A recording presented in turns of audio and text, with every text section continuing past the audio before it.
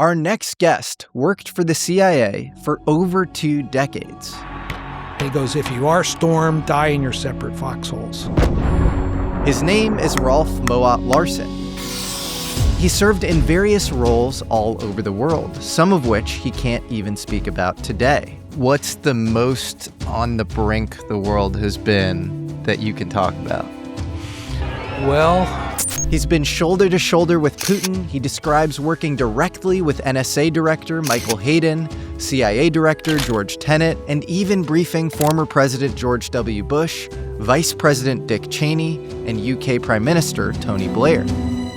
But while he's worked at the highest, most illustrious levels of international diplomacy, that is the least interesting thing about our next guest. In 1991, I went on a pilgrimage to Mount Athos, Greece, and I'm sitting at this, I fell asleep, sort of napping on this stone chair facing the church. And with every step I'm taking, the time is going back in time. It was as if time was evaporating. But I wasn't aware if I could wake up or get back to my old world because I was going back in time. He claims to be a time traveler. He says that he left his 20th century identity behind in 1991 to go live as a monk in Mount Athos, Greece in the 14th century. I became a recluse up there. I burned my hut up there, like all the things a recluse does. I learned to fly. And when you're flying, you're spiritually open.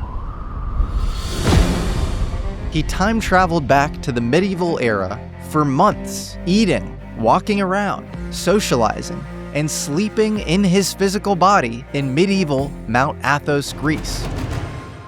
Now I'm sure you're wondering if I mean time travel in the metaphorical sense. Our guest stated multiple times to me that the reality he experienced in medieval times was indistinguishable from his current waking reality. According to him, not remote viewing or astrally projecting himself there. Does all of this feel as real as this interview feels? Yeah. If senior CIA time travel whistleblower was not on your bingo card this year, it wasn't on mine either. But here we are. But if it can't get any more interesting than that, it does. Our next guest ran intelligence and counterintelligence for the Department of Energy. I learned some of this nation's most important secrets at DOE, not CIA. DOE does stuff that, man. And if you know anything about this show, we are obsessed with UFOs and think and kind of know that the Department of Energy has a lot to do with managing UFO secrecy and crash retrievals. So you better believe I threw literally every single UFO program-related question at our guest today. I even coordinated on the questions with my friend and UFO whistleblower David Grusch, fellow YouTuber UAPGerb, and author of UFOs and Nukes, Robert Hastings. Do you think that we have propulsion modalities that transcend chemical combustion? Do you think nothing happened at Roswell? Have you ever seen a one-of-one material? I'll let you assess our guest's answers for yourself. And whether you come out of this interview thinking he's just a savvy former CIA case officer running circles around us, or whether you think he's being genuine is up to you. I will say that for me, this was hands down one of the most thoughtful and mind-blowing conversations on metaphysics, fringe science, and the nature of reality that I've had on this show. So without further ado, here is all 4 hours of it. Former CIA and Department of Energy intelligence officer, Moscow station chief, time traveler, and religious mystic, Rolf Mowatt-Larssen. Ignition sequence start. How is this possible? Nothing too unusual about that. Their existence cannot longer be denied.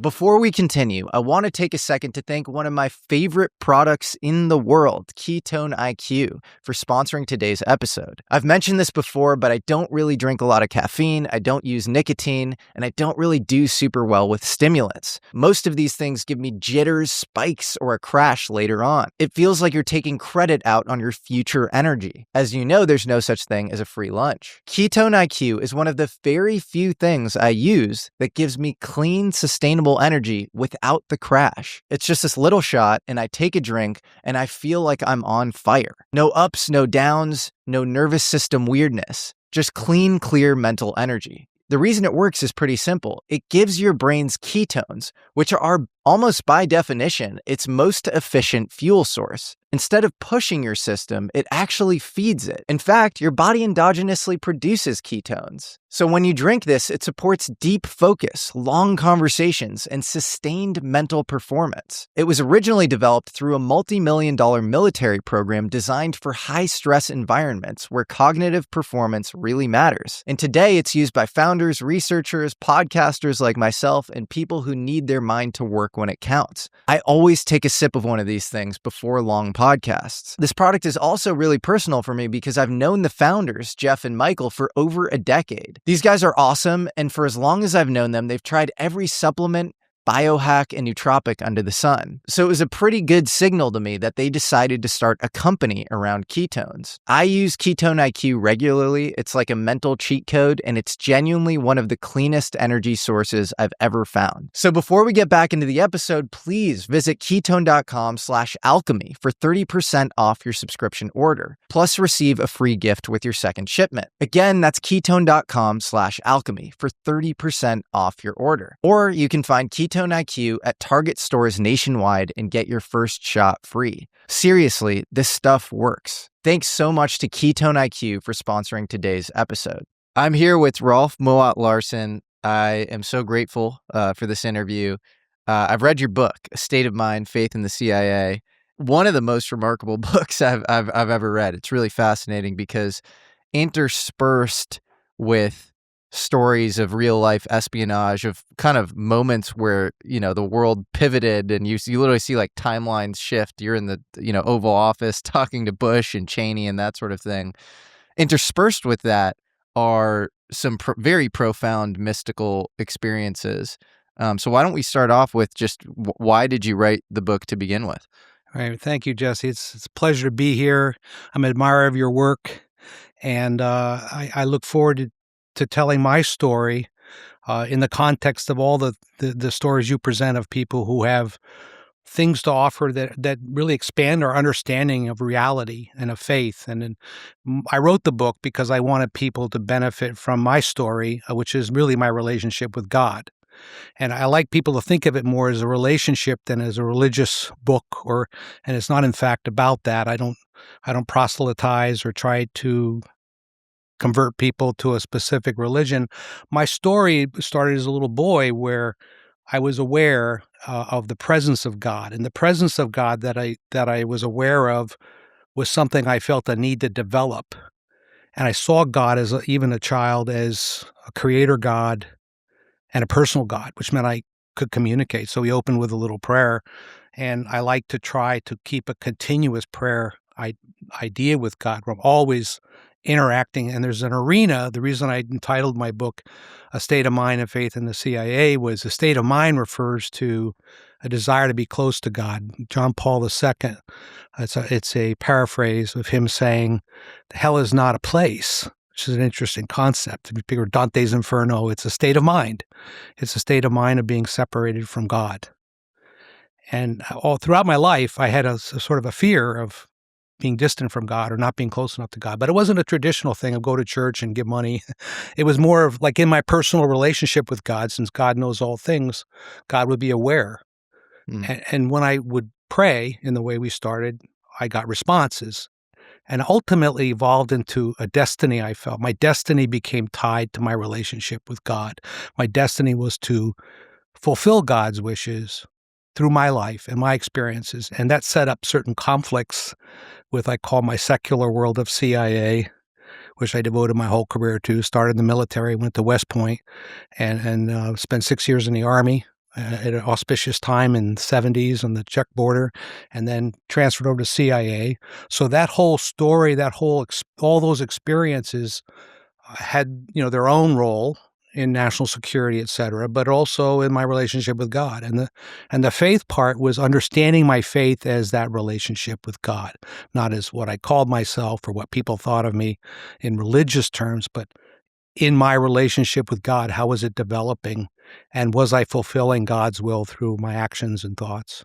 And what did you end up doing at the CIA and throughout your Yeah. intelligence career? I think a lot of people, what we try to do on the show is kind of marry some of the most out there experiences Yeah. or claims people have with, kind of rigorous credentials. Yeah, I think that's really important. So in my CIA career, I started as in Europe, just what we call a European officer. We had different areas of the world we were in. That was where I started. But I got quickly into arms control. And then over the years, I seemed to gravitate. I didn't think of this as things went on as being coincidental. It began to converge with my spiritual developments more and more towards war and nuclear war, collapse of the Soviet Union. I did 2 tours in Moscow in the old days, in the Soviet days. I came back. I was what we call our chief of station in Moscow after the collapse of the Soviet Union. Of course, I hope that gives me some credibility on my religious or my spiritual experiences, but they were my credibility as an intelligence officer that I was always seemed to be at the threshold of history, like many. I'm not unique in that, by the way. There are so many of us that have been observers of history, helping to make history in some small way. And I was extremely fortunate in my career. Moscow ended we did 9 tours overseas, each 2-3 years, under cover, sometimes deep cover through the whole experience, and ended the whole thing, which I don't think was a coincidence, in the Middle East between 2011 and 16, when we served in the Middle East for the last 5 years. So between Europe, Soviet Union, Middle East, we sort of saw the whole world, served as CIA officers. My wife also worked most of that time in CIA. She's written her own book called Story of a CIA Wife. I'll close with one thing. I mean, people have different reactions. Well, the first day I walked in CIA headquarters, you see the stars on the wall. It makes a huge The stars on the wall are CIA officers who fall in the line of duty. They can't put their names to the star. There's a book that has that. Code book that tells you this star here and is this person. They're people who lost their lives serving their country overseas. And of course, I never wanted to be on that wall, like any of us. But right next to that, the stars on the wall was this large, bold imprint into the marble walls of the CIA atrium when you walk inside the big building, the old headquarters in Virginia. And it says, John 8:32. You shall know the truth, and the truth shall set you free. And I thought, wow, this is really quite extraordinary that CIA, is secular organization, has this New Testament verse on the wall. And I wondered at the time when I walked in the building whether I would be satisfied that that's what CIA was all about. Were we truth seekers? Or not truth seekers? And that's the ultimate litmus test. When we don't seek truth and we have another agenda, we do bad things as CIA or intelligence officer or army officers or anything in life. Do you find that at times the CIA has not sought truth in the past? Oh, of course. Yeah. Of course. I mean, people are people and organizations are organizations. Yep. The problem with giving organizations such powers as CIA has is, on the positive side, you can accomplish great things. On the negative side, you can do very bad things, and especially when you're doing them in secret. You have some interesting stories that you talk about in the book of being in the Oval Office, giving Bush advice, giving Cheney advice. Do you want to give a couple of examples there of just stories where you kind of helped out or advised in kind of very high up American national security contexts? Right. My career breaks down into 3 phases, really. The first phase was between when I started 1983 to 1991 with the collapse of the Soviet Union. That's what we sometimes refer to as the good old days, which was espionage in the shadows, like the books you always read, the classic espionage books of running spies and great stuff. And I became really good at that. Then suddenly, boom, almost 10 years into my career, we get hit with 9/11. And after 9/11, I was actually in language training to go to Asia to become a chief of station of a large Asian country when I saw on TV that the Twin Towers got hit by terrorists.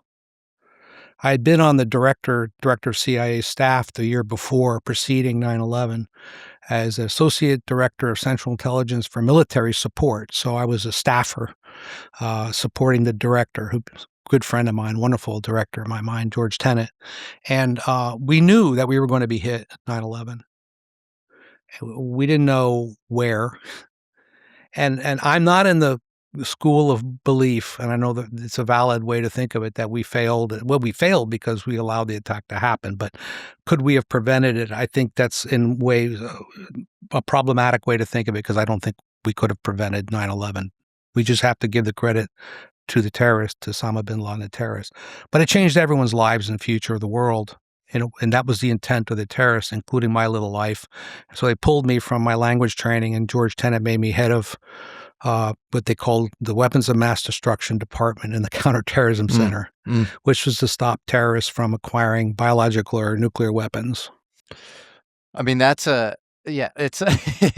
the future of the world hinges on any job, that's the job. I said, I did say to George Tenet, who I already knew well because I'd been on his senior staff, I said, George, isn't there anybody better than me for this? How did he respond when you said, hey, can't you find anybody better than me? The classic George Tenet response. Like I said, great leader, a great leader of men and women. He said, hey, I got worse news for you. You don't have any people yet. I went from 3 people at that meeting that had been assigned to me to 150 over the next weeks.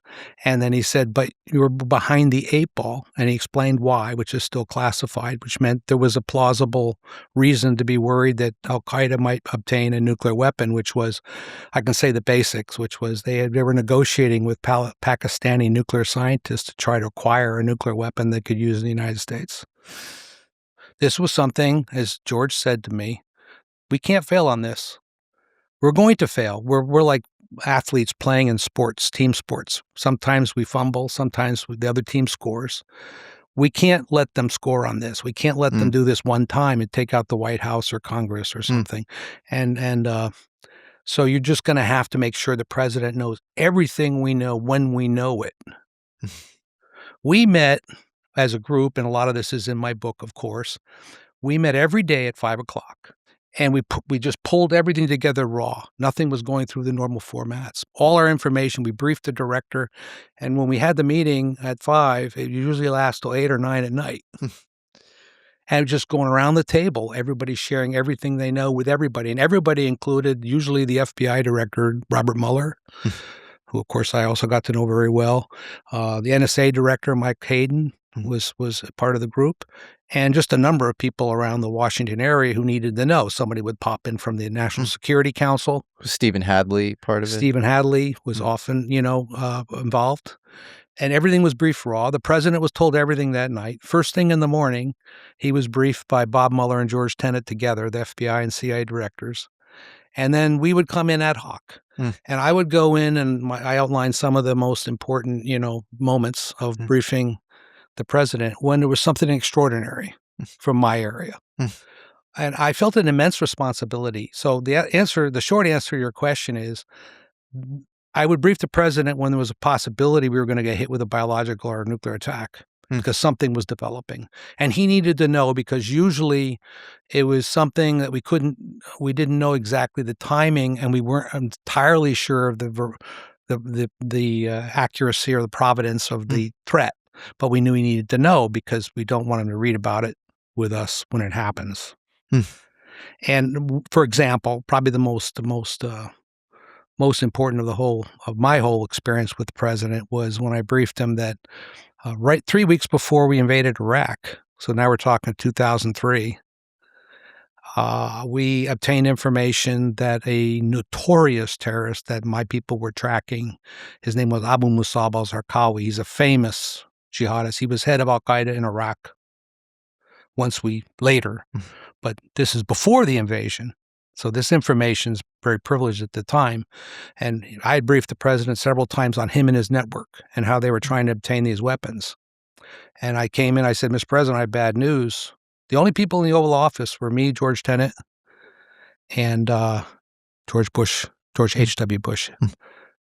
He was in a wheelchair at the time. So it was an amazing sight for me as a citizen. I have to say to your listeners, So W and his father. And George and me, that was it in the Oval Office. Wow. For an hour. Wow. And I have to tell you, as an American, I had goosebumps. Yeah. Yeah, and everything I briefed the president, all I had from dealing with everybody I dealt with at that level was they were incredibly dedicated to serving this country. They were incredibly dedicated to doing the right thing. All the things you hear, the president is very smart. He remembered everything from the previous. I don't even know how he did it, frankly. He would recall the facts of the previous time I talked to him. If it was a month earlier or 2 months or whatever, he'd remember. So this time I told him, we know where he is. He's in this camp in northeast Iraq. Now remember, this is 3 weeks before we invaded Iraq. So I said to the president, he's here, and I had overhead imagery of the camp. And I had a laminated board with all the jihadist terrorists that were working with him on the top, his picture, his mug. And the president, who already knew him well, he said, Rolf, what would you do if you were me? Now, when I briefed the president, I hope this is reassuring to your listeners as I tried to make it. I did it as a citizen. Like, I'm not putting any of my spin or influence on anything I'm telling the president. There's no Rolf agenda. That was my key test. I had facts. I had things to say. I never went beyond and that day we had an internal discussion on exactly what I should say to the president about what I'm describing, including that we shouldn't do anything. We should let this play out, and I was too close to the invasion. But when he looked at me and he said that, I started to say what I was told to say. And he knew me too well, so he said, look, I don't want to know. I don't want to know what they are telling you to tell me. What do you think I should do? What were you told to say? I was told to say we shouldn't bomb it. We shouldn't attack it. Yeah. Because it could, the invasion. And I was because I was obsessed with this terrorist. I was obsessed. And I knew that it was an unhealthy obsession. I have been known to be slightly obsessive in work, hopefully not other things. But it turned out that my look betrayed, because I was so zealously telling him, here he is, here they are. He goes, no, I mean, what would you do if you were me? You're telling me not to do anything, but you're saying that something else. I think you're thinking something else. So I looked at the director, and he just gave me he asked you the question. He didn't ask me the question. He asked you the question. You answer the question. And I looked at the director, looked back at the president. I said, Mr. President, I'd bomb it. So nobody said anything. He just went on the meeting. He didn't seem nonplussed by the whole thing or anything. We're driving back in the director's car to this agency headquarters, and he says, I said to him, well, should I have said that? He goes, he asked you, you told him, I have no problem with it. He goes, typical. Now, when you get back to our building, you make sure you tell everybody what you said. And of course, there's one thing I think I emphasized in my book. The right and the wrong and who's to blame is so much less on our minds when we're doing things than people think it is. Like we're just trying to do the right thing. And sometimes we do, and sometimes we don't. Yes. Speaking of this pivotal moment, and at least from the kind of public perception, intelligence failure or wrongdoing, people think of the overall invasion of Iraq, which is not, for the audience at all what you're talking about with this targeted bombing of Zarqawi. They think of that as an intelligence failure because they think of us as having tagged Saddam Hussein with weapons of mass destruction when he never had any. And, maybe at most he used, biological weapons in Kuwait, which is horrible. And he was, a very bad guy. Right. But, maybe this was this kind of,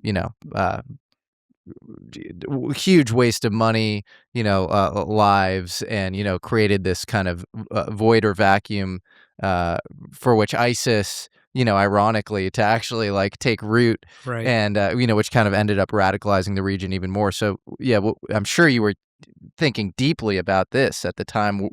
What do you think happened there? I struggled with whether I should include this, but I consider resigning when we invaded Iraq. Really? I noted that briefly. I didn't get into it in any detail. So you were against it? I was against the war philosophically, but some of my colleagues were also feeling it was going to be a disaster. The idea that we didn't know that it would turn out badly. I think most people who had the most experience knew this was going to turn out badly. Now, the decision to do it, at least I believe, and I can't say there's a split decision of views on this. I don't see any intent for the administration to deceive anybody that by saying Saddam had WMD and he didn't. It was a failure, a massive failure, to conclude that it was based on bad sources, which is usually the origin of all bad decisions in intelligence is when you have, dubious sources or bad sources. These were both sources that didn't know much and were overrepresenting, fabricating information, we call it, when you're making up information. And on that basis, we made a terrible decision. Is my view. But it was exacerbated by the idea that even if it had been the right decision, the result probably would have been the same because we couldn't control Iraq like we couldn't control Afghanistan. And it didn't take, and I have a chapter in my book where I'm talking to the vice president, Dick Cheney, who I got to know exceptionally well also, where he just called me in on a weekend from the White House. And I came in on a Sunday to talk to him about why are we losing the war by the summer of 2003. This is 6 months after our invasion. But I didn't say what I was really thinking was, sorry, Dick, but if you don't know what's going on here, I can't help you. And then I was really like worried that we didn't seem to know what we were up against. And that was the real shocker to me of Iraq. Wasn't that we made a mistake in the invasion side, as bad as that was, is that we didn't know what we were getting into.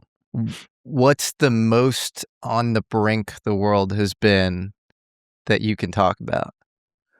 Well, the Soviet Union had collapsed.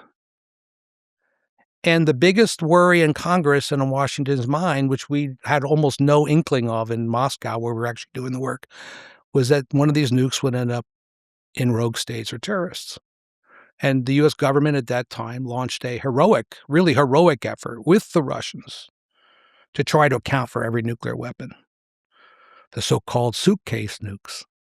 Nukes aren't just missiles that come in and destroy the world. That's really the answer to your question. My biggest worry was the world will blow up, literally. There's nothing fun about trying to stop terrorists with nukes. There's certainly nothing fun about trying to recover nukes in a country that's just lost control of its entire empire, like Russia had in 1991, 2, and 3. So I'd say that answers two things. It answers kind of what the big there are a lot of things to worry about in the world. There's biotechnology, there's AI, there's nuclear, but nuclear weapons are still, for me, the king of the hill because it can happen that fast and we won't even be aware of it if we're not really serious about stopping it from happening. Yeah, I mean, we're in a scary world right now where you have all these kind of, this asymmetric warfare and all these capabilities, and then all this ability for, if you're China or Russia or some sort of larger adversary, to gain plausible deniability and act through sort of rogue actors. But I want to back up and just talk about, you've had these kind of mystical downloads, and I want to talk about the first one. You were kind of a nihilistic youth at West Point. What happened? Well, there was a point in my life when I had combined my interest in knowing truth and to an extreme where I was receptive to whatever input I would get, to the point I pushed myself to an extreme. I had experiences where I had dreams that came true, and I realized that I started thinking about consciousness and subconsciousness, and these were things that were affecting me in terms of being receptive to the idea that there's way more out there than we see in logic and reason, or even if you add intuition to that, right? And so at West Point, I did these dream experiences. I talk a little bit on the book. They were kind of childish in a way and not very scientific. But then when I graduated, I went to Fort Knox as an armor officer. I was going to go to the Czech border as an armed guy, and they started to become much more vivid. And the first briefing I got actually in the Army, a secret briefing, was on the Russian nuclear threat in Europe at that time, because I was going to go out and be what they call the covering force. We were literally the closest American forces on the border to confront the Soviet hordes. Now, this was in 1976, so we're talking 8 years after the invasion of Czechoslovakia. So everything is very real and palpable, and the Germans were depending on us to defend them and the whole world in a sense. And part of that briefing was the idea that we had tactical nuclear weapons. We would fire on them if if they invaded. And that was a shock to me. That was my first introduction to nuclear weapons in a context of war, which nowadays when we listen to, where this has gone full circle, we listen to Vladimir Putin talking about using nukes in Ukraine, we have to think about this idea of nuclear weapons. The tables have been reversed. Back then we needed them because we were afraid of being invaded, and he's using them now, what he regards to be if Russia's existence is threatened by NATO and the West, he would use them too, which is really what he said. So the point being, at the time, I'm in this kind of mode, and my friends and I are all going through this together, the ones that four of us, kind of the four horsemen of the apocalypse. And so I had this incredibly vivid dream in the midst of all this at Fort Knox, where I dreamt that I was in a battle, like a battle of Armageddon. It's the first time the mystical things turned religious, or, religious history, or what I became a big advocate or hobbyist in eschatology, which means the theology of the end of days, which I now I hobby in it because it started then, the roots of it. But I didn't understand that at the time. And it was just such a vivid dream. And in the dream, these numbers appeared. So there were no voices. I couldn't hear anything. And everything was black. So I'm in a dream state or scape in which I can't see. I could sort of smell, like, the acrid smoke and things like that was around me. And I was aware of these forces gathering for a great confrontation. And in that sort of context of, I would say, an apocalypse, it didn't necessarily have to be at the time, but I saw these numbers roll out in cubes. And it all was around 747. Mm. So the number 747 becomes a lifelong number for me, like a mystical number. What does it mean to you? To me, well, I don't know, actually, which is one of the reasons I wrote the book. I don't know, but I think it has to be a divine number. It has to be something related to what I later became, which was a watchman for terrorism and, these kinds of things. In my professional life, in my religious life, I was getting more and more interested in understanding what these numbers would mean. So I've done everything from read Nikola Tesla's obsession, because the numbers were 3, 6, 9, 12, 18, 27, and 40. So they're cubes. So first you get 747. So first I get 747. Then these cubes kind of are circling in the smoke. They were cubes. And the cubes were these numbers, 3, 6. Well, the 3 and the 6 were one cube, but they kept spinning. So it could be 3 or 6 or 9 or both, right? Because they turn, right? I would never realize that if I hadn't seen it. It sounds silly because, of course, they can, but it was not a...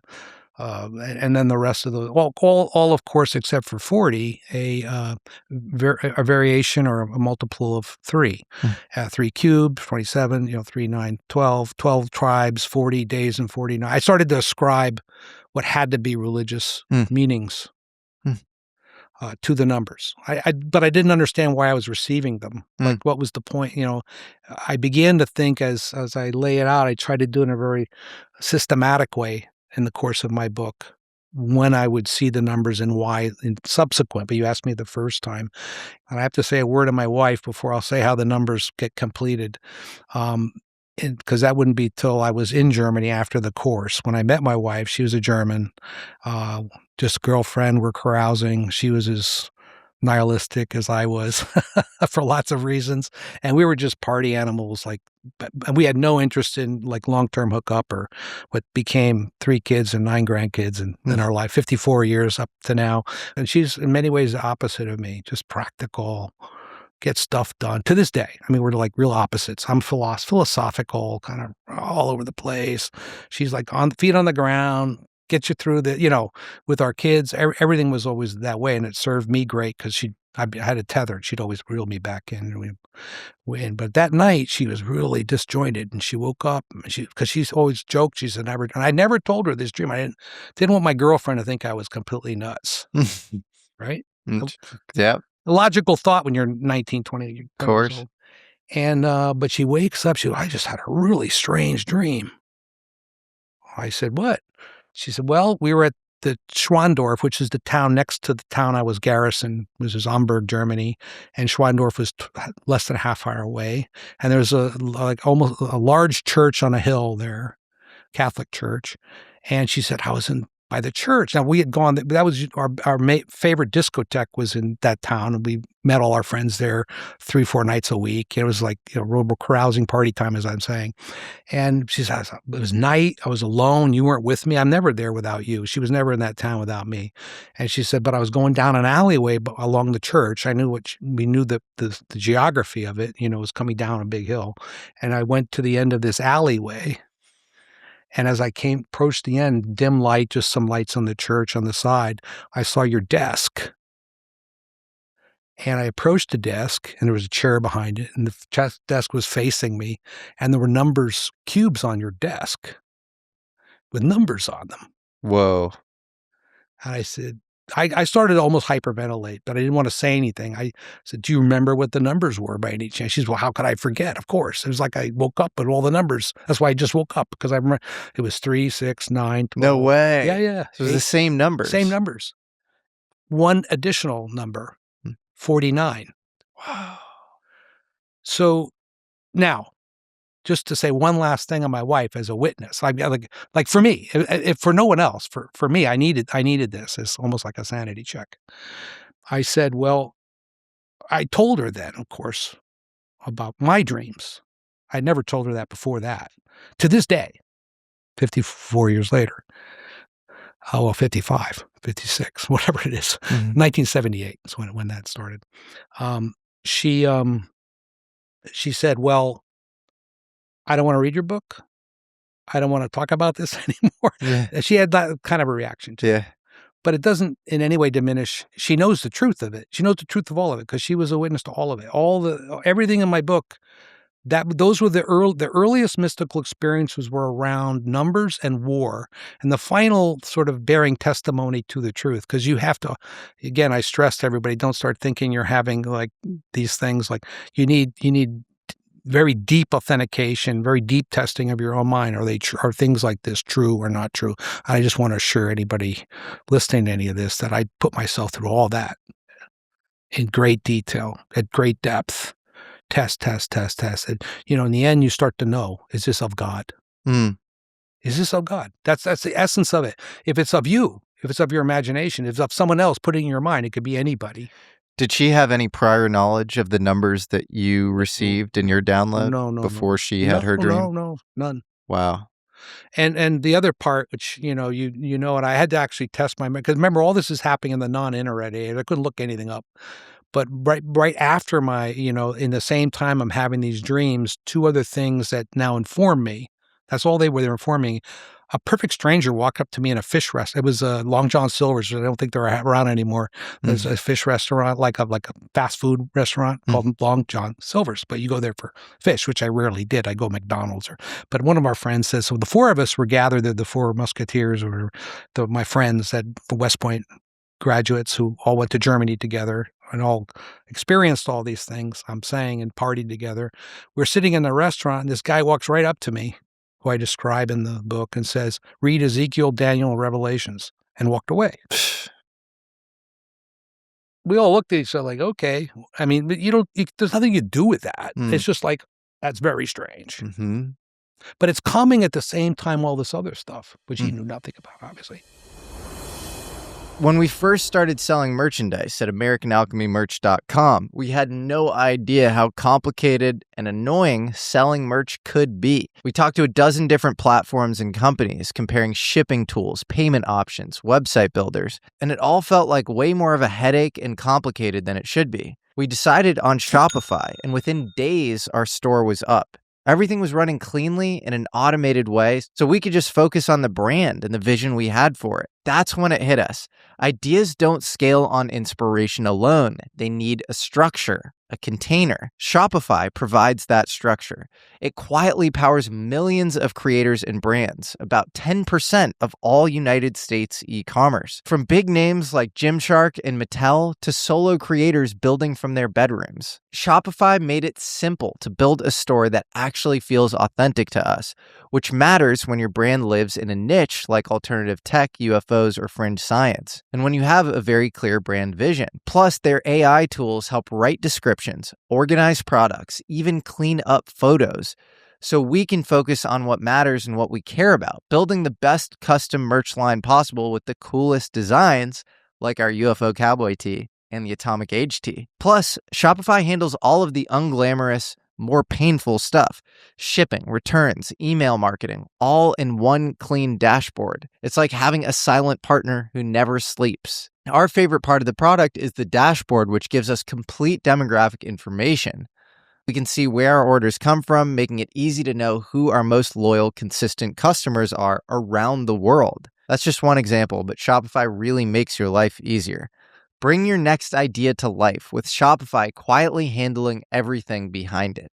Sign up for your $1 per month trial and start today at shopify.com/Jesse. Again, that's shopify.com/Jesse, Jesse, for a $1 a month trial. It's just $1 a month to try Shopify, the state-of-the-art solution in e-commerce. And the final experience, which is just the basis, this is just the foundation for things in the future, was when I was at the course getting a lecture on the assembly and disassembly of the M60 tank engine.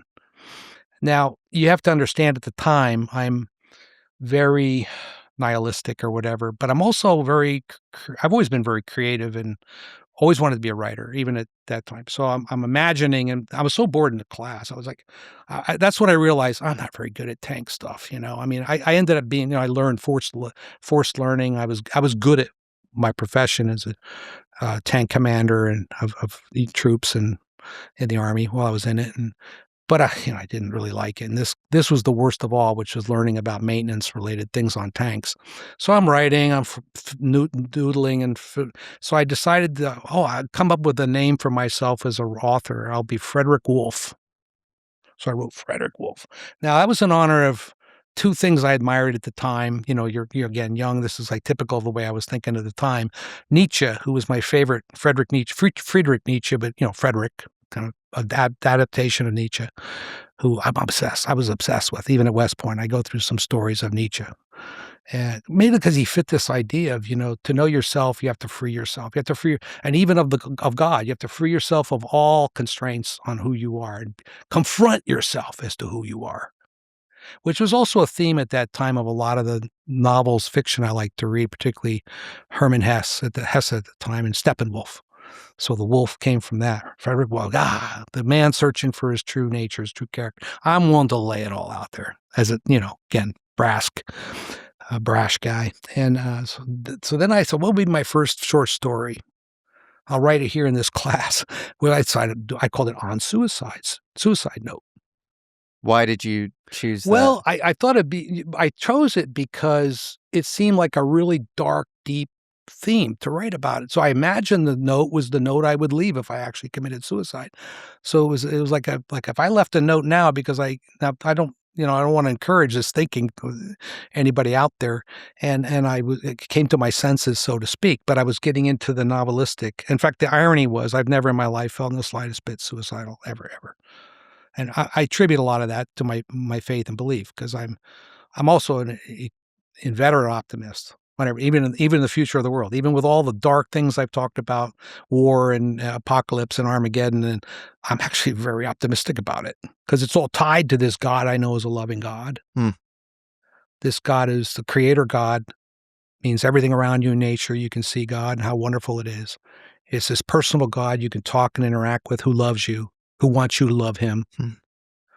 So how can you not be an optimist if that's your perspective? So I had that perspective even then, because I hadn't forgotten the childhood things in my life that made me feel that way. But I'm going to go down this dark road because it's interesting. And one of my inspirations was Camus, the philosopher, who was obsessed by the question and mused that maybe the only really relevant question to think about was, is life worth living? Because you have complete control of your life from that very basic way of looking at it. So I wrote this thing, and that's when I had these dreams, and at that same time, this is all happening concurrent with what I've talked about. So I realized I was getting in way too dark, way too deep. It was, and then the dreams were exacerbating my thinking. Again, never got negative or self-destructive. That's the funny part. And I'm convinced I could have kept plowing down that that tunnel deeper and deeper without ever hurting myself or anybody or anything. But that's not necessarily for other people something I would advise, right?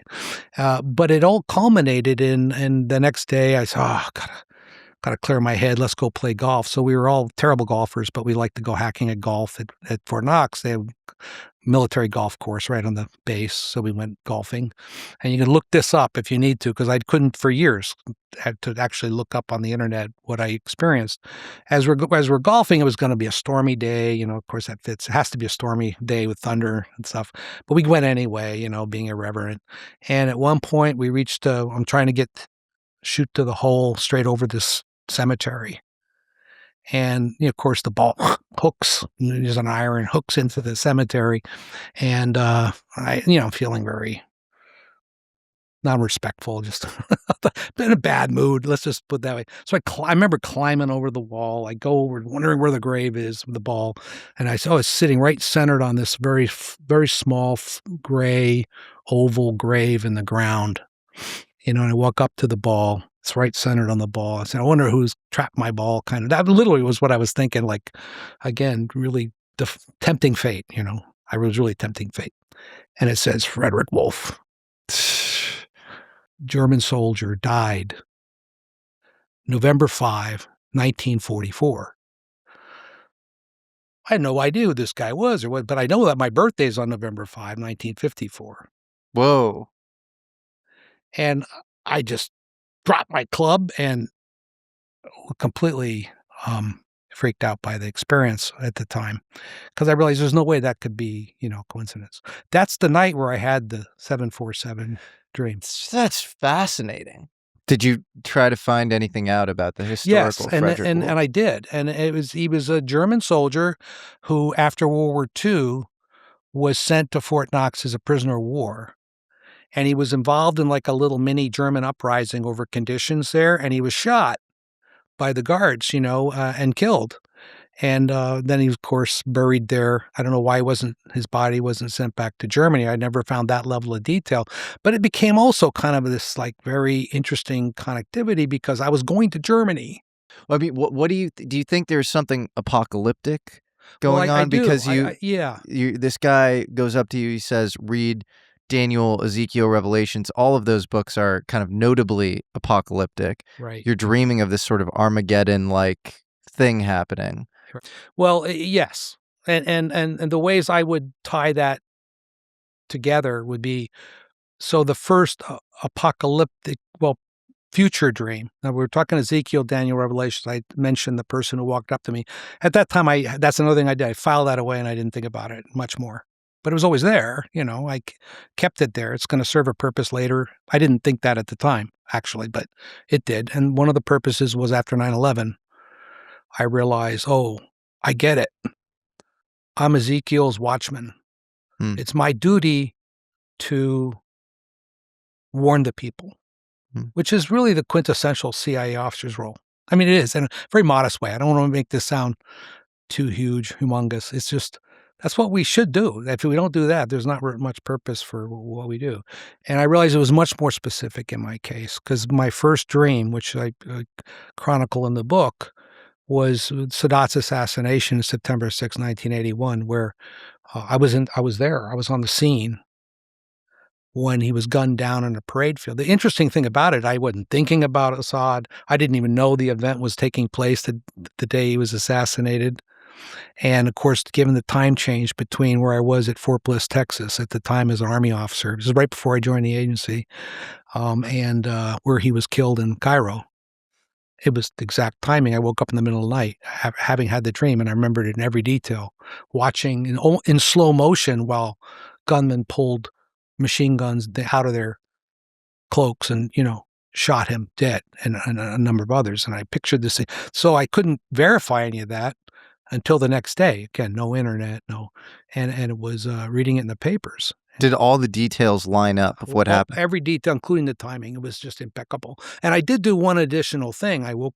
Was there an example of like a small detail that you dreamt of that was corroborated the next day? I think the most important detail, which I was tying into 9/11, was among it's never been entirely established, but it certainly was in my mind that Ayman Zawahiri, who was, of course, deputy head of al-Qaeda, later the chief of al-Qaeda, was bin Laden's lieutenant, right?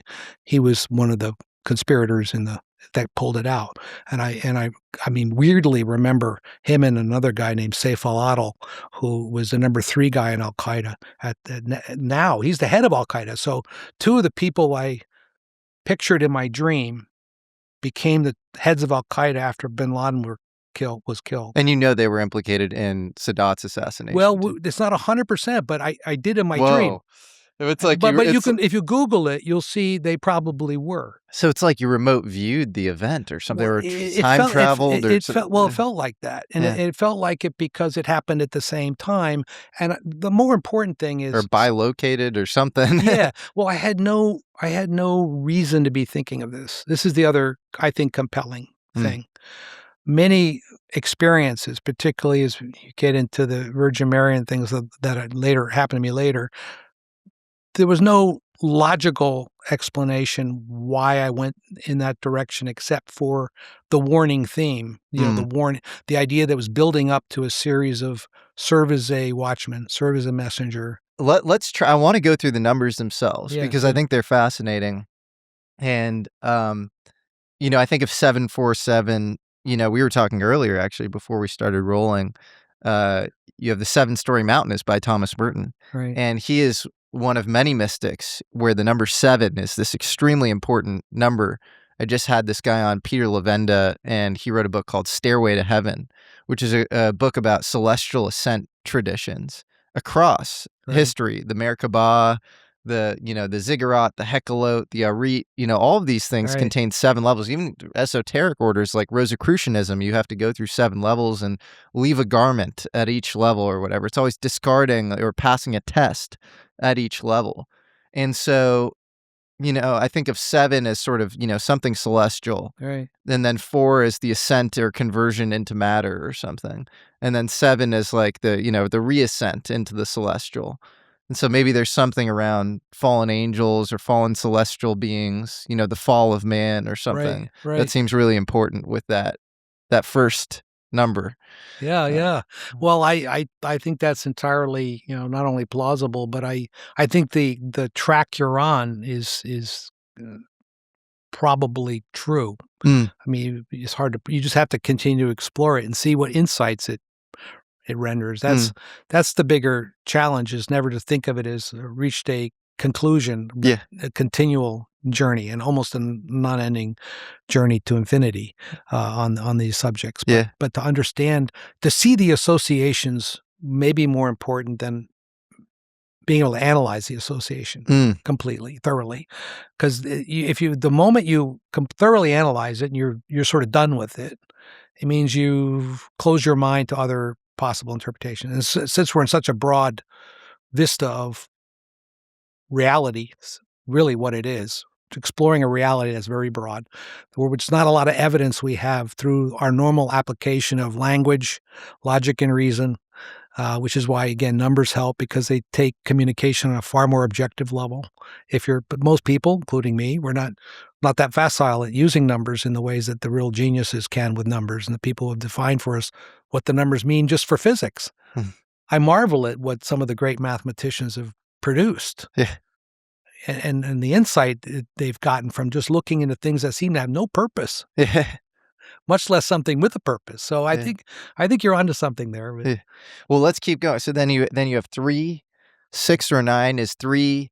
Maybe have you thought of the Holy Trinity? You think of course. Father, Son, the Holy Ghost. Course. 6 or 9, 6, the amount of days, before the earth was created, maybe in Correct. Genesis or something. Does 9 mean anything to you? Or? Well, it's 3 threes, it just continues a pattern of where there's a emphasis of 3. 12 being lots of things like 12 tribes and 12 tribes, yeah. How about 40 days and 40 nights, of course, the temptation of Christ among 40 years for the Exodus, for the Jewish people under Moses. I mean, there's just lots of religious significance, but I hesitate to, like you've done well. I mean, you know far more than I do about the way it ties into other fields and other potential explanations that broaden really from religion. One thing I've done with ongoing satisfaction, I have no conclusion, is reach out to physicists that I've had a number of physicists contact me who've read my book, and those are very interesting, or I've given my book to some other physicists, and through my time at Department of Energy, I spent 3 years as the head of intelligence and counterintelligence at Department of Energy between 2005 and 8, and then beyond that, especially when I continued the nuclear stuff, but expanded it a great deal. DOE is an incredible organization. We have what they call the America's national laboratories, all based in Department of Energy. So it's been an amazing ride for me to get connected to all these incredibly smart people who could probably be doing anything. Don't have to work at lower pay in most cases for the U.S. government doing things, but do it because they want to serve the country too. So there's all those kinds of people out there that I get to know. But the physicists that I've given them a challenge, which is kind of what you're doing with the numbers. I said, look, read my book, or you read my book. I now want to know more than ever, what's the physics behind mysticism? There have to be physics behind it. It's not something that belongs to a different reality. It's part of our reality. It happens in this world. Therefore, there has to be an E equals MC. It has to be a quantum or relativity, space-time, all have to be taken into account as to what happened and how to explain it. Have you ever gotten a satisfactory answer?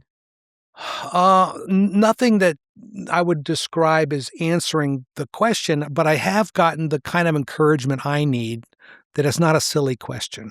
That's kind of what I'm looking for. It's not. I mean, the most interesting scientists, whether it be Einstein or, Heisenberg has an apocryphal quote that's often attributed to him where it's like the first sip of the science, the bottle or whatever, leaves you an atheist, but when you get to the bottom, there lies God. Yeah. Right. And, so okay, so that's good. So they don't think it's all, that's like that's a bad framing, at least for inquiry. And you know what Einstein said? What did he say? I want to know God's thoughts. The rest are details.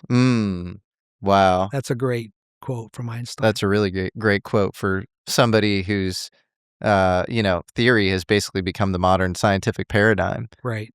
Right. And I think almost all the great physicists, or I would say were great ones that I certainly have become hobbyists of. I'll never quite grasp the full math and science aspects of it, of course, but like Paul Dirac, people like that.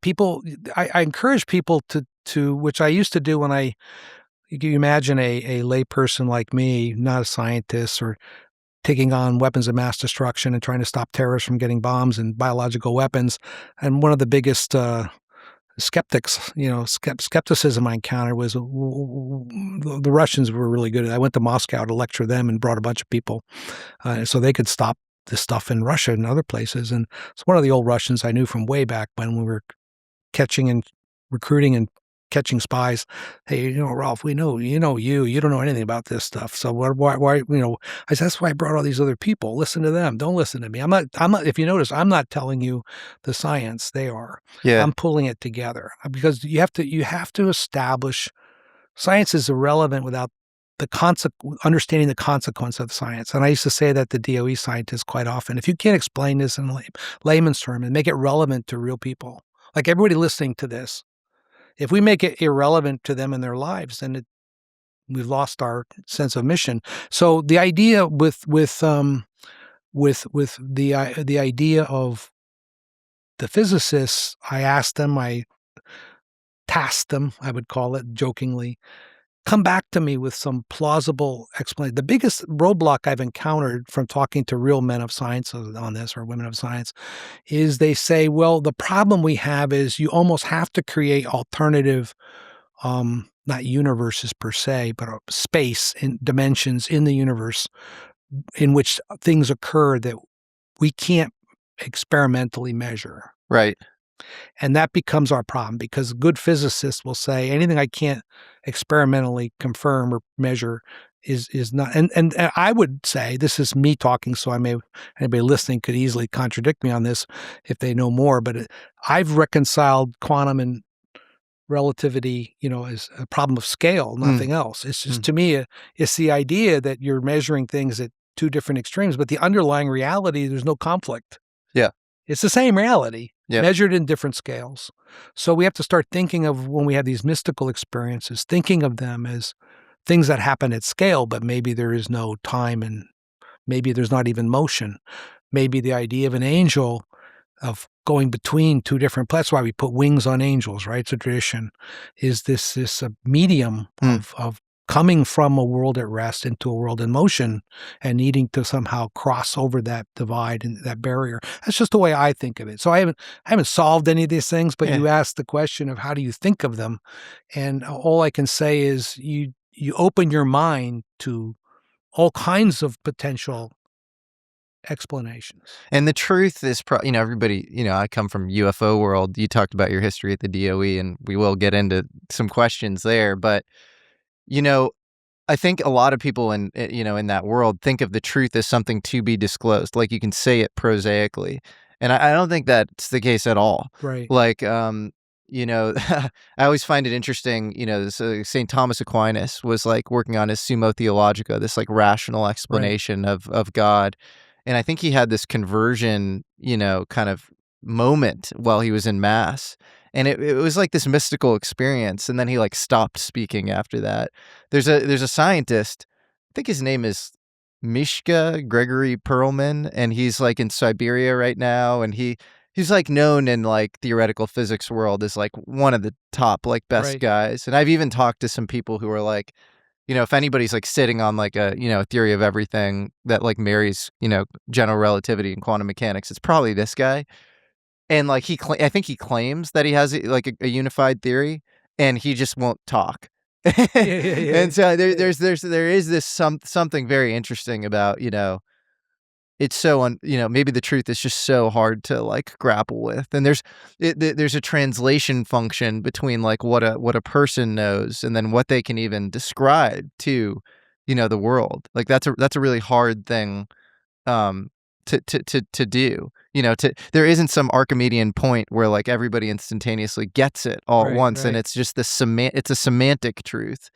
But anyways.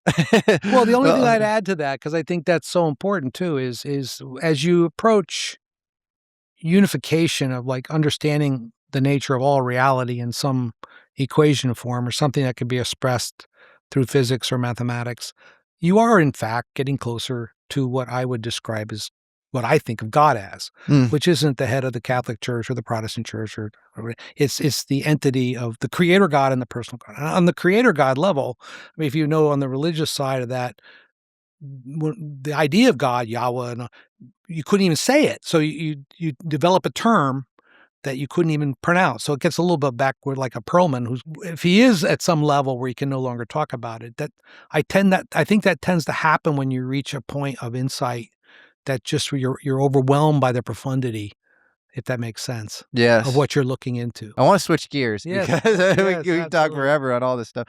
But you have had direct experiences with the Virgin Mary. Yeah. And that is a really rare thing for somebody with your background and in your position to say. Can you go into those experiences and describe them as sort of viscerally as you can? Yes. For me, it's the most important part of the book. This episode is sponsored by Superpower. On this show, we spend all of our time trying to understand reality, but most of us are simply guessing when it comes to our own health.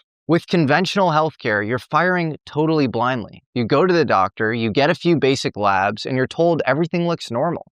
But that thing that doesn't feel great, the chronic headaches, the stomach pain, the back pain, you don't ever really get insight on any of it. You don't get the proper data you need, you get no actionable insights, and no real plan. That's why Superpower caught my attention. Superpower gives you a deep look at what's actually happening inside your body. It's a single blood draw, either at home or a nearby lab. And they measure over 100 biomarkers, way more than a standard physical. You get real data on things like hormones, metabolism, heart health, vitamin and mineral levels, even environmental toxins. Toxins that can accumulate and cause very bad things to happen in your body. What I like is that Superpower doesn't stop at the numbers. They turn those results into a clear, personalized action plan. What to focus on with nutrition, what supplements actually make sense for you, lifestyle adjustments. You can even get your true biological age and can track how that changes over time. Instead of guessing when it comes to your health, you finally have a map. Your full health blueprint activated with Superpower. Not only did Superpower reduce their price to just $199, but for a limited time, our listeners get an additional $20 off with code ALCHEMY. Again, that's $20 off with code ALCHEMY. Head to superpower.com and use code ALCHEMY at checkout for $20 off your membership. After you sign up, they'll ask you how you heard about them. Please make sure to mention this podcast to support the show. So what the story was, when in 1991, when I was in Greece, I went on a pilgrimage to Mount Athos, Greece, which is an Orthodox mountain that's something akin to the Vatican in Greek Orthodox world. It's 20 monasteries on this amazing peninsula that juts out by Thessaloniki up in northern Greece, right? And I got a 3-day diplomatic visa to go with the Diplomats Club, but I did it with a calculation in mind, a work-related pretext, which was I had been given a tip by a Greek very close to the president, prime minister of Greece, about a monk at Mount Athos who was actually a Russian intelligence officer who was getting cover and changing his identity to go on a mission to the U.S. on behalf of Russian intelligence, and would be undercover at a Russian Orthodox church in the U.S. to do God knows what. But he would have, just wonderful cover to be in the U.S. So it was an amazing tip. I didn't solicit it, or it came to me. They came to me with the tip and handed me the file so I could read it. And then I resolved to go up there and investigate through direct contact. So you're looking for this spy who's going undercover as a monk in Mount Athos, and then you go to Mount Athos, and then what happens? I'm going through experiencing an all-night service at the small Catholicon of Monastery Dionisio, which is one of the monasteries on a huge cliff, and I was just they were very relaxed on. How I wasn't Orthodox to begin with, which the monks all knew. I was just a visitor. I just described myself as a Christian.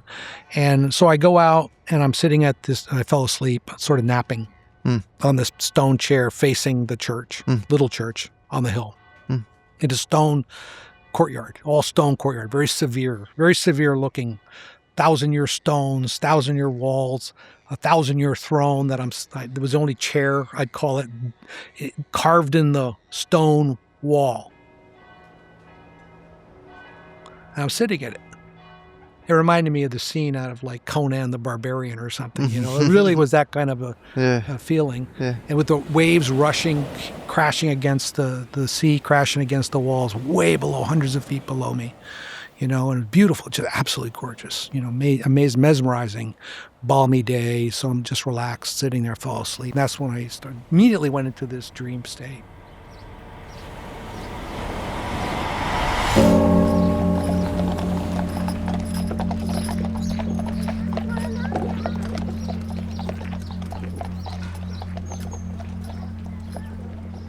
I realized this is one of those, like that's what had started to happen to me. I knew when one of those meant it was not a usual dream. So your description of, was it time travel? I mean, I would say that's a possibility. I mean, I don't know. I can't. Yeah. But I felt like it was something happening.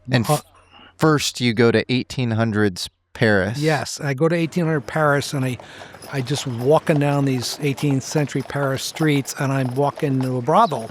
Yeah. I just want to see what's going on. That's kind of a typical me thing. And that's when I encounter what turned out to be the Virgin Mary. Didn't call herself that, but I just felt that without an introduction. In this one open door was open, and it was like all the others. It had like a wastebasket with soiled condoms and things, and it looked awful. There was blood on the sheets. And I was thinking, oh, this is awful. And I looked at the woman, and she just looked at me with these imploring eyes, just like the suffering of the world was on her weight on her shoulder. What better place to be to feel that with the exploitation and things of this place. And it just, the gravity of that hit me, because I'd also seen a scene where like a rotund priest is, of course, this is coming unbeknownst to me, kind of at the height of the sex scandals in the Catholic Church and things too. So I'm not tying these things together, but it was very depraved, and I felt the depravity. I felt nauseous in my own dream. And then, I walk outside the brothel, and meet this guy outside. And he says, basically, you're Odius Maximus, and go atone for your sins kind of conversation I have with this guy, Harry Hiller, which was one of the characters from Hermann Hesse's Steppenwolf. Right? And Harry Hiller basically encourages me to go to Mount Athos to sponge myself or find clarity or salvation or whatever I could find. So you're in 1800s Paris. You meet Harry Hiller. Yeah. You see this scene, and you're confident that this is the Virgin Mary in this brothel because of... It was a conclusion I reached not at the time, but only after it became a pattern, if that makes sense. So at the time, I wasn't entirely sure who this old woman was, other than she didn't fit. And I could feel the suffering, which became a common... Every encounter with the Virgin Mary, there was an element of the weight of her suffering for the world, for the fate of the world, in particular for the fate of people who are suffering, for the pain and the agony of others. This is the common feeling I had each of the experiences. But I didn't know that at the moment. I just knew that, wow, this is certainly disruptive. Yeah. So when I continued the dream, did you feel love coming from her, or I didn't particularly feel love. I felt more pathos. Like her ultimate empathy for everything, right, and all suffering, and all beings, or something. Nothing so much directed towards me. What I think I put in my mind more than something a vibe she gave, was the idea that I shouldn't be here. Did she say anything to you? No. Have you thought of the symbolism of her being in a brothel where all this kind of corrupt, horrible deeds are being done or whatever? Yeah. Like, do you think of that as somehow significant? Well, yes. I mean, it's certainly not at that time again, but certainly looking back, I realize how it fits so well into the subsequent encounters, and the pattern being, okay, you want an image, you want images of what I mean by suffering. This is the image, right? What can be worse? Well, there's very few things that are worse than that. Certainly the Holocaust. And there are things that are worse than what she showed me the reaction everyone should have to this, or her reaction to this reality of the world that I was seeing with her at that moment, and sort of stumbled upon. So then when I went back in time, it became kind of a disappearance of time to put me in the right state of mind to do the exploration I needed to do at Mount Athos. So the rest of the dream sequence that I outline it's called The Bizarre World of Odius Maximus in my book, because it's how bizarre I felt when I knew it was still me, but I'm going now into this, I have to adopt this cover of a character, so to speak, which is a CIA thing anyway. So but it was so unusual and unique to me that it was really scary. I wasn't sure I could not be that character. I wasn't sure that I'd ever be Rolf again. So then I'm going back in time as I'm traveling, as you would in those days, to Athens, and then from Athens and with every step I'm taking, the time is going back in time. And by the time I get to Mount Athos at the capital city, which I had sort of landed in when I came off the boat in real life now, and to where I'd had the dream a couple days ago getting there, I saw that town again, but back in back in the 1500s, and I go there and I present my credentials, so to speak, at the Capitol to say, if you will, the governance people there, including this guy, Monk Gabriel, who was the head. So Harry Hiller is this character that's in 19th century Paris-ish. I leave him. You leave him. He says, you are Odius Maximus. Yeah. You must go to Mount Athos. You go to Mount Athos, and then all of a sudden you're like a few hundred years earlier in history. So like 1400s, 1500s. Correct. And you trapped up there, essentially. Trapped up there. Was there a gradient of time moving backwards from the 1800s to the 14 or 1500s, or like all of a sudden you're in when you get to Mount Athos? It was a gradient. It was as if time was evaporating. It's a way, like with each step, you could that was what was so, I would say, very unnerving, was going back in time, but feeling it happening as it's happening. And I was trying to adjust, but it was getting too difficult to adjust. So I tried to limit any contact with anybody, like on a ship or on a coach or as I'm going back, because I didn't want anybody say anything that would think I was some insane person and throw me in some... You also don't want to alter the future forever with changing a variable or something. I did not think that, but that's a good thought. I remember not thinking anything profound. It was like pure survival. But I remember being in pure survival mode, including, I would say, my mind. I hoped I wasn't losing my mind to the point where, whatever the say inspiration was to adopt this way of thinking of myself as being a very onerous, bad person, that I would overdo that again. I mean, that wasn't really the point. I kept reassuring myself, but I would have to play this out. So I get up there and I describe this, and the long and the short of it, the monks take me in, even though they argued against it. But this Gabriel, he saw something in me. And he said, we're here to open, like Peter said, open our house to those who need it. This man needs it. So I get assigned to the monastery at Dionysio, which is where I happened to be when I was having the dream. Does all of this feel as real as this interview feels? Yeah. So it feels like any sort of real experience that you've had. Yes. It's indistinguishable. Pretty much. There are things that occasionally in all the dreams, like the Sadat dream, and I had other dreams also, which I lay out pretty much all of them that I can remember in the book. I had a basketball game dream, even like when I was a teenager. And when I did, I knew immediately qualitative reality in those dreams was close to reality, but I could usually still understand it was a dream, if that makes sense. So in this dream, I still knew I was in a dream. And I could still distinguish the Rolf I was from the character going back in time.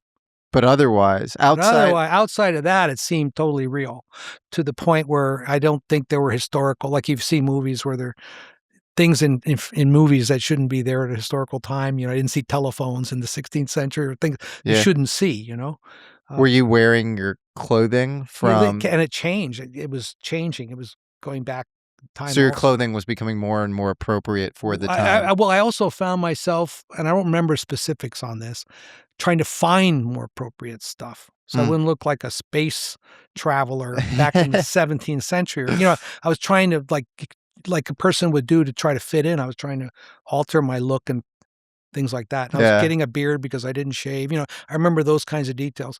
So when I'm at the monastery, then it got deeper and deeper into what monks do, which I learned a lot about through the dream, but also through what turned out to be 2 trips there, spending a grand total of a month in Mount Athos. That's at the end of the story. That's what it consisted of, because I got, of course, very into this, to understanding not just a dream, but then the encounter that followed, which was the idea that you live a life in a monastery. A lot of people just sort of quickly jump to the conclusion that's world evasion. You just want to avoid the world. You want to go off on yourself. It's very selfish. So I understand people when they say that about monastic lifestyles. I don't feel that in large measure because I had this dream where I experienced it on such an intense level. Because for some people, it's the only way they can pursue God. It's the only way they can be close to God. It's the only way they can get themselves closer to God. They don't give up on the world in most cases. They're not doing it to avoid the world. They're doing it to get close to God. Sometimes there's a consequence of those other things when you do that. So I felt that. And so when I experienced the life up there, was not experiences I had felt spiritually before, which made, again, this was a new reality I was learning from. It wasn't just adapting what I already knew and living it vicariously as a monk. It was something very different. Through the character I became in the monastery, I was growing, I was developing.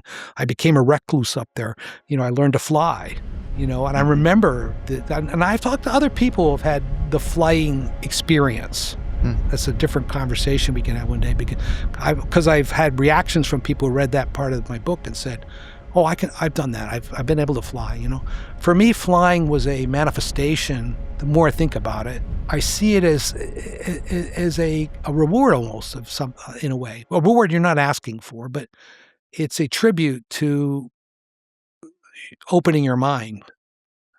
And when you're flying, you're spiritually open. You're just in a different state of consciousness than you are when you're just praying, if that makes sense.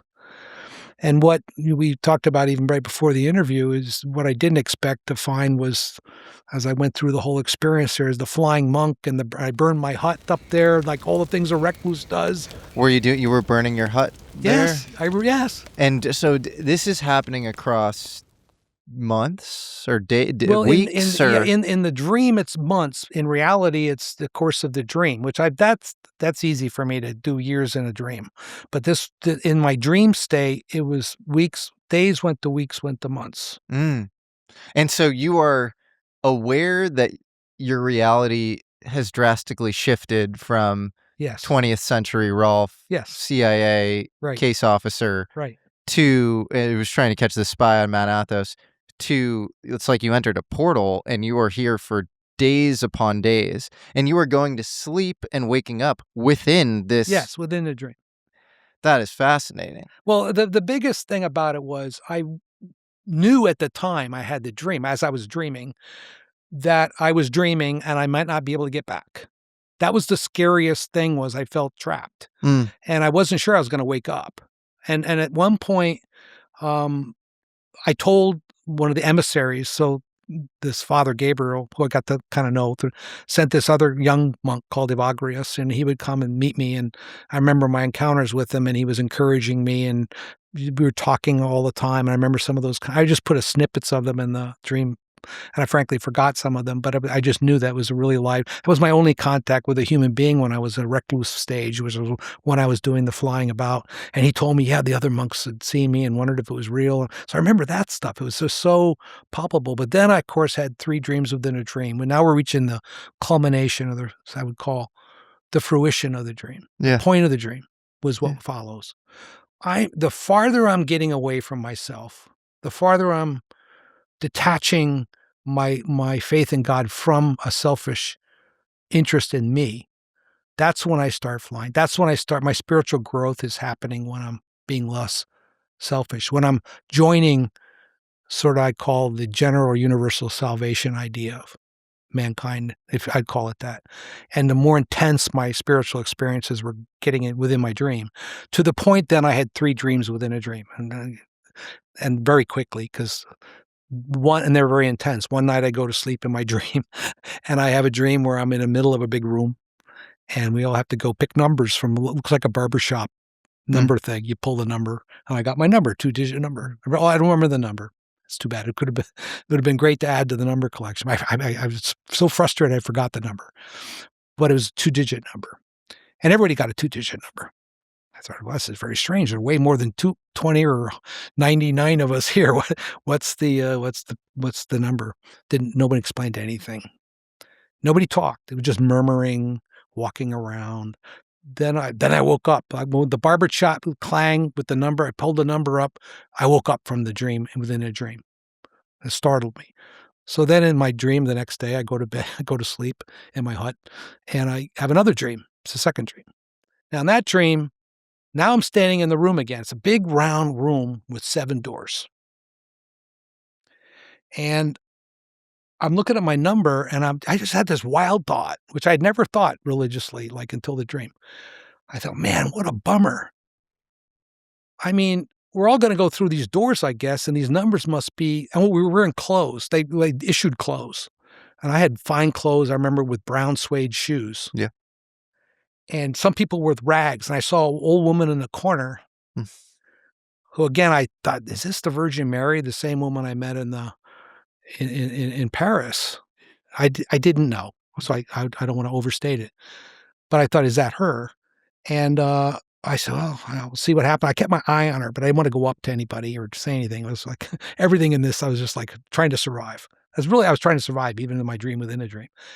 And then the doors open, 7 doors open, and we had to walk through the doors. And I remember thinking the heretical thought, like in a way of doubting God again. What if my number's like right under the ones that are going to heaven, I'm going to hell? I mean, imagine missing by 1 number. But it's kind of stupid thought. You like, if the situation were real, that's a real thing. If there's such a thing as heaven and hell, right? Which I've never believed after this and other things, that there's such a literal thing as that. I think heaven and hell is in your mind, but partially because of this. So then, boom, wake up again, startled by this, the doors groaning and having to walk through them. And then the third dream is walking through the door. And I remember it very carefully, particularly I reread it, last night actually, where I'm standing at the beach, and it brought it all back to me really clearly. There was a dark, dark night, not a star in the sky. I remember that. But the sun, it was bright light. I thought, well, the sun's not up, but it was a bright light on the other side of the, and I remember thinking of the contradiction that the sun's not out. What's that light? It wasn't the moon. There's something very bright on the other side of the seashore. And it was like a river kind of thing, river, like a wide river. And it was churning dark.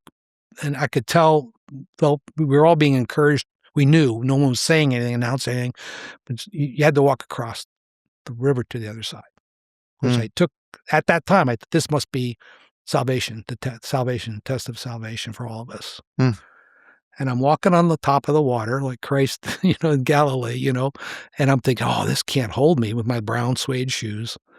And but it started to work.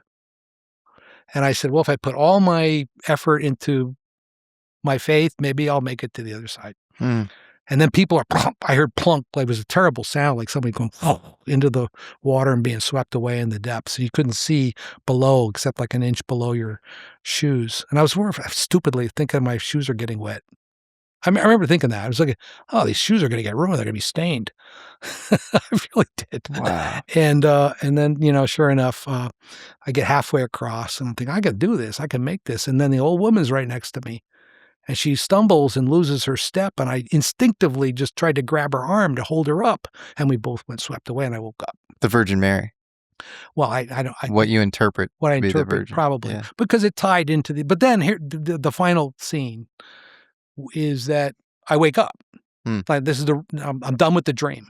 That was getting swept away was the final part of the dream. So I wake up at the throne sitting there and I realized I saw a light in the church. This was like this from distance, maybe we're going to say 6-7 yards or whatever it is, 15 feet to your windows over there, right? That's where the wall of the church was with the windows, stained glass kind of windows they had. And I saw this red light moving along the thing. And I got up out of the chair and moved toward the window and it had gone all the way up to the front, of the church, the altar, and was sitting there burning, red. And now I think that the lights are related, the light and the red light, of course, of the Father and the red light of Mary. So I attached all the Marys together. In the dream, this must be this. But to be clear, I had never seen the Virgin Mary. So I saw the dream image of her, and then I saw the light, which I took to be. I took that light immediately when I saw it. I talked to a monk the next day. I said, I saw this mysterious light in the church after it was closed, and it moved from here to here. I thought he would just say, oh, come here. Were you dreaming something? I said, well, I was awake, I said. But he said, no, he said this. It was like, his name was Monk Timotheus, and I ended up going back to Mount Athos, seek him out, and he ended up taking me back to his cell that they call it, where they live, their little like bunk in a stone place, really, really austere, rugged kind of living conditions, and he had like 10 books on his shelf. He gave me 3 of them about Athos because he said, I just want you to read more about this because this seemed like you saw that for a reason. He goes, there are monks who have said they've seen this is the light of the Virgin Mary going down the thing, and it just seems like you might have seen that. I don't understand it. He was very confused by it because he said, "You're not even." He even tested me. He said, "You're not even Orthodox, are you?" He said, "No, no." We went through that. He said, "Well, I don't know, but I'm not going to doubt it." And that's when he gave me, and I kept those books I still have those books, and I read them. When you wake up and you're at the church and you see the red light, Yeah. and maybe that's somewhat symbolic of the Virgin Mary. Yeah. Is that in 1990s or is that Yes, okay? that's Okay. 1991. Okay.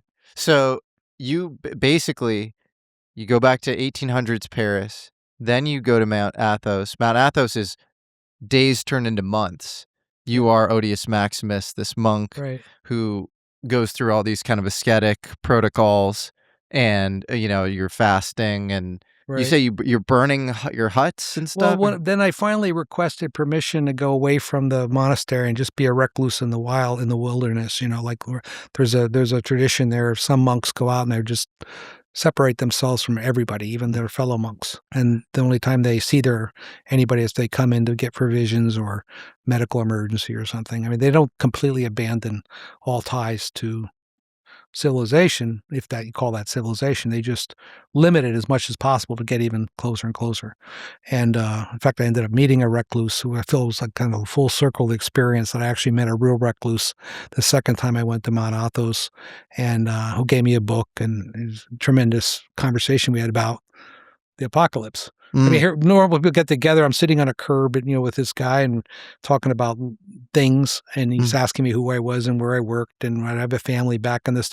And he said, "I haven't seen anybody in a few weeks. This is kind of nice." He was carrying bags of, he's carrying some lettuce in one bag, a plastic bag, and the other bag he's carrying a baguette. He's going back to the into the woods. But anyway, he stopped and chatted me up, and the next thing you know, we're talking for a couple hours on. Turned out into the apocalypse and everything else. And it was amazing. Like we both had studied the same books about this. But that's aside. That's just the idea of what it meant when I went into this. It was almost like I needed this full circle, which is so much of the story for me, where the things are explained later. So at the time I saw the light of the Virgin Mary, I mean, I honestly didn't think that much of it. It was a light, maybe it was a light. Even the image of the old woman, maybe it was her, maybe it was not her. So I had all those things. The dream itself is the way you describe, and that has its own story in a way. But it wasn't until two more things that happened with the Virgin Mary that it all came together. It's fascinating. And you also then come to realize that there had been Virgin Mary apparitions all over Mount Athos? Not at this point. Okay, that was but later I mean, you realized. I had talked to people there later. Everything was later, including the story of the Virgin Mary being on the mountain that I learned, and wasn't until 2006 or 2007, that I heard some of the backstory of the history and lore that included the site. And so I'll save that, because at this point I don't know any of this, including I wasn't ready at that point, prepared in the sense of thinking it would happen to me. So there was no predisposition, for example, to actually meet the Virgin Mary or understand what has happened historically with the Virgin Mary. Some people have asked me that. Well, when you started to have your Virgin Mary experiences, were they in any way because you read about, Lourdes or Fatima and all this? Well, I honestly knew nothing about any of that at this point.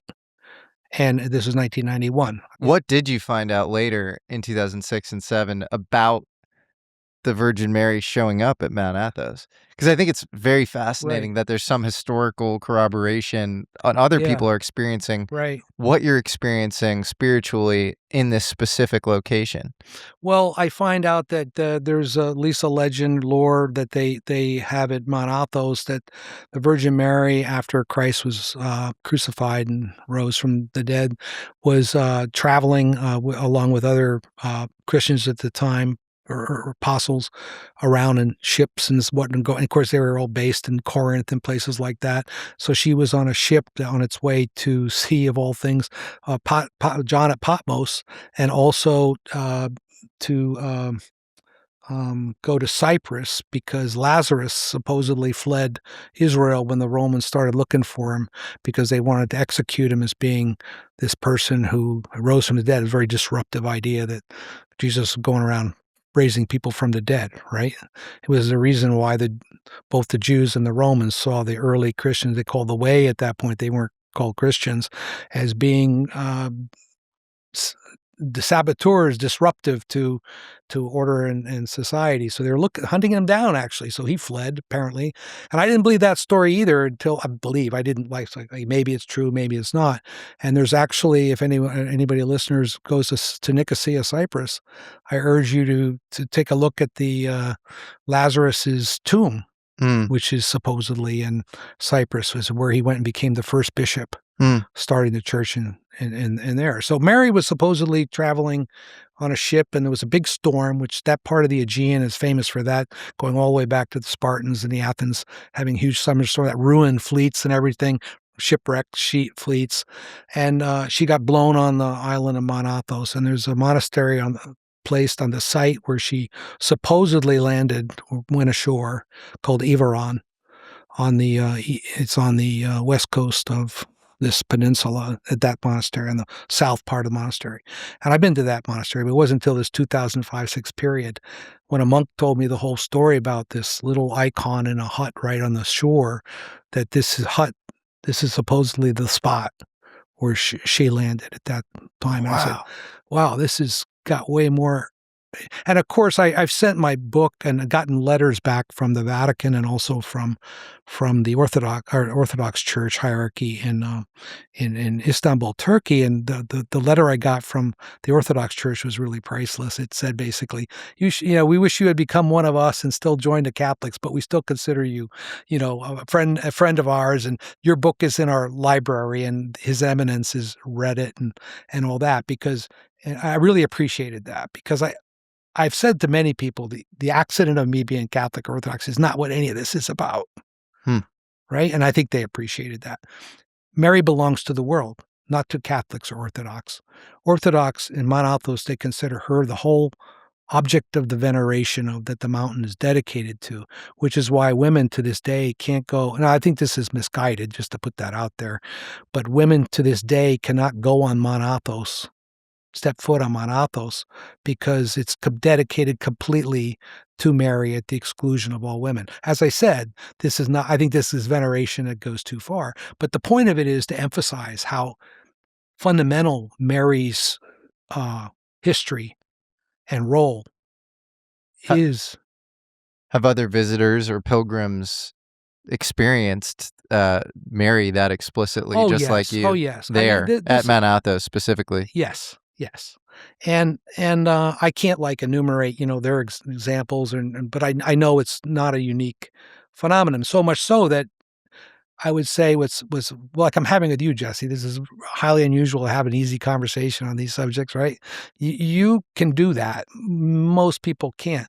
What's been very gratifying is that I never bring it up, any of these subjects almost, except obviously the intelligence and all history and all that I do, but any of the religious or God, focus on God with anybody who doesn't bring it up. And then I usually bring it up, and I found some very fascinating takes or additions that people have to make on what I've said that they've experienced. Like a really close friend of mine, I would never expected this, came to me especially to say he's had very vivid dreams of flying after reading about that part of my book. And it's very gratifying to hear. I've also had more basic things of people saying, why would you join a church with all this that you describe yourself in your book as having all this sex abuse and this and that? And I said, I never give up on the church, like I never give up on your faith. But those kinds of conversations have been the great gifts of writing the book.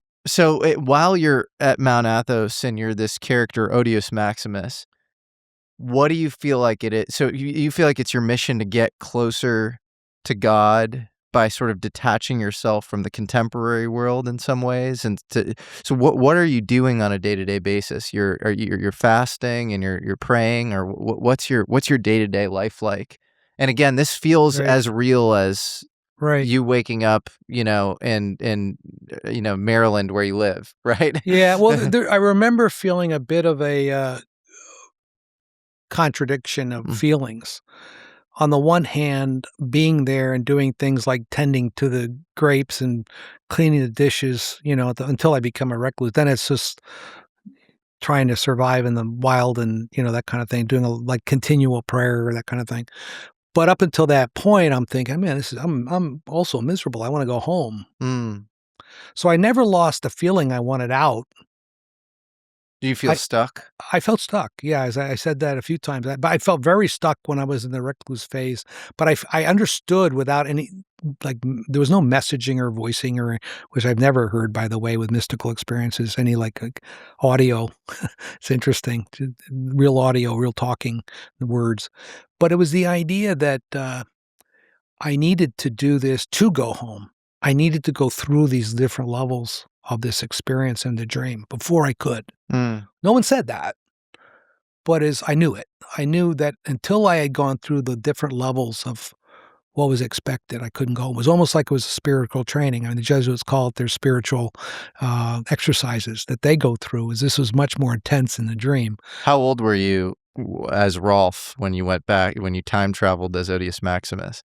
How old were you? In my real life? Yeah, in your real life. So it's 1991, and I'm born in 54. So it's what, 37? Yeah, 37. Interesting. Yeah. And so you're communing with Gabriel and the other monks as well. Yeah. Did you ever tell them, hey, like, no, I'm kind of trapped here? Oh, I actually exist in the future. No, it was like a cover. I was living my cover until at the very end, near the end, after, in one of the times I wore the brown suede shoes in my dream within a dream, and then they were suddenly under my hut. So they're in the dream now. They had gone from the dream within the dream to somehow appearing in my dream, and that was very discombobulating, right? And at that point, when Evagrius came back on another to check on me, make sure I hadn't plunged off a cliff or something, I told him. Who I really was, and I remember the reaction. I had to. By the way, I never knew exactly some of the things I said, but I knew that all of it was consistent. So when I had to create dialogue with Evagrius on this scene in my book, that I don't remember exactly what the dialogue was. As with waking memory, right? So I did with my best. So I don't want anybody out there to think I've got this photographic memory or anything, but it's very close. So what did you the main thing I remember say? That I based the dialogue I created on was, to be true to that, was the idea that Evagrius was wise beyond his years. He was a young, spry little monk, wise beyond his years. And when I told him the reality, I did it because I knew he was wise, and I needed somebody to tell. And it was him. He was someone I could trust. And he reacted in a way that redeemed my idea that this was a good time to do it by basically reacting as I would have hoped, which is, I hope you get back to your family and keep praying to God, and God will take care of you, in a way that I suddenly felt a sense of peace, knowing this wasn't going to go without somebody knowing what had happened to me, and maybe I will get back, because I think this guy would offer me some wisdom and insight into that, and he did.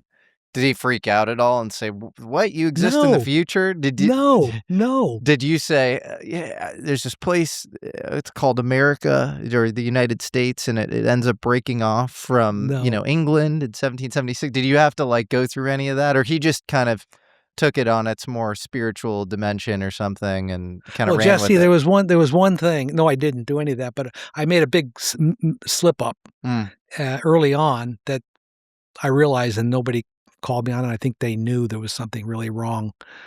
Going back to my presentation of my credentials, so to speak, to Gabriel, when I said I was Odius Maximus and all this stuff, not who I was. But I did say something really absurd, where I said, I'm an American mystic, because I knew I'd had to present myself as a mystic, because I wouldn't be able to go through any grilling on doctrine or theology or stuff they might expect. So I had to play the mystic card. And then you maybe don't, or you can grunt, or I was going to fake it in a way that I knew I couldn't if I had to actually explain my knowledge of liturgy or anything else. And they saw through it, and he did, but he had pity, right? That was the earlier description. But I said at that time, I'm an American mystic, thinking I came from this continent, called them, that didn't exist, right? At least in their minds, nobody said anything. And so when I presented the story at the end, my real name and future, I'm from the future, to this monk, he seemed to take it all in stride. And it's really interesting because if there are people, I think, who understand the notion of future time travel, there's no super religious, no super spiritual person, at least in the Christianity, I think all of them, honestly, and the monotheistic religions, who aren't able to separate time from discussion in a way where they're comfortable with the idea of past, future. Because for one thing, the most credible witnesses to what's going to come and what the past means are the prophets. Right? It's Ezekiel, Daniel, Revelations, John. It's Christ who talked about the raising of Jerusalem. It's the history of the church is in question when people, in fact, but even Christ himself said he can't predict when the future ends, or that's up to God. So there are limits, and I don't look at prophets as soothsayers in the sort of Shakespearean tradition of Ides of March. Or no, prophets are those who can see into the future what happens. They don't influence it. If that makes sense. Do you think right now, as we speak, Rolf is also Odius Maximus, living in 15th century Mount Athos, Greece, trying to, commune with God? Oh, wow. That's those. See, now we're getting into fun stuff. But I mean, everything I've said is a product of. You could speculate, Oh, yeah, right. No, and I will. And I'll just say as a preface that everything I say on this subject is really philosophical science. It's drawn from my greatest love of intellectually in the world, which is philosophy, which is what the search, the love of wisdom, right? The love of knowledge, and so in that spirit, I think that it's possible, and my experiences bear this out for me, that the dreams we create are as real as the physical reality we're in, which means the answer to your question would be yes. Because if I dreamt it and I created it.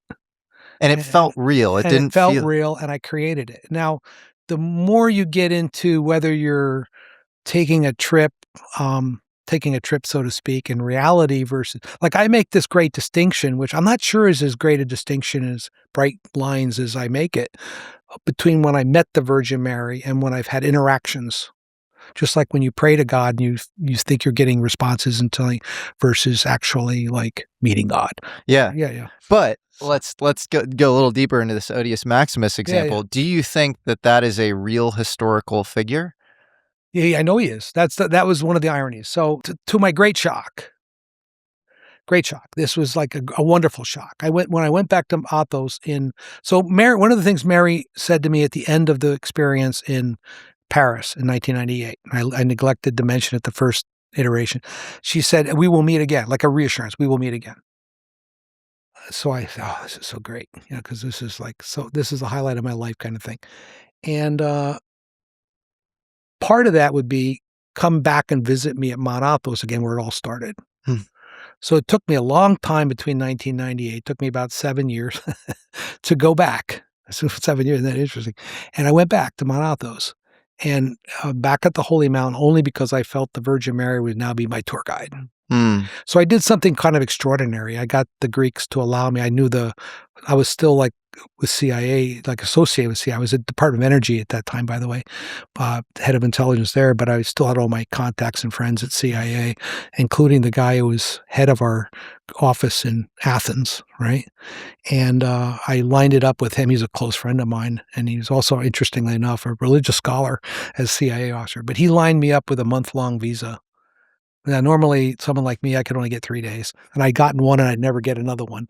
But he had his contacts, and he explained my past, and they were like, "Oh, this is good stuff," and I got a month. So I knock on the door at Carius. I feel a little like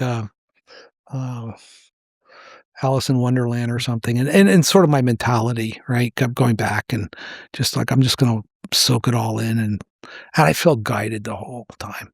And unlike most people, I didn't have to register what monastery I went to what nights. I just go one of the 20 monasteries, and they have a number of what they call skeets. Skeets are like minors. They're not considered monasteries. They're one or two monks there, and they're safeguarding a specific tradition or history of Mount Athos. So, for example, was one, and I wandered and ran into these things. It's a huge peninsula if you look on a map, but I was wandering around and running into these things like I was being guided, and I felt like I was going from place to place, showing up unannounced, spending a night, going off into the woods. By the way, just as a hiker adventurer, it's like almost one of the most wonderful places on the planet. So I end up at St. Anne's Skeet, which is where St. Anne is named in honor of Mary's mother, Anne. I didn't even know that historical fact at that time. Now, later, I would many things. So I got into biblical archaeology and lived in the Middle East. I got into all of this stuff. And just as an aside, when I didn't just do biblical archaeology of meaning Christian. I did Old Testament, Judaism, Islam. Did you try to find certain? I tried to find all kinds of. But anyway, at St. Anne's Skeet, they claim to have her bones, some of her bones or whatever. So I mean, I'm kind of fascinated with that stuff too. So and then the next day I take off from there. I said, well, I've been introduced to Mary's mother. That would be something she would want. So I take off from there and I go down the coastline. I catch a boat, go around the corner, the horn of Mount Athos, and I end up at this bottom of this pier with a big walk up the side of a mountain. And coincidence, right? Coincidence is this monk walks by with the donkey. He was going to go up there, little monk, and got my big backpack and stuff. I'm there a month. I got a big one backpack for the month, but that's, I got everything in it. And he goes, hey, why don't you take my donkey to the top of the mountain? I said, this poor donkey, you sure you want to do it? He goes, oh, he's used to it. So the guy just slaps him in the rear and off we go. And I'm sitting straddling this donkey up this cliff, afraid, like I wouldn't want to let the monk down. I was afraid I was going to go off the side and into a cliff, an abyss, There's that kind of a thing. And then it starts raining and it's getting very steady donkey just up the mountain. Get to the top of the mountain. There's nobody there. There's no pilgrims. There's nobody there. I walk into the entrance of the skeet. And this guy comes out, greets me, young monk, probably, in the 30s. He's the guy caretaker there. And he goes, let me tell you this history of this skeet. It's called the Skeet Kasaslovakia.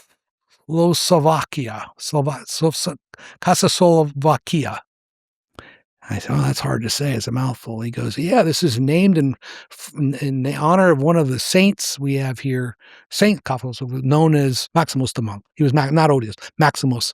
And he was known as a flying monk. And he burned his huts. And he had these miracles. And there were sightings of him flying. And I almost lost. I mean, I lost, not lost is not the right expression, but had gasping for air just at the thought. I hadn't made this up. So this crazy. This had a historical connection, and I was there. Now, normally you could go a month at a Mount Athos, you never run into this place, but here I was standing right at the front door, so to speak. Well, you were meant to have that run-in. Well, by now I'm not doubting things like that. You can take, by the way, I don't want people go now think everything that happens to them is not by chance, but you also have to be attuned to the possibility things aren't coincidence. It's not believing everything is not a coincidence. It's getting being able to make a right judgment of when things aren't just coincidence. Yeah, I think discernment is viewing patterns and synchronicities as possibly very meaningful and being attuned to them, but not always taking them at face value. Yeah.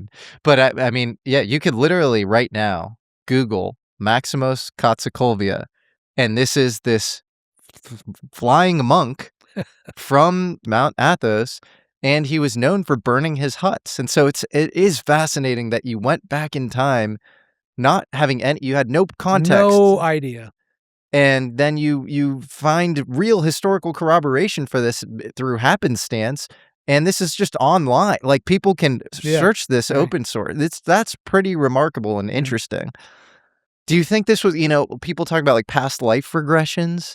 Do you think this was like a past life for you, or? Well, I haven't really thought of that. I don't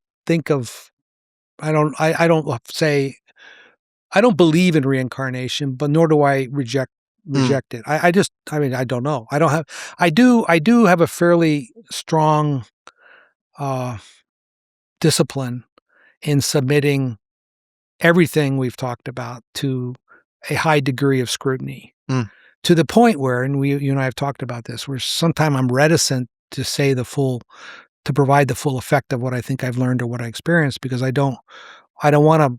The one thing I can't do is misstate any of this, because that judgment comes down on me from God. Yeah. And God knows. So you go through all this trouble to tell a story about your devotion to God and how you fulfill your destiny as being to fulfill God's will and do the right thing and do right by people, which is what it all boils down to. Really does. I can't misspeak on that. I'm not going to inflate or add to an experience. So the idea of I love exploring with you. I'm just being careful for your listeners and others. We could talk about that over a beer or something. I go way farther. I don't know. I think there's evidence out there that's like all the phenomena you research, Jesse. It should all be researched. We should be very chary of drawing conclusions to things that we don't have really solid evidence for, but nor should we be so respectful of conventional wisdom, science, that we don't explore it. And you should also give yourself the grace to speculate. Everybody has a game of telephone they're playing in their mind where they don't remember anything accurately that's ever happened to them one-to-one perfectly. But also the ability to speculate, which I know you do. But I do. And the thing about these experiences that I've described is that they do form a pattern, and the pattern becomes a major part of their authentication. As being genuine, truth-related things, not truth-seeking, rather than self-focused or self-fulfilling. And I think part of the dreams at Mount Athos that I experienced was a necessary part of my own faith-based development, that the more you discuss or try to convey a belief in God, the more you have to remove yourself as the object of your intentions. This is one of the most important things I can say. If you're, one of the apostles who followed, and I'm not putting myself on any level with the people I'll describe. You have to be willing to be a martyr to pull that truth forward and become part of human history, because Christ needed them to go out as they did all over the world. In the way they did, and they needed to, in a way, one of the proofs they were willing to do is lay down their own lives for the truth. And it's easy to say, lay down your life for the truth, but it's a harder thing to do it. And the other thing is to not do it for their own benefit, because you can even lay your life down for the truth because you think it's to your benefit, but it's not even your goal. At some point, you try to eliminate yourself. The object, the paragraphs I wrote of my time at Mount Athos in my dream, I tried to be very, very careful to describe the essence of what I was experiencing in the dream, which was this process of shedding myself. It's the reason when I read Meister Eckhart or somebody like that, he talks about looking down at God, not up. It's a psychological thing, ashes to ashes, dust to dust. The more you can remove yourself from any honor or glory in faith, the more responsibility God will give you, if that makes sense, to promote the faith, because it can't be about you. And well said. There's a Yale professor, he's very well respected, religious studies professor named Carlos Ayer. He wrote a book called They Flew, and it's all about flying saints and monks. And Saint Joseph the Divine, Saint Joseph of Cupertino, is probably the most famous example. I think he was 16th century. You have Teresa Avila, who also seemed to experience, bilocation and all these sort of other paranormal things. Even St. Francis of Assisi, by some accounts, might have levitated. Right. And so this is actually, and this guy went into this research thinking, this must have been written about sort of historically in this sort of metaphorical way. And he came out of it being like, no, there's enough eyewitness testimony around these flying saints to call it history. And it's well beyond the threshold of evidence we'd need to say that, like, the War of 1812 was fought or whatever. And I think he truly believes that. And I have a friend named Diana Pasulka, who's a religious studies professor at UNC Wilmington, she's gone very deep on St. Joseph of Cupertino, and she has gone through a lot of his files, and she agrees with that. So, and it's across, like you said, it's across different religions. So maybe this is a real phenomenon where you do shed the baggage of individual ego, and you become one with God, and you fly. There's even, in fact, Jeffrey Kripal, who's a religious studies professor at Rice University in Houston. He was giving a lecture on flying saints at MIT. Oh, wow. And a guy who I've met, actually, who runs revolutionary technologies at Skunkworks. It's their most advanced R&D division, obviously, of Lockheed Martin, and he's running their most advanced R&D division of Skunkworks. He attended the lecture and was very interested in flying saints. That's so great. It's interesting. That's so great. Yeah. Well, I don't think there's any question that once you start believing in certain mystical experiences, either because you've experienced them yourselves or you've heard such compelling tales. Like I read Virgin Mary, which I didn't know, as I stress a lot, really the history of those appearances until now. Of course, I sort of study them to look at the similarities, to hear the different descriptions, see how close they were to mine. And then what's very reassuring is I see sort of so many similarities and commonalities. But the point is, to your explaining, you got to be willing to believe all kinds of manifestations, what I would call the holy, meaning things that are not of human construction, or in our whether it's our minds or even what we call the laws of physics. They come from something else. What's the physics of that, or where is that? The where might even be, not a real question, because it may not be anywhere in that sense. We understand location, right? Because what's location outside of distance and motion, and it's really nothing, right? So is it over, under, or side? I'm not sure it's relevant. But then you're getting closer to all the mystics, because when they get together, I've read some really cool stuff, and I'd love to be in one of those gatherings when Merton used to have them in Asia, and you had Buddhist mystics, and you had Islamic mystics and poets. Hafiz, for example, one of my favorite, talking about his love of God, and the heretics who were burned and things for going too far with things that were mystical. They couldn't help themselves because they were just devoted to the truth. Their crime was why Elijah was sawed in half, or this is speaking truth that people don't want to hear it, or sounding enigmatic because their prophecies or what they see in the future don't accord with the conventional wisdom of the day.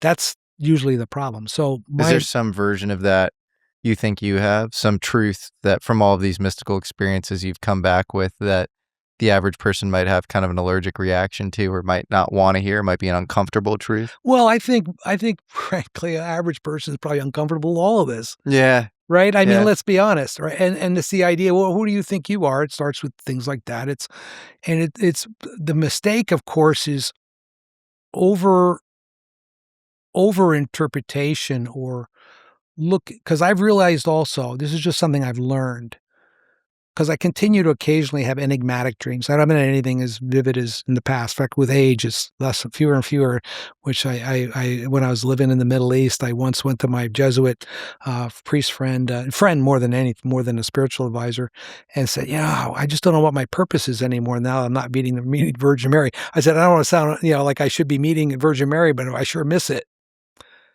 And he goes, well, have you tried praying to her? I said, well, I don't really pray to the Virgin Mary.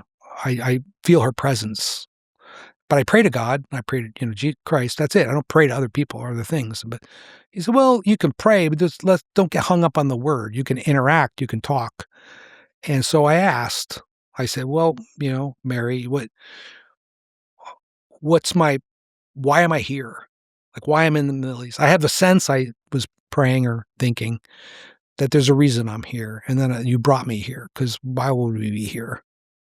And I was spending all my time in 5 years in the Middle East, 2011 to 16, spending all my time on the road going. I did biblical archaeology. I did, went on tour. I went all over, everywhere, many times over. Then later on, in Saudi Arabia, et cetera. And I said, there's got to be a reason for this. So I used to say, just tell me so I know what I should expect, kind of thing. And got back kind of Again, nothing verbal or just an answer, which was, "You're here to be here." Hmm. And it put me at ease. It was the idea, okay, this is almost like I don't need to overthink this.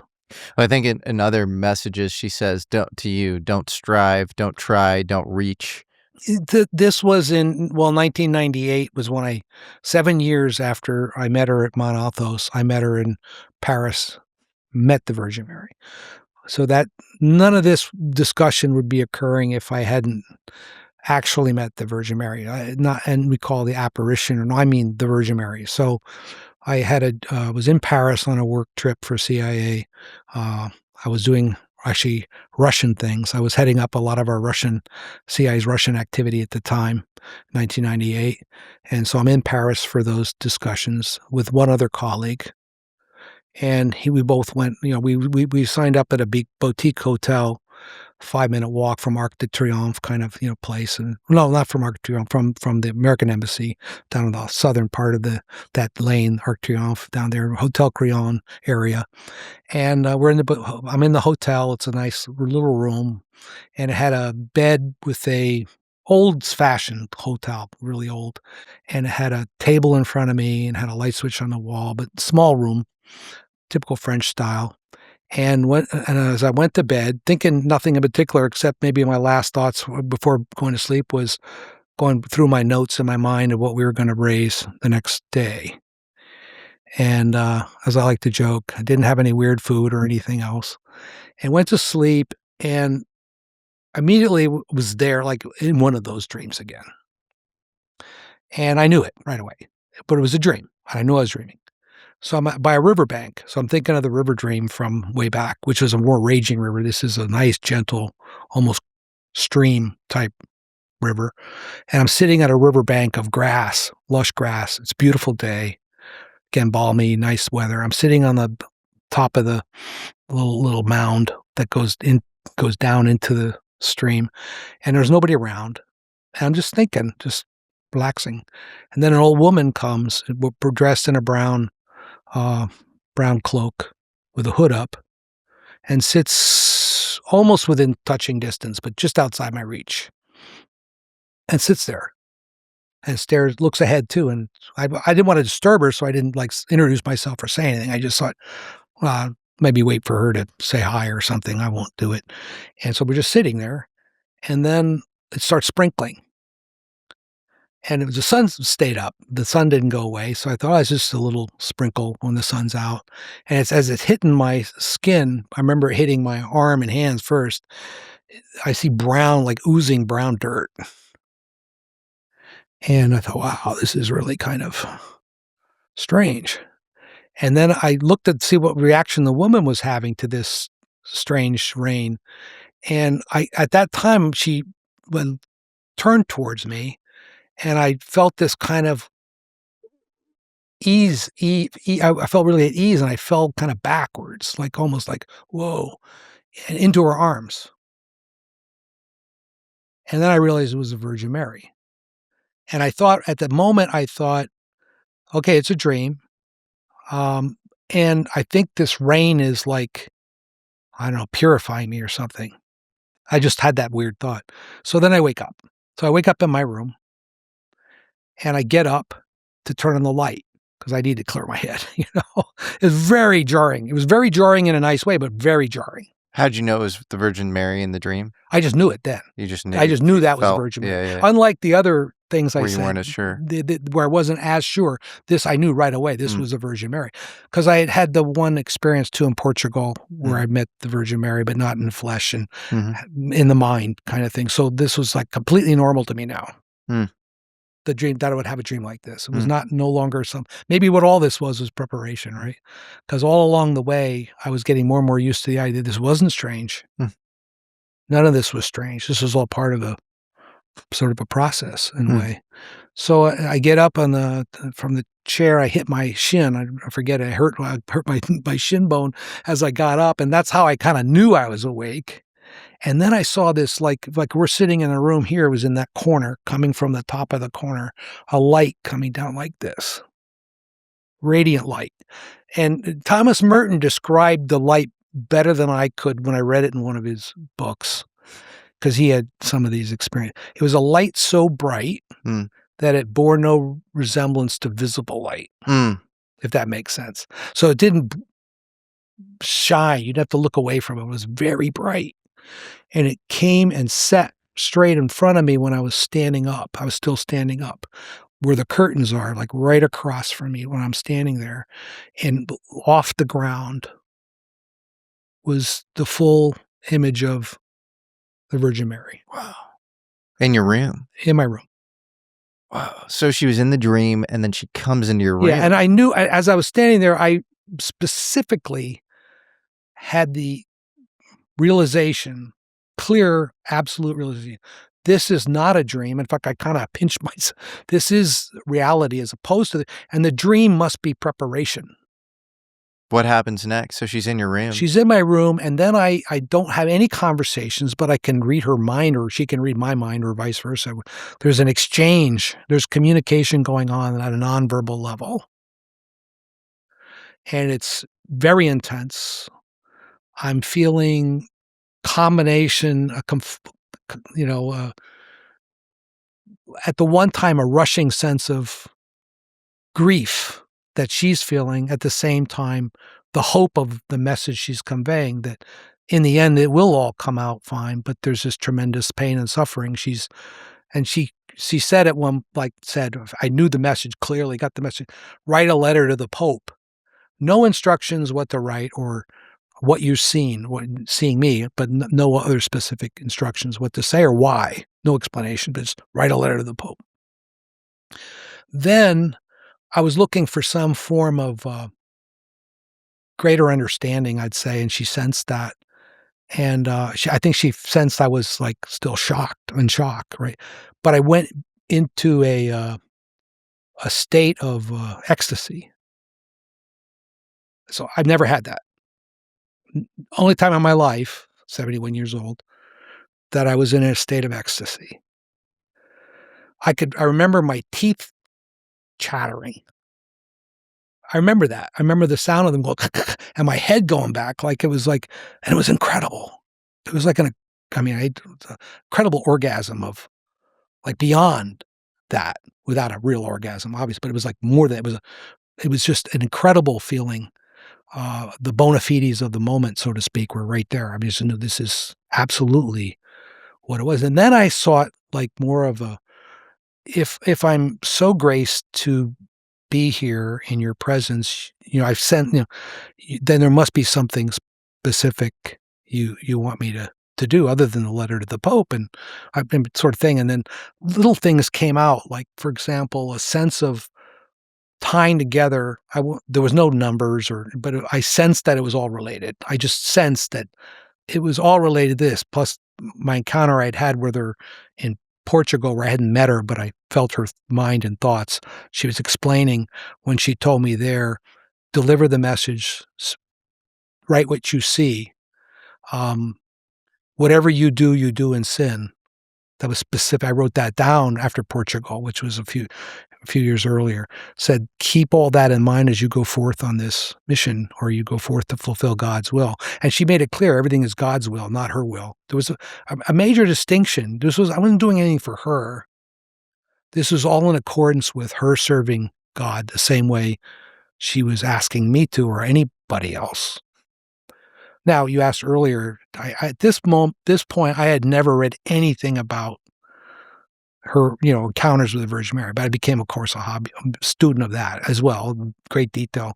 But the thing is, you mentioned earlier, I think she sensed that I was not losing it, but needed further reassurance in some way that I could do this, because the first thing anybody has is an expectation of getting any mystical experience that's genuine is, well, why me? There's no reason. But the answer to that is there is no reason. It's you. I wasn't being singled out because I was noble or worthy, or no such reason. When Paul was on the road to Damascus and he was struck down by the light of Jesus standing over him, the divine light of Jesus saying, Paul, why are you persecuting me? He turns from a person going to kill members of this Jewish sect to the leader of that sect because of the mystical experience with Christ. Without that, none of that would have happened. So, I'm very well aware of that these aren't only real, but they're incredible important moments in human history every time they happen to anybody, to continue to gather them up and, as you're saying, relate the story. So at the very end of the encounter it's funny, time kind of like, I got lost in time. I don't remember. It was just minutes, the whole thing. I know that. Where she said, like encouragement again, this was the important part. Don't reach. God lies within you. Don't want. You have no needs. Don't strive. There is no purpose. And it was incredibly important guidance because it reminded me of things I thought I knew, but then you get lost, right? Particularly the one of don't reach. Don't go out and try, it's all there. It's all inside you in the end. And even the experiences going on the mountain with the monks and going back in time, all that was a way of intensifying that it's here. Mm. And being confident in that. Mm. Did your life change after that? Did that fundamentally change you as a person? It was a culminating moment. It was a culmination of all the dreams in a way, because in her the images I associated with her presence in the room, there was the idea of war and conflict and apocalyptic things. I could sense the wars and things of previous dreams all being present with her as well.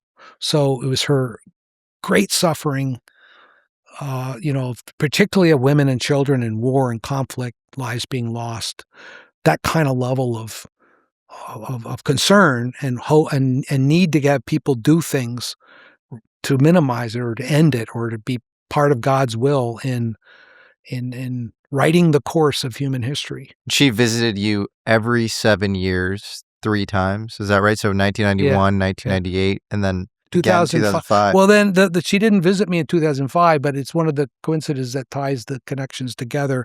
In 2005, I didn't have an experience with the Virgin Mary, but I found myself through the chief of Europe at CIA. I was back in Paris, probably the first time since 7 years, maybe. I don't know. I didn't go there that often, but I'm back in the same hotel, Crillon, which is 2 blocks from the one I was in. I remember thinking, this is odd. I'm so close to where all this happened, because by now I'm intensely aware and thinking and looking into what all that was meant for me and what should I do. More from a practical, I didn't need evidence. I just needed to know practically what to do now that I had these experiences.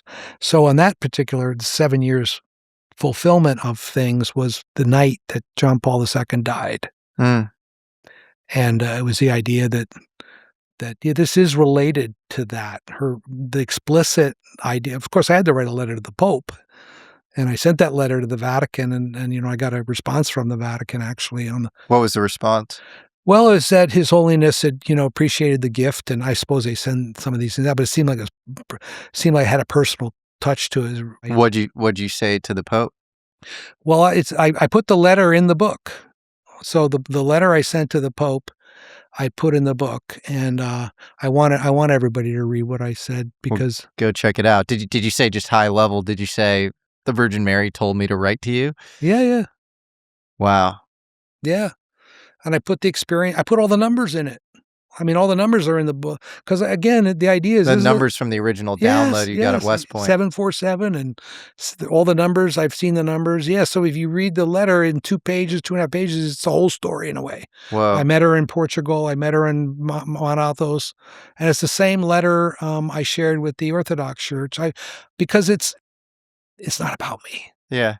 I mean, it is my story, but to the extent the story serves a purpose or is relevant. Somehow. So you were just relaying your experience mostly to the Vatican. So it's 2005, Pope John Paul II dies. You're in Paris. That night, yeah. Ironically, at this same spot that Right. it's almost this like Nietzschean eternal recurrence or something. Well, that satisfies your sevens. We have 3 sevens here. 3 sevens. Yeah. Exactly. So that seems significant maybe for the numerology aspect. But so you're there, you're in Paris. Right. And then what happens?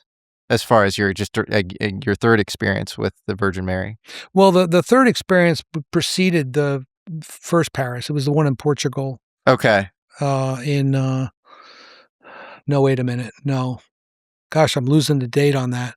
But it was before the Virgin Mary appearance, because it was in Portugal where I was encountered her I already told you what that conversation was all about and what she relayed more guidance at that meeting. So there again, it was the idea of a presence, not seeing anything, but I realized this presence is continuing, and I'm getting more, if you will, aware of what I should and shouldn't be doing related to all this. And in between all this, there's. But in Paris, you see her again. Yeah. And what's that experience like? Well, there's only one time I've seen the Virgin Mary was in 1998 in Paris. Yep. But in 2005, you see her again. No. Oh, you don't see her again. Okay. No. Got it. No, as I've got down there were only one. Only one. It tied everything up where she appeared in a way that, you examine phenomena, right? And I like to present this in various ways. One is as phenomena. I have to know for my own satisfaction. I want to know, I should say. I'm not supposed to want, but I do want to know the explanation of the, physiology or the reality aspect of what was she? Where did she come from? There has to be somewhere she came and went when she retreated back into because she at the end she went back into the top corner of the wall, and she was gone. So that's an event. That's a real thing. So we talked some about it, Jesse, because you do a lot of inquiry and research into these subjects. There's an explanation for it based in physics. Just like there has to be an explanation of what heaven and hell are in physics. Do you have a best explanation in physics for kind of metaphysical or spiritual? Well, I have one that I favor, and I'm hesitant to share it, but I want to give a direct answer to a direct question because I don't know. I mean, I don't know. Sure. But to me, the most sensible explanation is that things we describe as divine or part of a permanent things that aren't prone to being affected by time anymore, meaning they're not in the physical universe in motion, because time is a function of motion and matter, right? Mass and motion. So without those things, if you had a universe at rest, then what we call heaven and hell, God presides over everything, including our universe, including where angels might come to give us messages or how prophets get their insights, because it doesn't come from our universe. It doesn't come from the Big Bang universe. It can't come. The idea, I think if the great thinkers like Thomas Aquinas and you pick your favorite, pondering the theological basis of God, even someone like Leibniz, the mathematician who said God has to create the best of all possible worlds, which is one I love because I think he's absolutely right. But that's because God isn't in our world. God, to be perfect, to be great, to be everything we ascribe, including indivisible, so massive we can't even contemplate it. It can't be rooted in the Big Bang universe in motion because everything in our universe is relative. So it's like there's an alternative universe that's at rest, that's more primordial. Or a universe that, I don't know how to use the word alternative, well, that's perfectly valid. I'd say a universe that lies beyond or above, or in which our universe is just a small part. And you're saying the Big Bang universe because that is the proverbial kind of, first prime mover event that scientists now herald as, definitely true, that then kind of deterministically kind of, you get this entropy from there, and then you end up with this, what a lot of scientists would now say, this happy accident of, our Earth and the world and the universe as it is.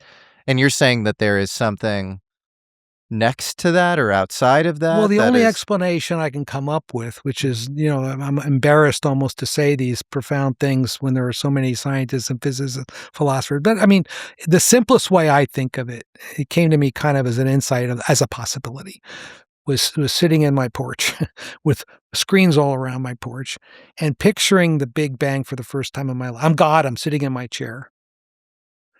And picturing the Big Bang as being a ripple in the space-time in that room, in the corner of the room, just a little ripple. Starts with a little tear in the corner. and just goes, spans out.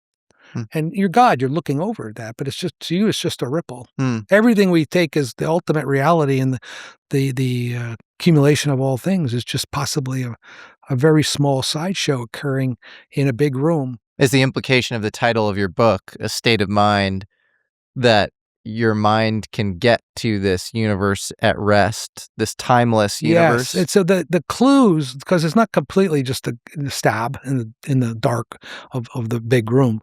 It's as much as to say you have to have an explanation of how people can reliably. This doesn't just happen to a few people. This has happened throughout human history, being able to see into the future, and sometimes claim to go into the past. So there must be a way of, if you will, overcoming time. Which means time can't be an absolute in our equation. And you have people like Einstein saying time is but an illusion, which Harry Hiller said to me in my book when I went to Mount Athos. And sure enough, he proved it was an illusion because I kept going back in time. So in a way, the dream was a manifestation of a very basic potential truth, which is time is just an aspect of space-time that we create in the Big Bang because we're all in motion. There's nothing not in motion. But who is to say that there's not a universe at rest? Because I don't know how you can have something called everlasting life. If Christ went somewhere, he didn't go somewhere in a Big Bang after crucifixion and resurrection. He didn't stay in our earthly realm, even if we extend that meaning to the whole universe as we understand the universe. It stands to reason then that every species, intelligent species in the universe would be beholden to this rule, not just humans. Yeah, I question a lot of people who are more fundamentalist in their beliefs on these things. Like, if Christ is, immortal, like where is he now? Right. Like he should be on Earth. And they often talk about like an ascension body. That they exist in, maybe the ascension body is where this other sort of universe lies or something. I don't know. I'm speculating here. I mean, I think you got another clue that's a really fascinating one. And I don't want to overstate any of these, but they're just things that come to mind.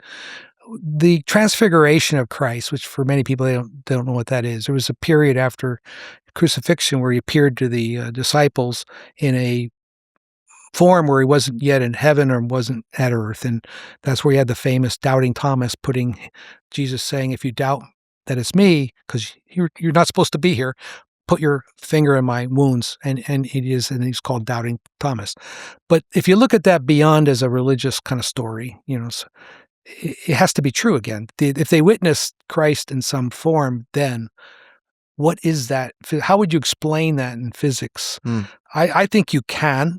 I think it's a deliberate staging of before reaching the next period. I absolutely believe, as a result of my religious experiences and growth, and that we don't die when we die. We just go pass. Its better word would be a passage. There's a passage from this state. Yeah. I think if you truly believe in Christ and religion, you have to believe that. And as I always say, it doesn't matter how often you go to church and how much you donate to this or that. What matters is, do you really believe the heart and soul of what the faith is about, which is there's life after death. So once you posit there is life after death, you're not really trying to determine like what is that, like Dante's stages of hell, which is kind of like fun to think about because people deserve the different levels of hell. That kind of explains why you're a little sinner, you go here, you're a big sinner, you go down here. But it's all silly, right? It's silly. The idea of hell as a place is silly. Now, the idea of hell as being the absence of God, from God, being separated from God. Now we're getting somewhere because God doesn't exist in the Big Bang world. God exists beyond it. So the closer you get beyond the Big Bang world to a world not in motion. So maybe when we die, we pass to a world at rest. We pass to a world where time no longer exists, which then creates consequences of what you've done in your life because you're suddenly aware of them. We can't even accurately go back and recreate any moment of our time, much less replicate it again. It happens. We have memories of it. And all our memories are fading, all of them. But there is a place where all the memories are the events themselves, if that makes sense. All the events are occurring always as they occurred in what we would describe as this year, this place, this time. Because in that world, none of the time exists. Mm. That's all. It's a very simple concept. Mm. And all it presupposes is that, like physicists have told me where we've discussed this, and I've learned a lot from good physicists, especially young ones. I find they're really into this subject, like you are. They're really interested in constructing ways of thinking of metaphysics in ways that aren't just traditional physics, where if you can't prove it experimentally, forget it. Yeah.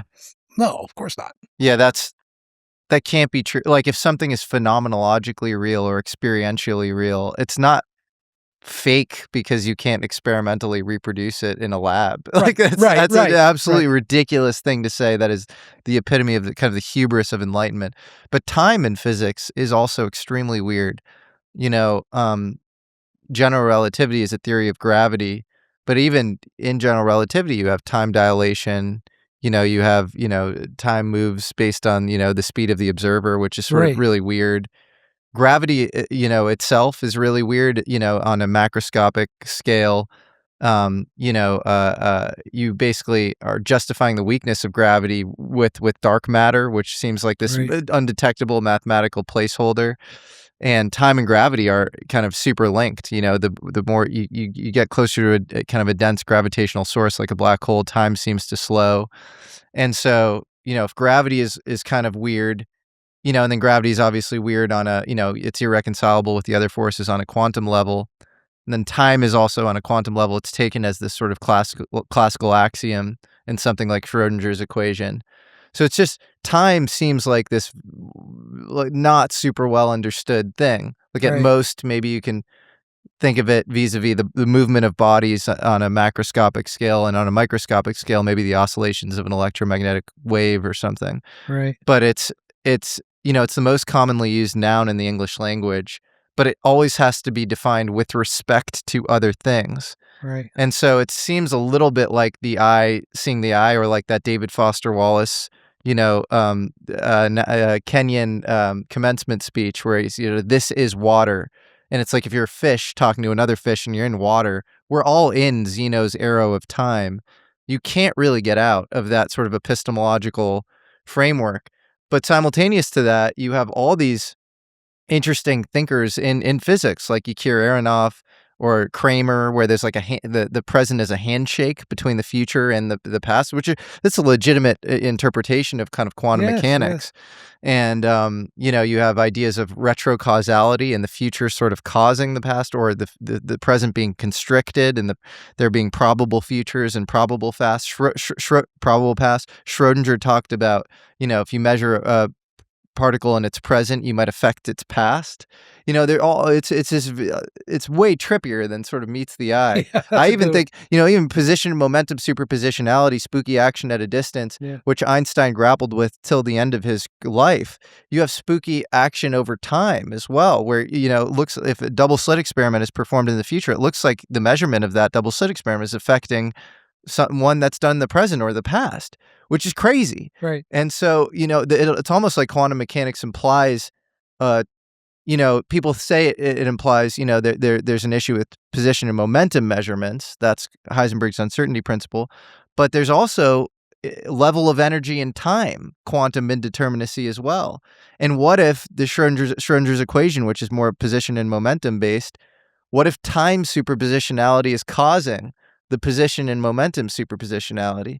And just like, you can place Newton within Einstein, but Einstein better describes Newton than Newton. Yeah. What if you could place Schrodinger within some time agnostic modality equation that describes Schrodinger better than Schrodinger? We don't know the answer to these questions.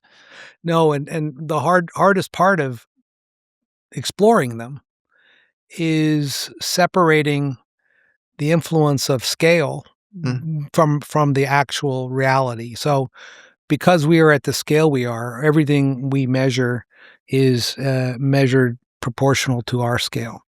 So, and that's not, we can obviously go beyond visual, and we have lots of ways to measure things other than our senses, but we can't avoid is our scale. So if you go up in scale, the cosmic level, or down to subatomic levels, you got the same problem. Your ability to measure anything gets less and less. And then the worst Your worst ability to measure anything is when time changes on you, you get into black hole physics or whatever, where suddenly you realize mass, it goes infinite and time stops.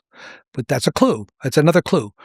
The idea, again, of time being a variable that we take is, in a way, an absolute reality, even though it changes. But the existence of time I'm talking about isn't necessarily real. It's real for us in the Big Bang world.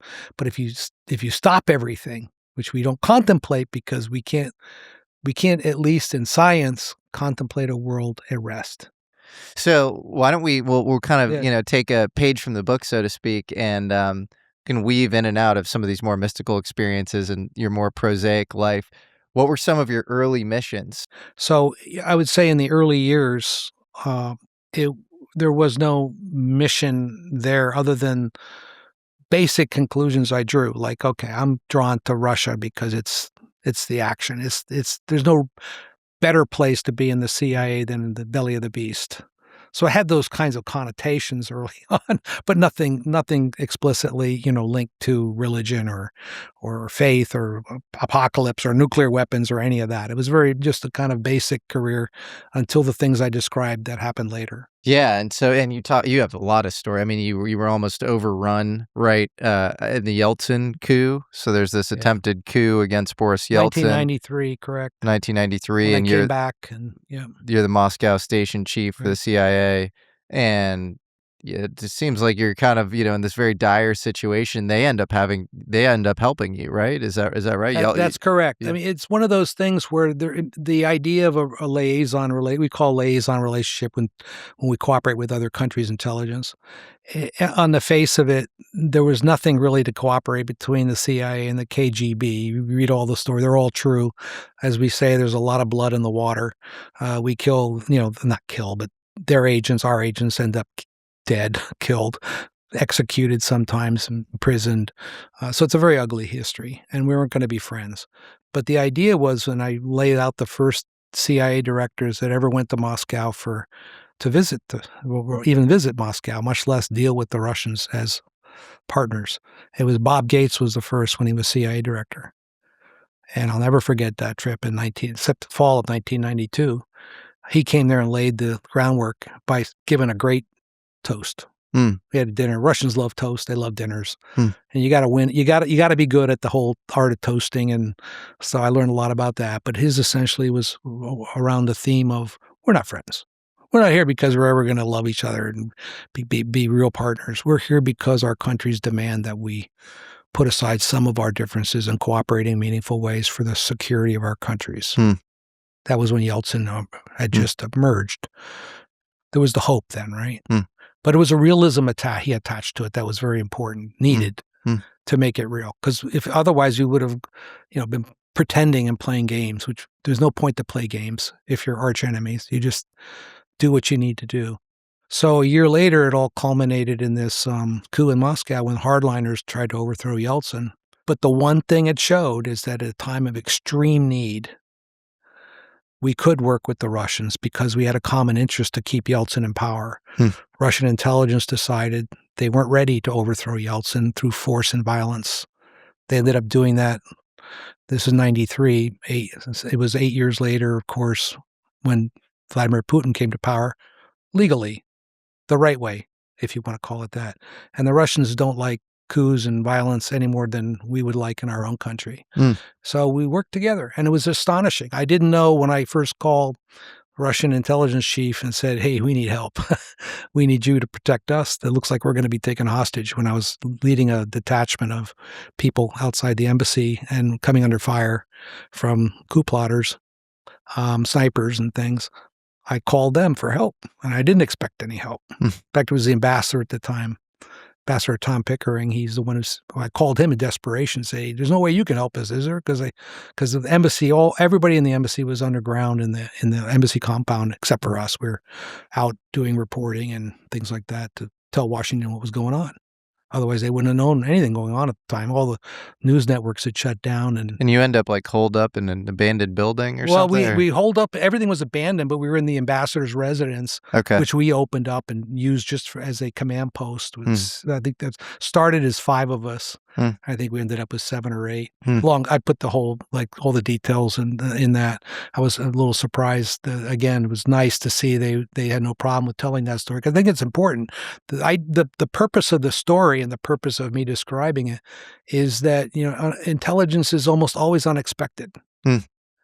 And its greatest value is proven in the most difficult times, pro and con. And you can't fear or avoid the difficult circumstances. You have to kind of run into them and embrace the difficulties. So they ended up sending a team to protect us from being taken hostage. And the only rules we had, I'll never forget the phone call from the director. He said, "Okay, Rolf, there's very extraordinary circumstances. We're going to send you a team of heavily armed guys to try to keep you from getting captured. But here's the deal. One is do not commingle.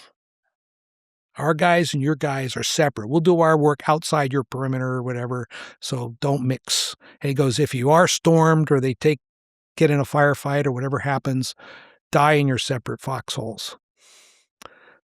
And he didn't have to explain why. Because however that day turned out in Russian history, didn't want to leave any evidence of who would work with whom along the way. Because it was in doubt. The one thing I learned personally in a way that helped me even with the spiritual stuff later, mystical experiences, is history is not inevitable. History comes together because of the decisions people make. And when you're experiencing it live, like in a war or in a coup or in a change of government, you realize it could go that way if these things are done, and it goes that way if another thing is done. You've been in the room with Vladimir Putin. What's your impression of him? Well, it wasn't as extensive as so many of the people, obviously in the U.S. government who have had a lot of interaction with him, so I don't want to put it on. So I just happen to have a fairly unique one-time thing where we met in his first foreign trip. I was in Norway. I'm Norwegian American, as I said, so it was a great honor for me to go back to Norway. And I happened to be there. Again, one of these things I thank God a little bit for the privilege of, to be there during the last meeting of what was called the Oslo Peace Accord process. It was started in Oslo, Norway, and now was culminating. So this was in the November 1993? 1998. 1998. The last meeting. Oh, okay. And the last meeting was one amazing. No, I had no role of any appreciable, nothing. I was there as literally a appreciation gift. I knew the prime minister and other people in the Norwegian government. They said, invite me and my wife to the dinner. But at the dinner was President Clinton, who came, of course, Vladimir Putin's first foreign trip as prime minister. And then, of course, the main ones, Yasser Arafat and Ehud Barak, who was the prime minister of Israel at the time. Now, I had never met Arafat, Ehud Barak. I had met Clinton just, kind of like formalistically, and Putin. And I got to see them all in this kind of as an observer vantage point where, if anything, anybody would say, well, "Who's this guy?" Because everybody there was more important than me, literally everybody at the dinner. But that was great. There's no pressure. I could literally just observe Putin and others, and it was just amazing. There was a moment after dinner, when everybody got up and mingled, went to the king's library to visit the castle, in his library to have cognac and chocolates, and everybody's walking there, and I'm going to catch everything on the way, and I see Clinton literally grab Arafat in the middle of the room. And Clinton was, whatever one thinks of him politically, that's not what I'm talking about here. He had a presence, right? Oh, well, everybody says that. Yeah, everybody says the most charismatic guy. He just ever. had a natural charisma. He didn't have to do anything. He just stands there, right? Sure. So he grabs Arafat, who also in his weird way had a charisma too, a presence, right? Because he's the iconic head wrap and et cetera. And he says to Arafat, "Take the deal, Yasser. Take the deal. It's your last best chance for peace." And I remember listening to that, thinking, wow, it's so important. What I just heard, I thought was very important. Yeah.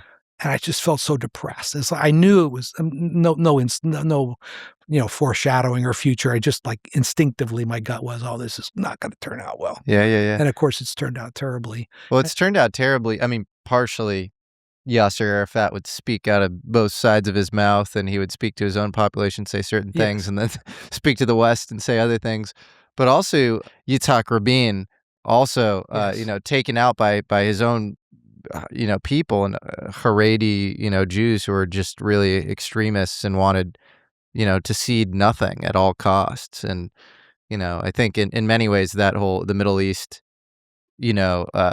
conundrum, quagmire has been so stuck for so long, and maybe we've made a little bit of progress in the last year, but it's been so stuck because of kind of extremists on both sides, and because in many ways the incentives of the leaders are to like actually maintain the conflict. Yeah. So unfortunate. It is. It's a factory of Well, my then watching Putin, just to the point of your question, was I already had the impression that he would be more consequential than I thought he might at the time, by any standard of reasoning or what I knew about him.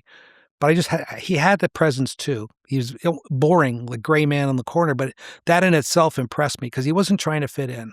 He wasn't trying to like speak loudly to be heard. He was way too self-assured, for that kind of a reaction to the situation.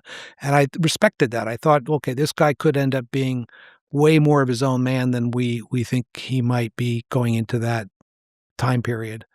One last thing on the, because it ties to Russia and the Middle East again. 5 years earlier, 1993 again, after the coup and all that, I was meeting with the Russians. Yevgeny Primakov is his name. He was the head of Russian intelligence.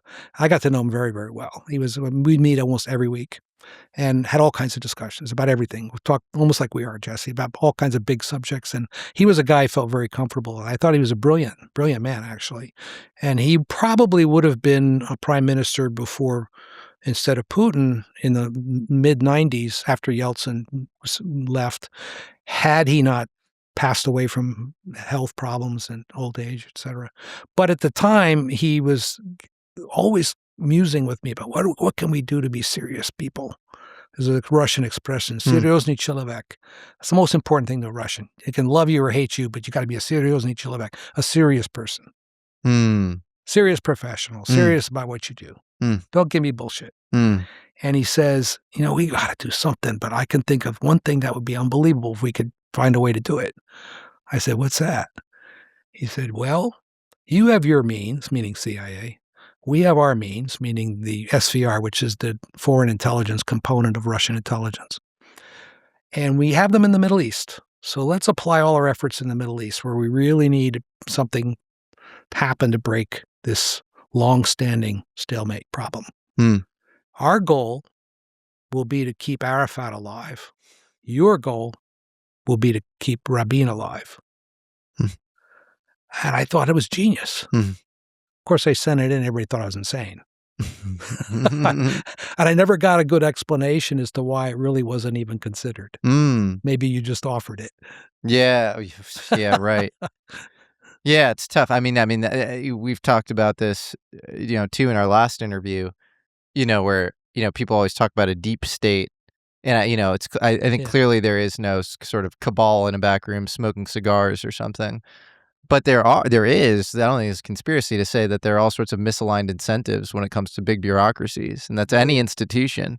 And so, just going back to why would somebody senselessly say no to a thing like that? Or, I am sympathetic to a lot of the John Mearsheimer arguments as well, that we've totally reneged on Putin a million different times, and we've encroached a lot on their territory, and not to at all apologize for a lot of his wrongdoings, which are very real. But there's the incentives are often wrong in these organizations. Yeah. Well, when you talk about people like Mearsheimer or others who try to express a different way of thinking of our policies and their impact, I mean, there's a utility in those points of views. I don't agree with him on a lot of things, but I think he should be saying some of the things he's saying, and it's helpful.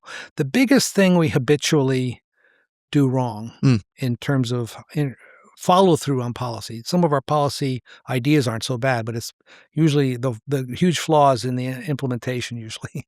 And it's not so much the underlying motives that line up with as much as people think they do with sort of deep state agendas. It's just either a mixture of incompetence, or I'd say more the idea that we mirror image too much. So our biggest problem in understanding, for example, the Russians. Now, what I'm saying is not acceptable. It's not accepted thinking, but it's widely accepted, but some people understand it, is our biggest mistake is not seeing things through their eyes. Mm. And it doesn't justify what they're doing or thinking, but it's understanding it. Mm. And if you want to know why we are where we are with the Russians, you have to understand, see the world through their eyes. It doesn't mean you accept that view, or more importantly, what they do is a consequence of what they feel, but at least understand why you're there and don't be surprised about it.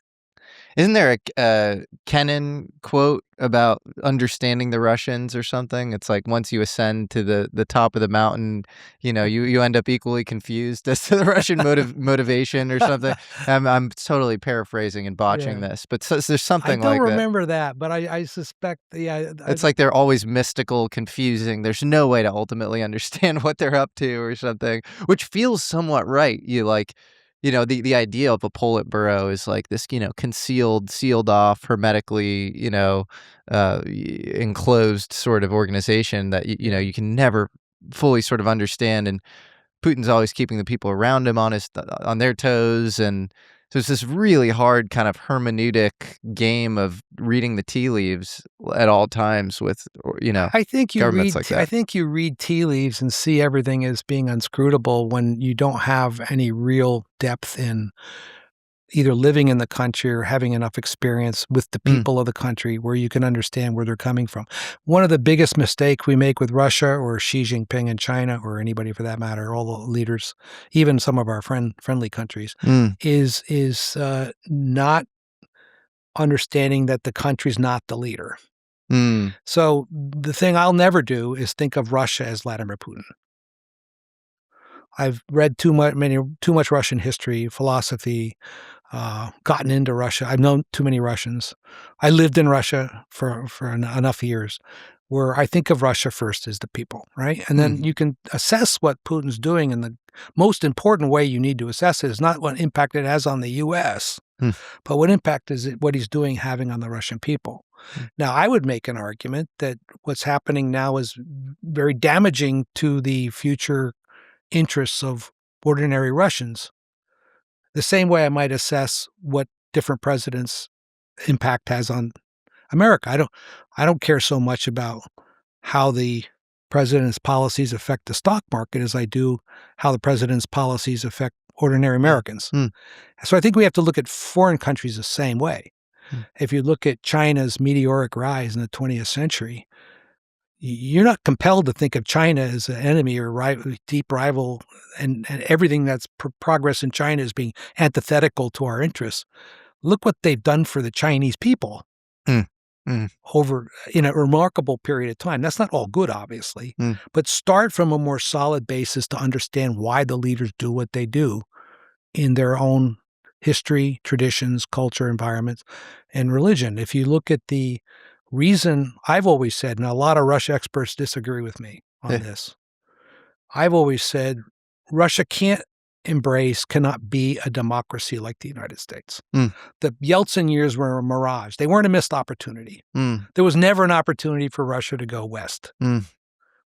Even when famously, Peter the Great talked about Western orientation, it had nothing to do in the context we would like to ascribe it to, like he wanted to be more connected culturally, et cetera, with the U.S.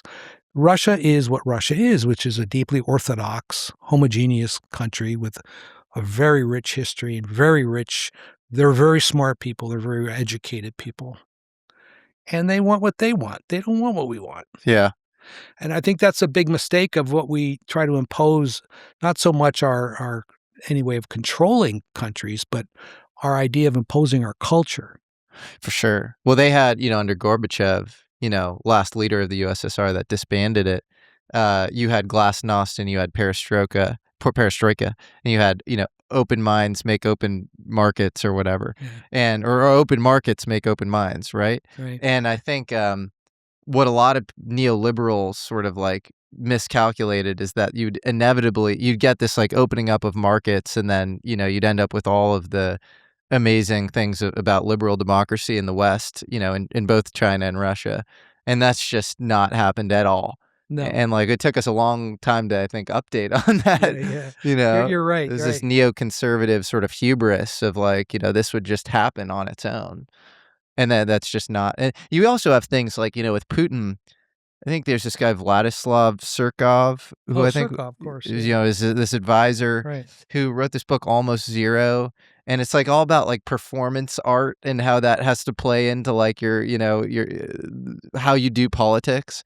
And so I just find it so fascinating, that whole world. It's just so different. Or even like, I think this is to Alexander Dugin, who I don't think he's that close with Putin actually. Like I think people think he is. Yeah. But I mean, Putin is. I mean, that whole world is definitely trippier than we realize. Like some of these guys are like, they're more esoteric than we might realize. And so it's like, how do you really understand how they make decisions at all? Right. Yeah, no, it's. I think it's a little like our previous discussions on faith and mysticism and analyzing other countries and understanding what, more importantly than analyzing it, is understanding what's happening. Yeah. What track are they on? What road are they on? Especially in a world where our notions of individual identity are changing through, of course, social media and the internet. Our ideas of technology it's blowing up around us in ways we don't really understand. Now, that's affecting all of us. The cultural reaction to it is different everywhere. The thing it's testing most, in my view, is the idea of individuality and identity. So in a country like ours, which started at the point of our creation as a nation, the idea of very unique, historically completely unique ideas of individual freedom and the role of individual liberty, identity in a collective society where the collective part was put way down. I mean, the idea of a right, an intrinsic right to life, liberty, and not property like Locke wrote in his second treatise of government, but pursuit of happiness. Yeah. What a weird idea. Franklin came up with that, I understand, when they were drafting the Declaration of Independence. It was a edit to Jefferson's original.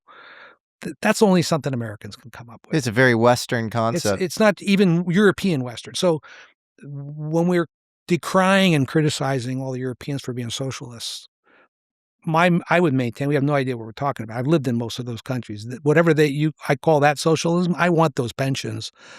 We make fun of the French because they got a 4-day work week. Okay, well, I like the idea of universal health care. Okay, you got to wait. First thing American will say talk about Danish health care or Norwegian, is, you got to wait in line. Well, you got some health care, right? We're striving to try to create some normalcy around the idea that citizens also have a right to maybe some form of universal health care. We can't even agree on that, really. So that's there. Then you go further, you go to the Russians or the Chinese or pretty much anywhere in Asia. Just the notion of the individual's place in society is far more collective. They're part of something. The idea of the culture of the societal framework is that your individual rights only go so far, and then you're part. And most people feel that. And it's not a religious-based thing where they're members of the same church, because particularly in Europe or Asia, there's those organized religions don't have much a hold on people as even they might in the United States today. But it's the idea the society itself was constructed with this idea of collective responsibility. So when the Russians drew up the philosophers, the great Russian philosophers, I call the religious philosophers, working with the political scientists after the breakup of the Russian Empire, the Tsar, which first yielded the Soviet Union and the Bolshevism, they were drawing up a system of government that would resolve the question of how can you have a true democracy that wouldn't be corrupted by special interests and foolish leaders who would be not up for it. You need more of a Plato's republic, a republic that was based on people having roles, which we all have collective responsibilities. And you have distinct classes like Plato's guardian class that manage the government, et cetera. Responsibility is conferred to individuals within their collective obligations, and we really struggle with that. We've struggled with that for decades, but it's really coming to a head, I think, in a way where every country is sorting through that. But the bias in most country is much more towards limiting individual freedom for the collective good. Yeah. Yeah. Right? Well, Does that make sense to no, you? it makes total sense. Well, if you look at like Marxist dialectical materialism, the individual has very little place at all. It's very, the individual can go through a meat grinder, and as long as the byproduct is social progress on the other side, whether it's, Mao's Great Leap Forward or, any of the Stalin's initiatives, to send people to the gulag, like that's okay in their model. Right. And so, I think human suffering is inevitable in that model, and there are no individual rights, and it's all about this sort of collective Right. sense of progress. And I think that is very alien and foreign to somebody thinking about Western liberal democracy. You brought up Plato. Plato himself, you could think of him as, he's really obviously deep, interesting thinker. I think he had all these kind of interesting ideas about ontological truth and metaphysics, which maybe modern scholars would disagree with me on or something. But also, if you read The Republic, like it's sort of like this proto-fascist book. It's like you're separating Absolutely. the kids from Yeah. the adults, and Yeah. you have this guardian class that's like pretty hierarchical and stratified, and it's not at all like a non-violent, like egalitarian, book at all. But 40 was one of the numbers that you got in your download Right. as well. And something very interesting happened to you at the age of 40, another sort of metaphysical experience. Do you want to talk about what happened to you on the train? Yeah. So this is between some of the Virgin Mary things, and of course, many years after the introduction to not only mystical experiences, but what they might mean in terms of my work, my role in life, and trying to reconcile the sacred. And so I was just on a normal, I'd say everyday espionage travel trip in Europe from Zurich to Vienna, and on the night train. And I'm sitting on the train. I carried my Bible with me, uh, which was engraved in glossy, my full name on the cover. We all got this Bible when we were in our first year at West Point, and I'd kept it over the years. But I have a superstition. I have to carry it with me everywhere I travel. So I stick it in my box. Well, then I have to have a cover story for it, because many of the times I traveled over the years, I'm an alias, alias person. I've got a cover story. I've got even phony passports and things for that the agency provided, right? So I may have to explain who this Rolf Mowatt-Larssen friend of mine. It's almost a little bit like the Odius Maximus story. I have to come up with a reason why I'd have this guy's Bible with me. So I opened the Bible, and I had a pencil there that I just used to mark, something, and I just usually just pick out something random, read most times 10, 15 minutes. I wasn't someone who I don't pore over biblical texts or Bibles or things, and never did then and now. Plus, I'm very distracted by my mission. I'm going to Vienna, exchange documents, and going on the next day. And so I look up at the clock. There are very few people on this particular train in my car.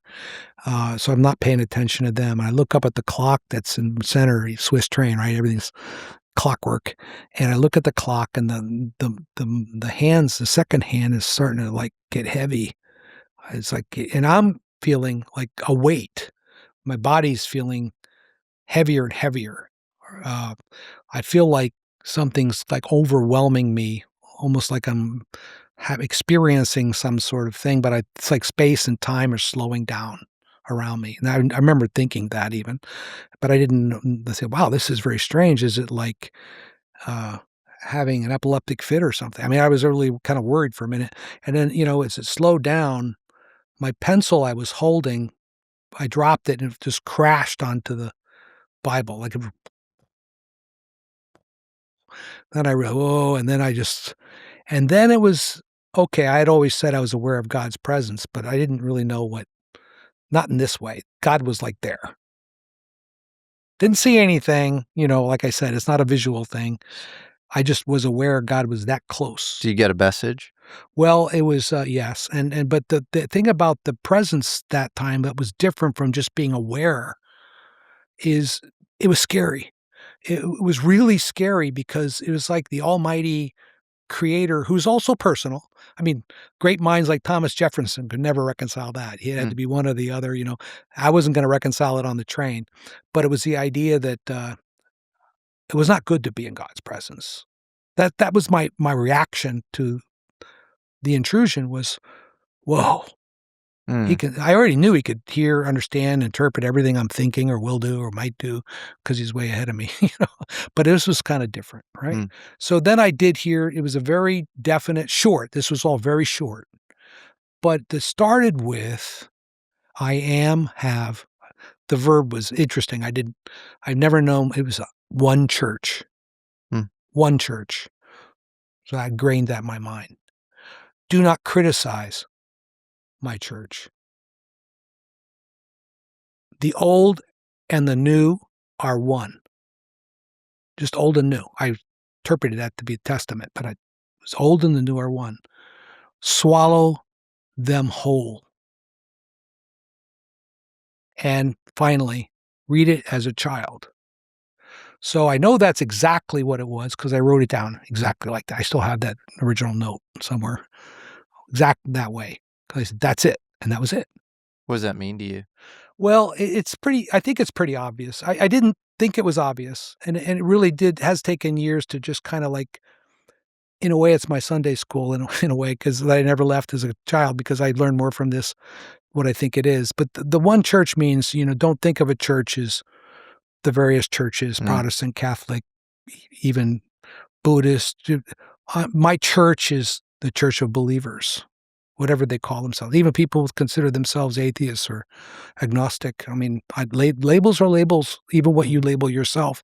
What does God see? God sees way beyond that. So that's how I interpret that. Do not criticize my church is make a distinction between criticizing the sins or the crime of organized religion, which we have every right to do, from dating from the Inquisition to the Crusades to anything you want to take your hand on. And you can get so obsessed by it, I know so many people do, that you're incapable of loving God anymore, or being part of this community of believers because you associate everything with the fallen angel, right? And then the really cool ones for me, because I immediately reread the whole Bible cover to cover after I heard about the old and the new are one. The inspiration that gave me was for the first time in my life, I was 40 years old on the train, was to go reread the Bible from cover to cover, just as a history. No longer, is Jonah's whale really a whale? Is it a metaphor? Red Sea parting? No, just read the damn thing, but read it as a child, meaning have that same receptivity to me. I've had my own grandkids, like I said, I got 9 of them, but have asked me the hardest questions on religion because they just ask the most important, obvious ones. Where's God?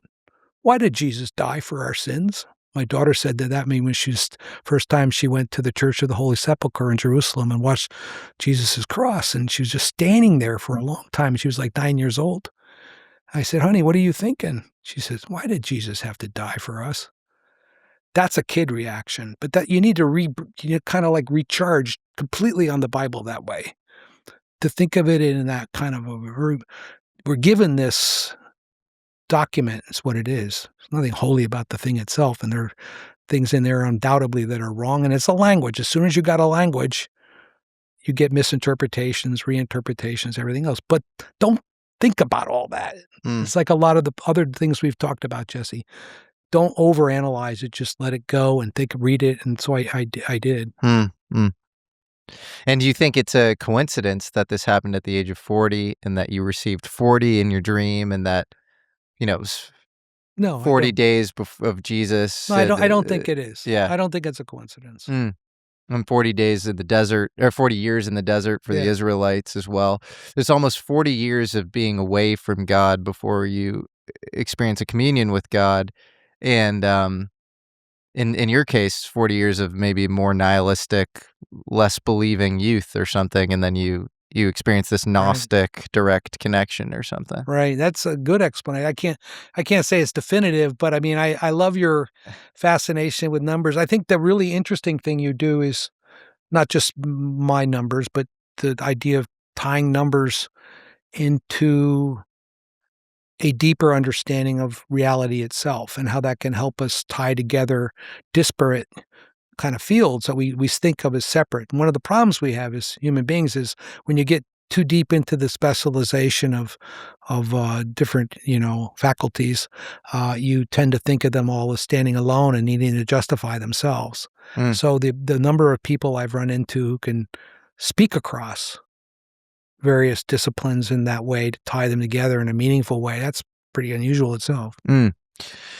You have another dream. Final dream we'll talk about, but you have a dream about the Order of the Broken Cross, which is this apocalyptic cult in Jerusalem, and you have to sort of fly in there behind enemy lines, be a CIA case officer and recruit some spy, and then you kind of infiltrate this order and systematically, figure out what's going on with them, and then you give their coordinates or something to the west, and then they end up getting bombed, and they, the apocalypse is sort of saved or whatever.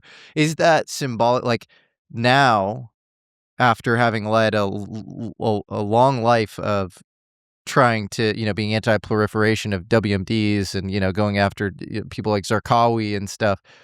So do you think that in some ways you are like this, like almost like biblical prophet-like character who is your mandate or your mission in life is to stave off the apocalypse, and that the instantiation of the apocalypse in the modern day is in fact just the proliferation of biological weapons and WMDs and that sort of thing, and that's your kind of divine purpose, if you will? Yeah, I think I can say this in a way that doesn't sound too grandiose, but it's certainly not a personal mission that I feel I'm on, that if I don't do this, somehow we fail as a species. I'm just very aware that all the work I've done, particularly in nuclear and proliferation, I've gotten into trying to stop networks from trafficking in nuclear materials and doing, which, by the way, a lot of people do, and that's a lot of my solace or I take comfort in. In fact, there are a lot of really great people working on this, with or without a sense of divine purpose. I mean, and I never expressed or carried into my work the divine notion of purpose that I feel, because I do keep that separated. I'm a very strong believer in separation of church and state, and not just as a way we think of ourselves as a country and a society, but as a principle of keeping that separate. I have to unite them in my mind, though. I have to reconcile them when there's conflict. I learned at West Point duty, honor, country, which is a very high-minded principle and difficult to. I say it's the greatest thing West Point gave me, was a sense of principle of having honor, doing your duty, and doing it with integrity, and understanding country not being the president, but country being the people and our history and what we represent. So that's almost religious, right? To do it right. And so there's not that big of a gap. But when it comes to the apocalypse and those ideas, yeah, I'm very aware of. I became very aware of it. I didn't start aware of it except through my dreams. Typically, all my dreams and the sequence of things I've described here today, Jesse, are ways of saying I was preconditioned, prepared for both my work and my spiritual growth and faith the same way. They were assets to me to have some ideas what this was all about. And I had to connect it still. And I was sometimes reluctant to do that. It took me a long time to write the letter to the Pope that Virgin Mary told me to write, and it should have done it the next day. And there's a whole story there that I think could guide a lot of people. We're always reluctant maybe to do the things we know we should do. I'm no different. Yeah. I'm certainly no warrior, that's out in the lead of everybody and stopping the world from being destroyed by nuclear weapons and proliferation. But I'm one of them. I'm there. And fortunately, there are a lot of people like me. And I think people should take great comfort that I have found that most people in public service, which is a counterintuitive conclusion to come to in today's world, are amazing people. And do great things. And the best people, and including a lot of the scientists in the Department of Energy and our nuclear labs, things like that, could get a lot more money not working for the government or working on the outside. So for them, it's like for me, it was never about money. or fame or recognition, reward. And you mentioned the Department of Energy. What was your exact title there? I was the Director of Intelligence and Counterintelligence at the Department of Energy. And you gave me this, was it Department of Energy, Office of Intelligence and Counterintelligence, and it says, "We keep the real secrets," and it's a little gray alien. Now, as you know, and we've spoken about this, I've run into all these connections between UFOs and aliens, or I don't know if they're aliens, but some sort of like non-human presence and the DOE. And you mentioned actually, like in your book, that there was some sort of like hazing ritual brief that you got. Is that right?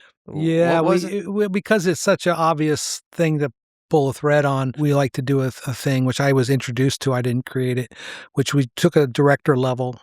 So Secretary of Energy was involved and several other bigwigs and me as the Director of Intelligence.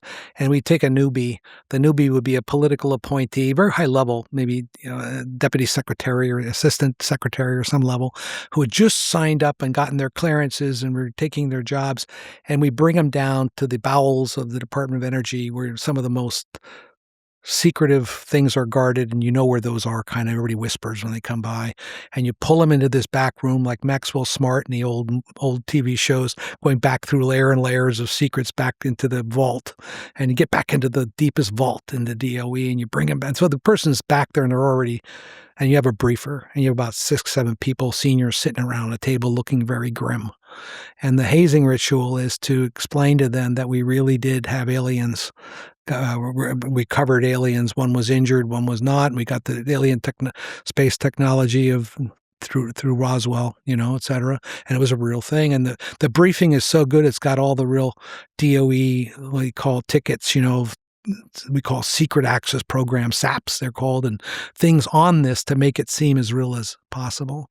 And then the briefer goes through and tells a very convincing story that he's now, this person that's come in is being brought into this ultimate secret access program, SAP, ultimate one, as a member of a very rare team that transcends all the different presidencies and parties, because you can't obviously brief every president coming in on this. You got to be very discerning and only bring in people when they can contribute. And you're going to be part of the expedition that goes to, we hired you. In fact, you were hired for this job, but you're really going to go on this expedition to this planet. They've helped us develop the technology to travel to their location and greet us when we get there. So it's got all this. And there's, obviously there's corpses on tables and stuff to make this all look. At what point do you tell them it's a joke? Well, somebody cracks up and somebody can't keep it in any longer. We betray our own. And the Secretary we're of not Energy, that good actor. The Secretary of Energy is literally in on it's this. It's a deputy secretary who was, in my case, was in the room. Oh my God. Yeah, so we raise it to the highest level. And what's funny is but there's a serious side to that chapter I put in the book. I wanted to first take a break from some of the subjects. There was a writing technique involved, but part of it also was to raise a bigger point that is something you are doing a lot of inquiries into, and others. I don't know what secret that I don't know myself. I don't know everything, obviously. I used to know in CIA, got so paranoid at one point, I couldn't pass a polygraph anymore. And they actually let me publish a chapter on that, which I was really surprised when I was failing the polys, because I knew too much. And I was one of the few people that knew everything about a certain subject that I couldn't even tell the polygrapher. I didn't trust a polygrapher. Let's put it that way. So you get to this Wilderness of Mirrors. It's a famous poem, but there's a famous book on it too about espionage, where you start looking at everybody knowing something you don't. And the fact is, I used to marvel at people walking around the halls of CIA that thought they were so smart on everything. They used to talk smack, and they don't know what I know. And then I thought, well, there's probably stuff that this guy over there knows that I don't know. So you start looking that way. And DOE's even worse, because I tease my CIA colleagues and friends. I said, I learned some of this nation's most important secrets at DOE, not CIA. DOE does stuff that, man, Do you feel like that is true? Oh, I know it's true. You know it's true? I know it's true. What years were you DOE? 2005 to 8. 2005 to 8. And now the point in the story, though, is it's a valid thing to wonder, does the president know? This has come up a lot in UFO history. It started with really Reagan and Gorbachev musing about they need to get together so when the aliens come, the U.S. and the Russian. Reagan mentioned that. He was joking, but it was on his mind, right? Yep.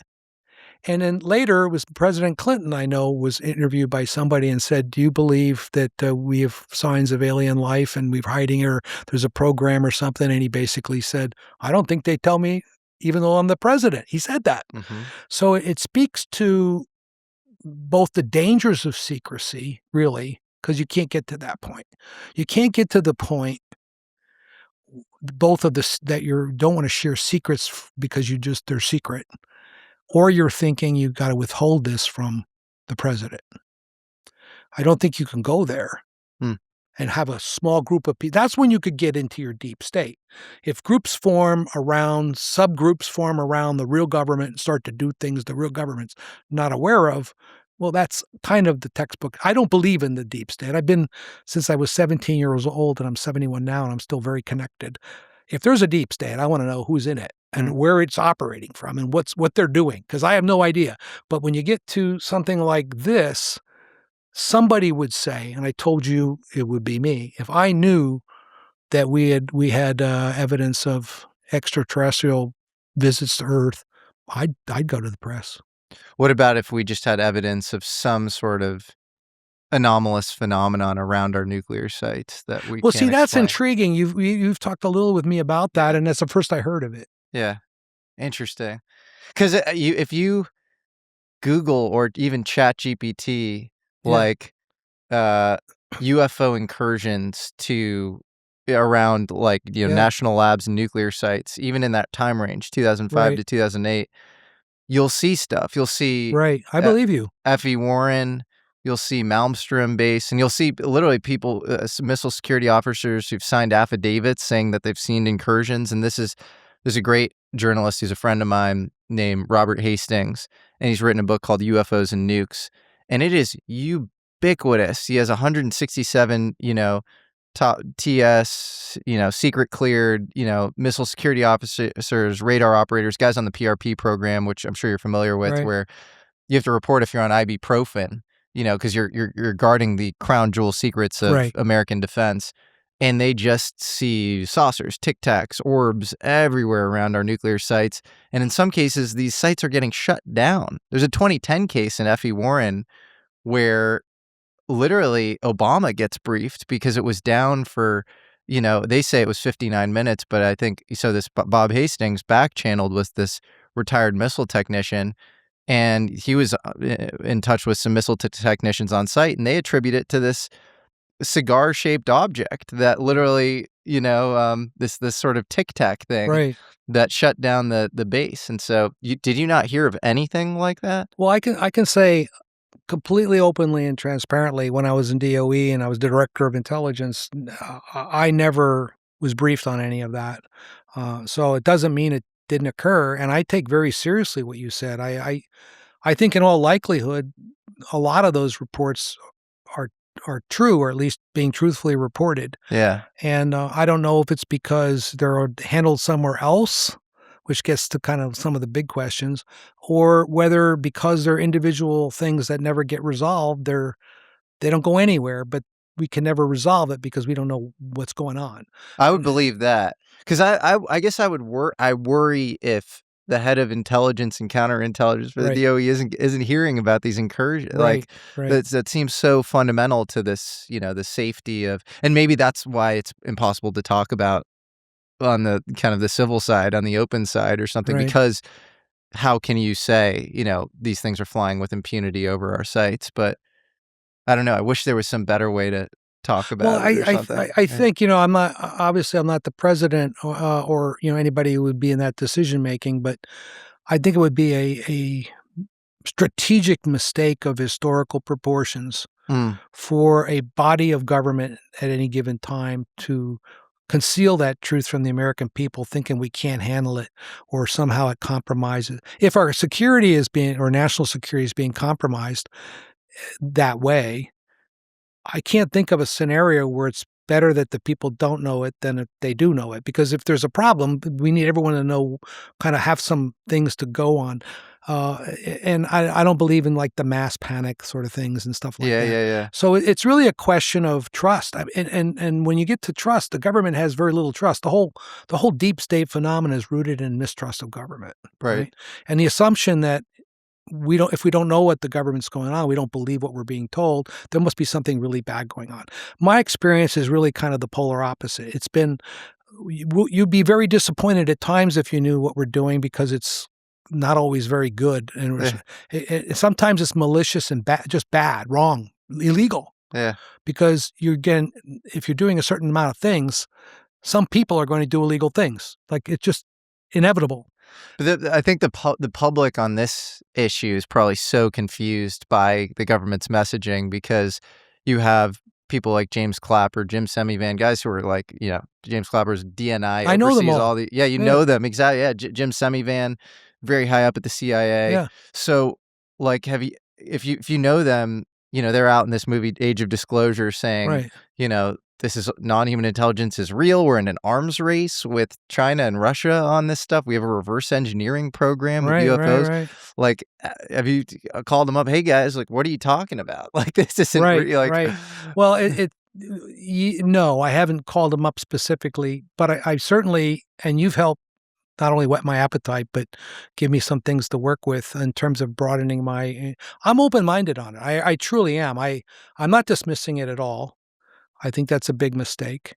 I was more going to the idea of that we got in our hazing ritual is, how do we handle these things? And are we actually prepared for the reality that could come to us at any time? You talk about your ultimate, intelligence, the thing we worry about most as intelligence community is the fear of surprise, strategic surprise. 9/11, collapse of the Soviet Union, Arab Spring, aliens coming to Earth and we not having a clue. Yeah. I mean, every time there's an interstellar object coming now, and you've got this astronomer saying it's nothing, and this one's saying, I don't know, not so fast. I mean, I pay a lot of attention to that as a just reader, because I think one day one of those things won't be just a comet. Do you think nothing happened at Roswell, or do you have a take? What we know is happened at Roswell, maybe then or certainly over the years, is I suspect something happened, right? And so the question is it something we created and contained, like experimental flights or development of new aircraft? I mean, the whole history which is a lot of CIA's history, is on the technical side of the SR-71 and all these different secret aircraft. The key to that is secret, to be ahead of everything on that, so we can fly them around the world and not be seen. So the idea that we're doing exotic testing and there are accidents and crashes and things, that much I'd be surprised if there's not more of them any of us know. But and again, I wouldn't know that at CIA because I wasn't in those, those SAPs or whatever you call them. The thing that did surprise me at DOE, for all the incredible secrets, some of which were nuclear related things, is just how few of them related to this. So again, that could suggest two explanations. One is it's done somewhere else, and even I was hazed by sure. or there's less to it for the more banal reason, or I'd call it that no one's pulling it together. You talk to someone like Jim Semivan, good call. By the way, the people you mentioned, I have immense respect for. Yeah. So why would they? Because I wouldn't imagine they would want to lie about this topic. No, I don't think they're lying. Okay. They have no motivation to lie about it. Yeah. So I think it's sincere and well intended statements. You take it, but you wouldn't put your money on them being right. Or... I don't know what being right is. See, one thing I haven't been able to get we had congressional testimony. We've had this movie, which I haven't seen yet, so I'll defer judgment on the movie. But the one thing we haven't heard from any of them, and the question I would ask Jim Clapper or Jim Semivan or anybody if I called them up as old friends, is to say, okay, you say this and that. I've never heard that before. You say that before. Like, why don't you then say exactly what you mean? What if you have that as a statement, you've say a summary of what you think, you're not going to provide any like specifics of what you mean by that. Right. When, where, how, where is it now? What does it migrate?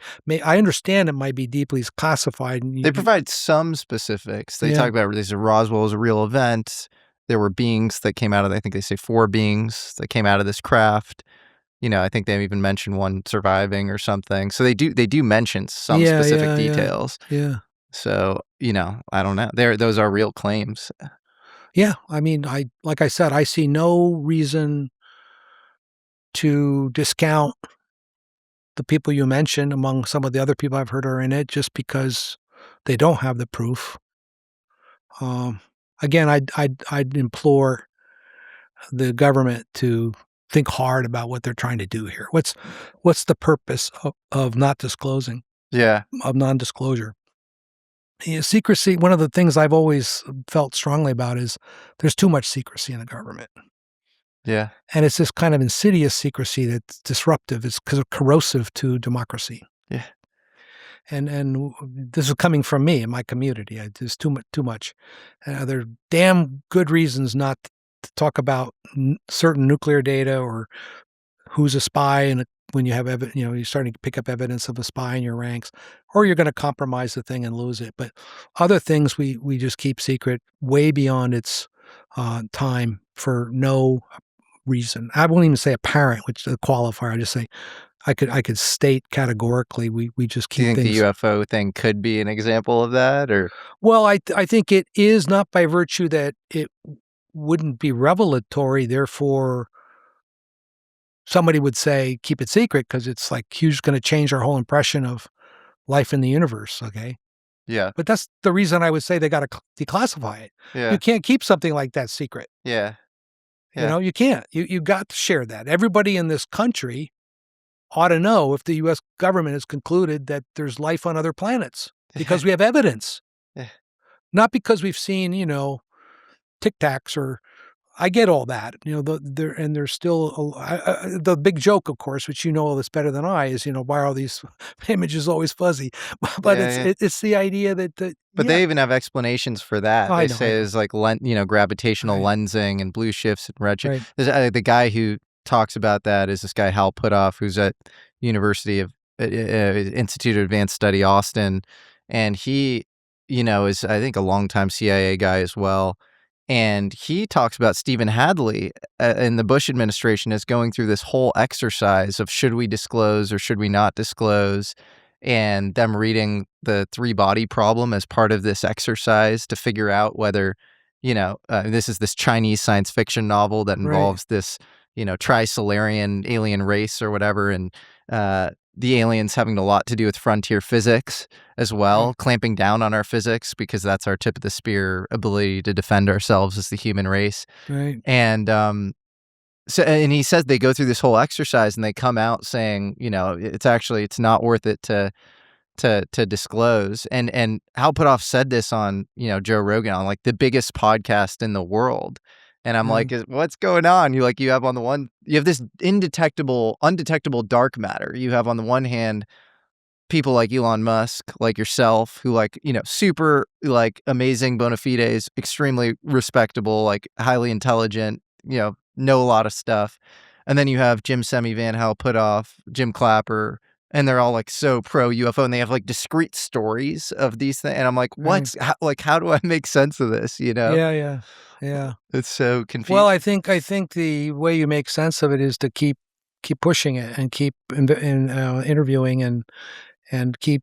Do you think Hadley ever went through an exercise like that? I mean, there's really I'd put no value in my judgment except to say, I know Steve Hadley and I respect him too. Yeah. I've never heard anything like that. Never heard anything. Yeah. No. I mean, I said, I just want you to know one thing. Yeah. I don't know. And if I knew, I probably would. I can't say categorically I know I would, but I can't see why I would keep that a secret, even at risk to myself of being punished in some way. Yeah. I feel that fervently.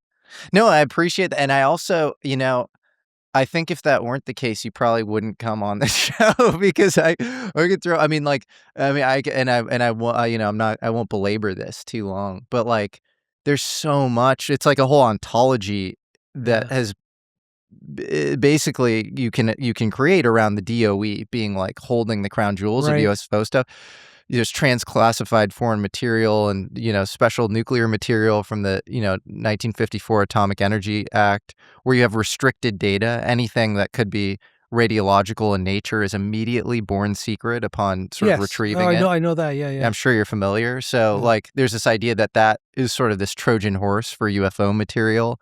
And that, NEST, nuclear emergency support teams. Right, of course. I spoke to my buddies, UAPGerb and then this other guy, David Grusch, who's this whistleblower before this, and they were talking, about those two things. And so there's nothing that about any of that stuff. No, and I hasten to add, when I think back at myself, in all modesty, some guy coming in from CIA to head up intelligence for 3 years. Obviously, the intelligence shop is not the place to go for this information or having access to it. Now, there might be one person they trust with it there. And it is an organization, DOE, that you could easily imagine, because I described the going in through the multiple vaults back deeper and deeper into the recesses of the building to the point where there's not a sound coming in and out of there other than the people talking in the room. So you have a culture where this is all very possible. Yeah. And I have known other subjects, a few, that I've got roped into where there was a very exclusive group of people looking at it, and to the point where this was even at CIA, where we didn't put anything, very specific thing, not generally done and very highly unusual, irregular, I'd call it, where nothing pertaining to that was even put into any kind of a record. Yeah. Yeah. So anything's imaginable. Yeah, it's possible. Yeah, I mean, at the Soul Foundation, there's just this Stanford organization that's dedicated to UFO research. These NNSA guys, National Nuclear Security Administration guys, showed up. And so it's like, why are you interested in this stuff? And then there's this News Nation, which just covers UFOs a lot. There's this slide that was like, advanced gravity propulsion research. Mm-hmm. And it was a guy who had incurred some sort of Havana syndrome-like, biological effects. But it was, it was like that was his title. And so I'm like, okay, DOE's doing this exotic gravity Well, that doesn't research. Surprise me at all. Okay. No.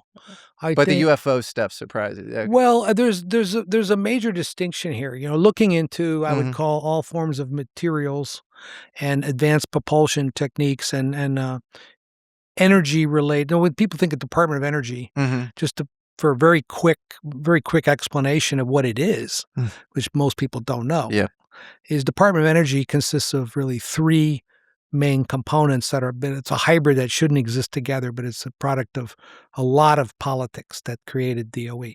The one side, there's the energy part, which contrary to a lot of common belief is not just gas and oil and fossil fuels. It's also advanced form of renewables. It's for nuclear power.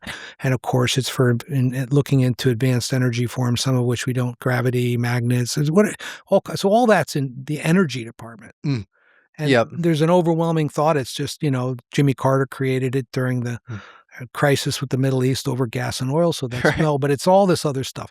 That's strengthened by the second major component of DOE, which is the science part of DOE, which a lot of which does pure science. So the pure science part of DOE is some of its research for ongoing needs of the U.S. government. Some of it's just advanced things. I've met some of the most fascinating people who do things like chaos theory and look for numbers. They're looking for the equation, the equation of chaos. Or it got me on a whole track of thinking of my philosophy and my beloved philosophy in a totally different way, which is, wow, what if every human decision, like in history, is just permutations of choices we make freely, but no matter what we do, it's to determine outcome because all those choices inevitably, because they're driven by an equation of human nature. So they all drive you to the same result. Well, I got some of those ideas from DOE scientists, so who are doing, and some of them are into those esoteric kind of aspects of their work. And again, wonderful people to talk to. Some of them, very, very eccentric or whatever you want to call it. And then the third part is the National Nuclear Security Administration, which is almost like I describe as an autonomous republic within the DOE, because it's got some independent status, because for a time, the NNSA was seen as not getting the attention and freedom of action it needed within a dysfunctional DOE. It's not dysfunctional anymore. DOE is quite functional, but there was a period, that's why I refer to the politics. So you had those three, many ways complementaries, but in some ways independent. And then the National Nuclear Security National Laboratory Complex serves those three things: energy, nukes, and pure science. Yeah. And they're proportioned in their work and what's required, what the basic priorities are. Have you ever seen a one-of-one material, like a super unique material that's you've never seen elsewhere? No. Okay. I would remember that. Okay. The other common attribute is you realize how vast what I just described is. So the probability that I know a lot of it is small, but it's prescribed. So by that I mean I'll be kind of vague, but everything that's exceptional, typically you get read into individually. Yeah, it's not just yours as a result of the job you hold. Yeah, if it's important enough, then you get like someone will tap you on the shoulder. And you have, special things happen. Things happen that are different. So it's entirely possible that there are very few people that know a lot about all the most important things, if that makes sense, because they're divided. Yeah. And I could easily see things like we're talking about being in a separate category, which is even curtailed further by people who really need to know. Because the need of the chapter that I have in my book for this is called Need to Know. So I'm trying to also illustrate a principle I've never been entirely comfortable about intelligence and government secrecy, is the idea that need to know governs it all. Well, that's fine if need to know is perfectly interpreted. Well, I think the public has a need to know for the ontological truth, the basic. It's just like nuclear science is taught at every university, but nuclear trade secrets should be classified. I think that should be applied to this if it's at all real. And to me, when people ask about my conviction in UFOs, I always say you have to view everything probabilistically. The idea that we're in some reverse engineering arms race, I would probability weight much lower than I am sure that there are these objects showing up around nuclear assets all over the world. Not even there's a town in Japan. We have our American Alchemist Japanese shirts here. There's a town in Japan next to the Fukushima Prefecture, which is their civilian energy grid, that has a museum. It's this mountain Senganmori. They have a whole museum dedicated to UFOs and all these geomagnetic anomalies, and they're obsessed with UFOs. So I do think that is this ubiquitous, commonality, and that is the thing I think you can be most high conviction in a UFO world. But well, then I can also see that there's just such an obvious tie-in with other than worldly life forms or intelligence, and our highest forms of intelligence or most destructive things like nuclear. I mean, because there again, the whole idea of I've tried to get accustomed or adapted to the reality of nuclear weapons and nuclear secrets my whole life, even having spent by accident as it unfolded as a big accident. But when I look back on it, it's like nuclear here, and it's a little bit like your appearances at all the nuclear sites. It's like it keeps coming to me. And you could even make a case, if you wanted to write that script, that some of these appearances were a divine awareness in sense of messages and of the need to warn, because the essence of the Ezekiel warning is the watchman is a specific type of, it's not a messenger, it's not a prophet, it's a watchman. Only responsibility is to warn. So specifically in biblical terms, the idea of the watchman warning the people will be held accountable. not for if it's true or stops whatever's going to happen from happening. That's not the accountability. The explicit accountability of being a watchman is to warn. Your job is to warn.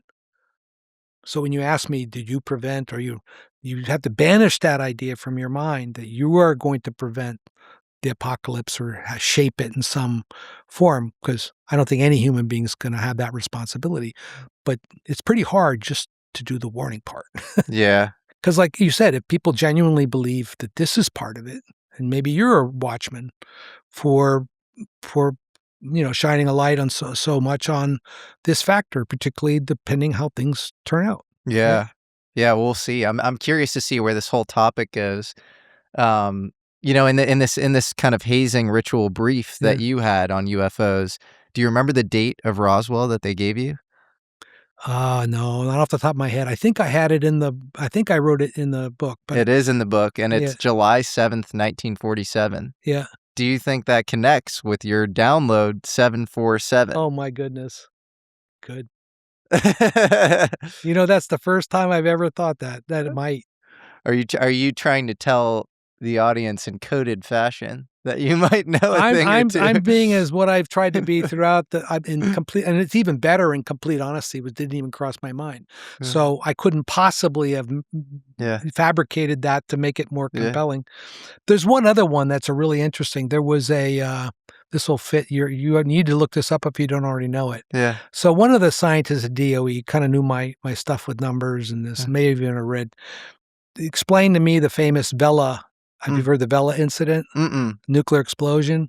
It's called they labeled it the 747 incident. Whoa. And it's a nuclear test that South Africa made, right? But the suspicion is they did it on behalf of the Israelis. It's a suspicion. I'm not saying to your viewers, this is into the murky secrets of the development of the Israeli bomb, which of course the U.S. kind of gave the big thumbs up handshake deal to, we know you need this kind of thing. At least that's what I've heard. So the point being there is, boy, that's a very Vela 747. Look it up. Fascinating. Yeah. I don't know. I think there's something very ontologically interesting about nuclear, and it's some sort of energy unlock that if I were some sort of concurrent civilization, whether it's extraterrestrial, which the people who deny UFOs at the highest levels often say extraterrestrial, because I think we don't have evidence that's extraterrestrial. I think it could be like, some sort of non-human or even ultra-terrestrial, some past civilization on Earth or something. Right. But it seems like they would want to monitor nuclear. Like that just seems like this really important unlock, and that seems to be corroborated by all the evidence. But as to what that means, I just don't know. Now you're thinking of other people looking at us maybe way past this point. There's some secret we may bump into. I don't know that they're as worried about us blowing ourselves up as they probably have no reason to worry too much about that. But what if they're worried we're going to cross a threshold of knowledge that they're already aware of? And that has grave implications for them. That's really interesting. I mean, it's like the building blocks of life, or if you think about the universe as like information theoretic, like maybe you're getting into the root access or something. Well, but it adds another element to this that isn't, I don't think, well enough understood or absorbed by the public. Is we take for granted the kind of the expression of this incredible God's secrets, I call it, as manifested in our discoveries of those secrets. And yet in every domain, whether it's AI or nuclear or biological, life sciences, in every one of those domains, our knowledge is so limited. Yes. Of what we're dealing with.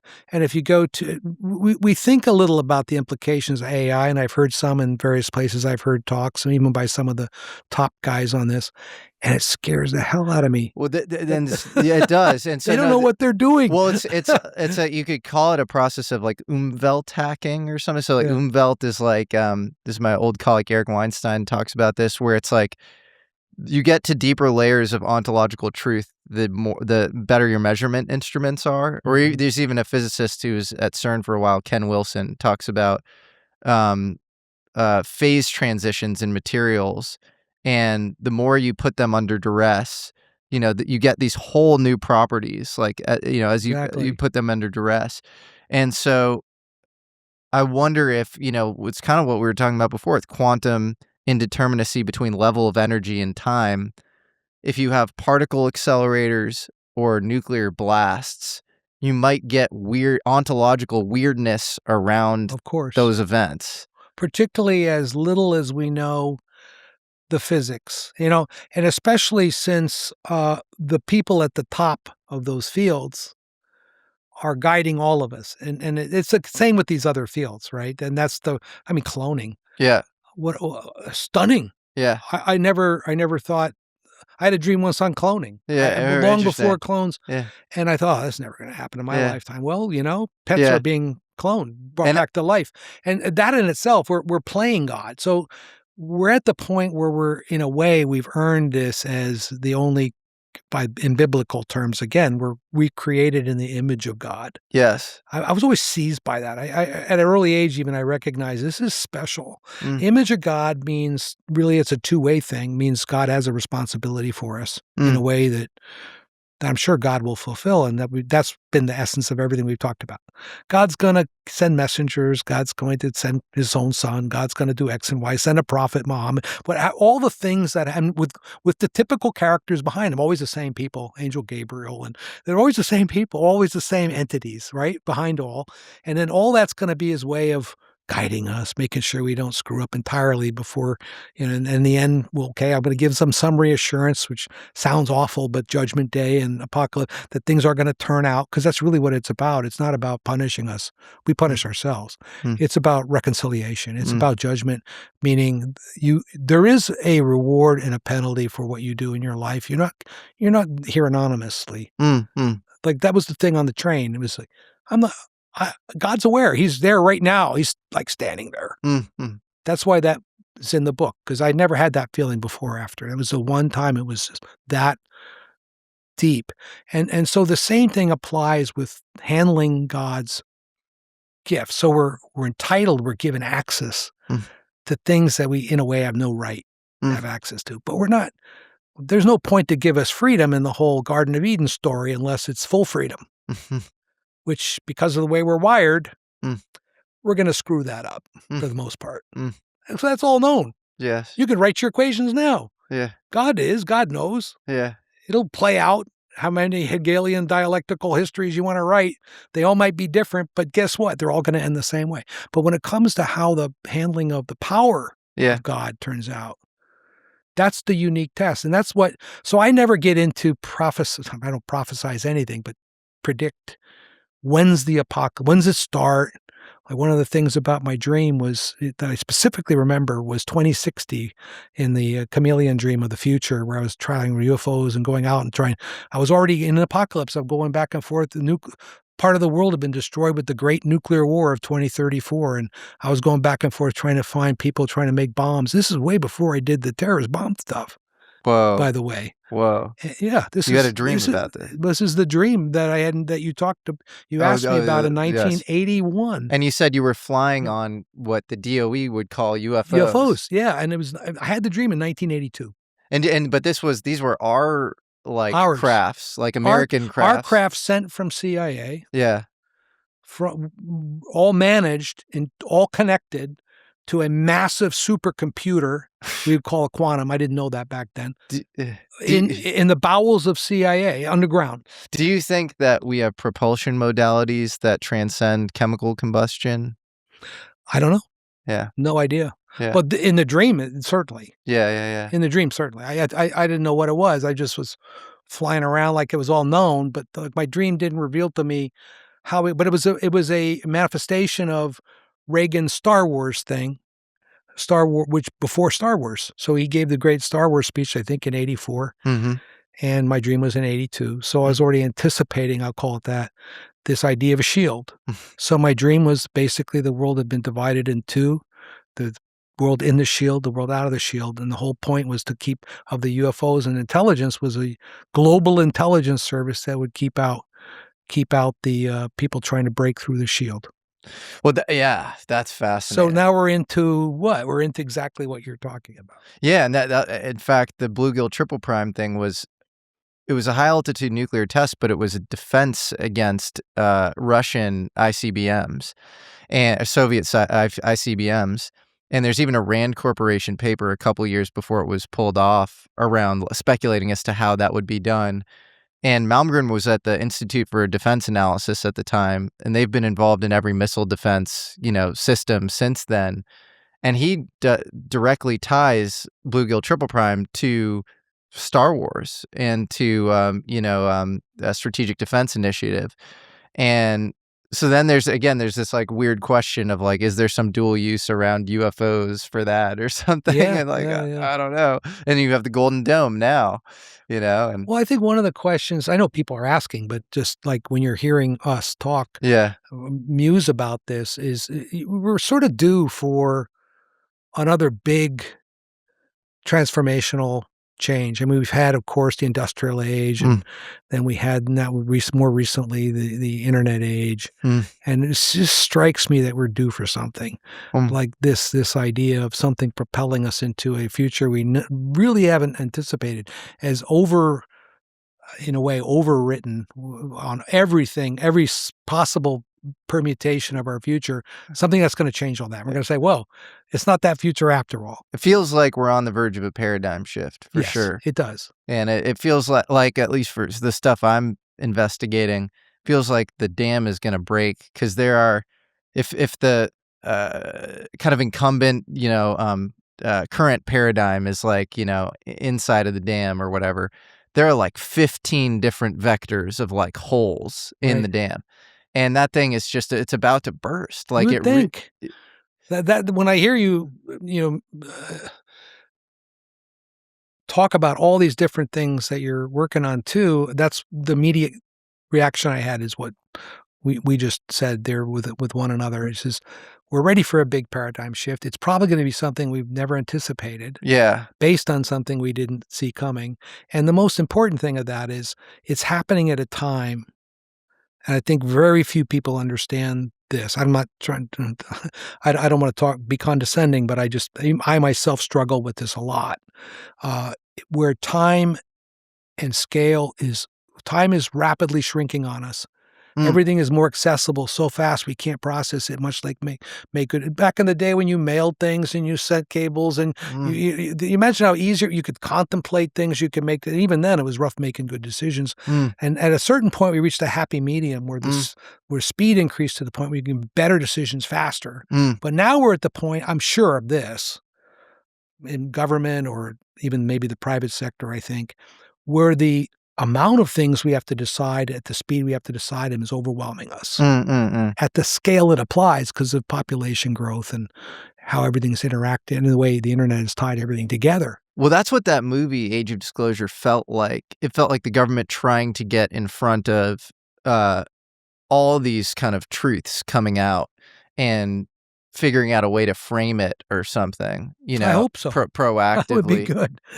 Sure. Yeah. But it does feel like that is inevitable. Like this stuff is sort of coming out. And I wonder, in some ways, like you believe in angels, right? Yes, I do. Yeah, of course. So all these things have literally happened to you. And I wonder if, like, it's like the Age of Disclosure has their veneer of like extraterrestrials. Your veneer might be angels, demons, eschatology, the Bible. If I were like, would you believe that angels might show up around nuclear sites? That might seem more plausible to you. Well, in a way, and I told you I'm so hesitant to link UFOs to faith and mysticism. Sure. So with that gigantic caveat, I'm sorry. No, don't apologize. Okay. It's fun. It's fun, right? Yeah. I don't think it discredits religion or faith or in any way insults. Well, it's trying to figure out some underlying truth between, the way you're describing what's happened to you personally, and then these, all these other intelligence officials who are saying we are not alone, Right.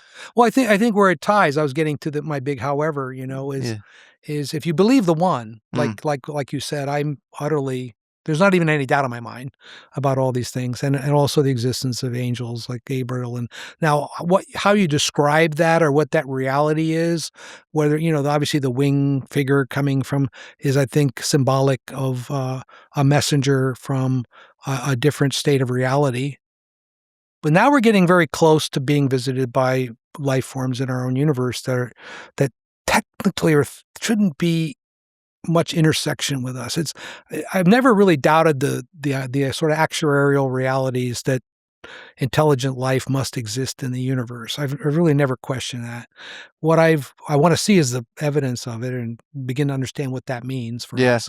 But I've also wanted to understand how space-time makes that work, because everything is so distant from us that even with advanced forms of Star Trek forms of travel, which I loved that show when I was growing up, it's hard to imagine we're going to intersect at precisely that moment of advanced development of our civilizations in this place, in our place. That would be a very low odds. Not impossible, but then when you introduce something that we just talked about as being some breakthrough of truth somewhere that changes entirely our notions of reality. We already know we haven't unified physics. Well, that's a big one right there. Yeah. There's a reason for that. And I don't think Einstein just got lazy after, his earliest part of his life when he was at his greatest.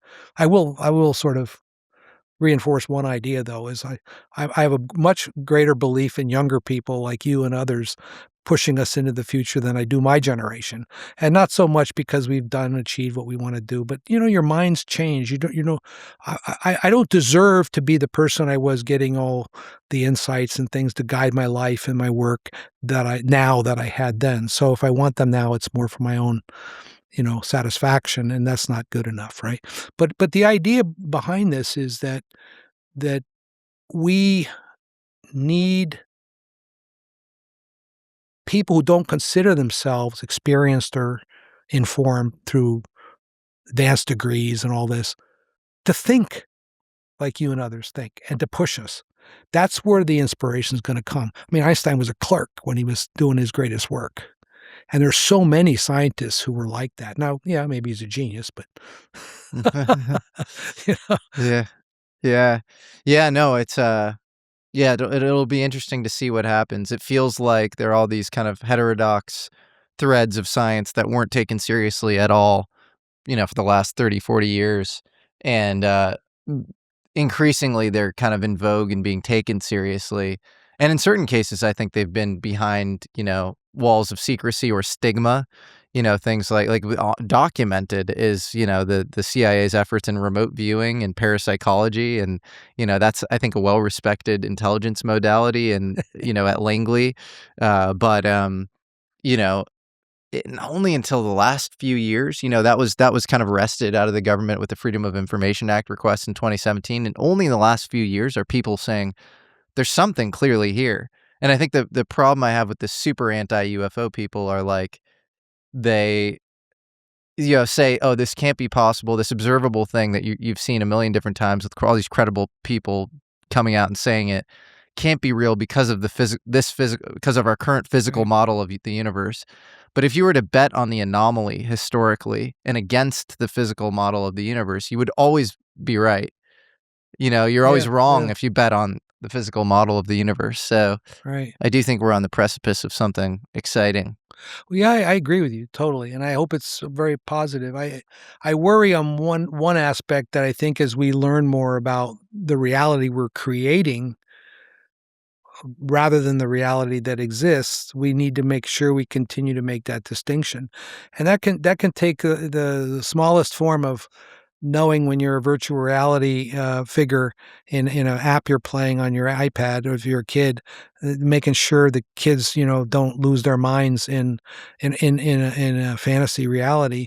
And this is coming from someone who's had these very vexing, disturbing, disorienting dreams that I've had, and who am I to talk? But it was a problem for me in some respects too that I've outlined. And then it goes up one level from that, where you have people, relying on Chat GPT to be their girlfriend or boyfriend or give them life advice. I'm saying, wow, this is more than dangerous.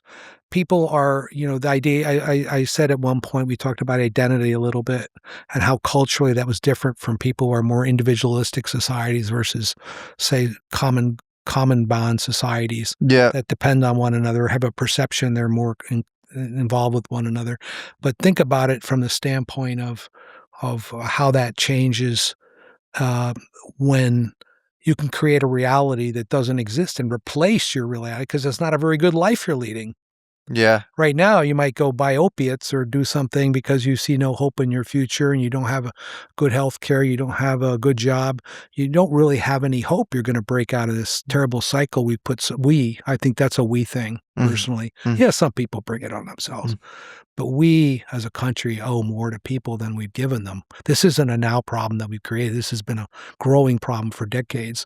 And into that environment comes the temptation to create alternative lives and realities. When I was watching Zuckerberg and Mark Zuckerberg and others trying to create this idea of having people, why do they want to do this? They want people to come on these virtual realities so they can buy imaginary plots of land, so they can make money off it. Yeah. I mean, wow. Yeah. No, it's dystopian. That's part of the reason I'm into the UFO thing, because I think if our life is, if this is somewhat of a simulation, I think there's a life-affirming version of the simulation where we're in a Platonic cave and you can ascend outside and see the light that's lighter than light, and witness great things in this reality. And so why would you go into this sort of bit compressed reality? And so that's what motivates me when I'm trying to close this gap between super well-respected people like yourself and then these other people like, Chris Mellon, Deputy Assistant Director of Intelligence for, under Bush and Clinton. He just said, he was like, we want to put the CIA's Director of Science and Technology, I think it was one of the last ones. He was like, we need to figure out what she knows about UFOs. And so I'm like, well, it's maddening to me. Like, how would you advise that I figure out what's going on? Well, I think you're doing a good job of it. The best thing you can do is what you're doing is interview credible witnesses.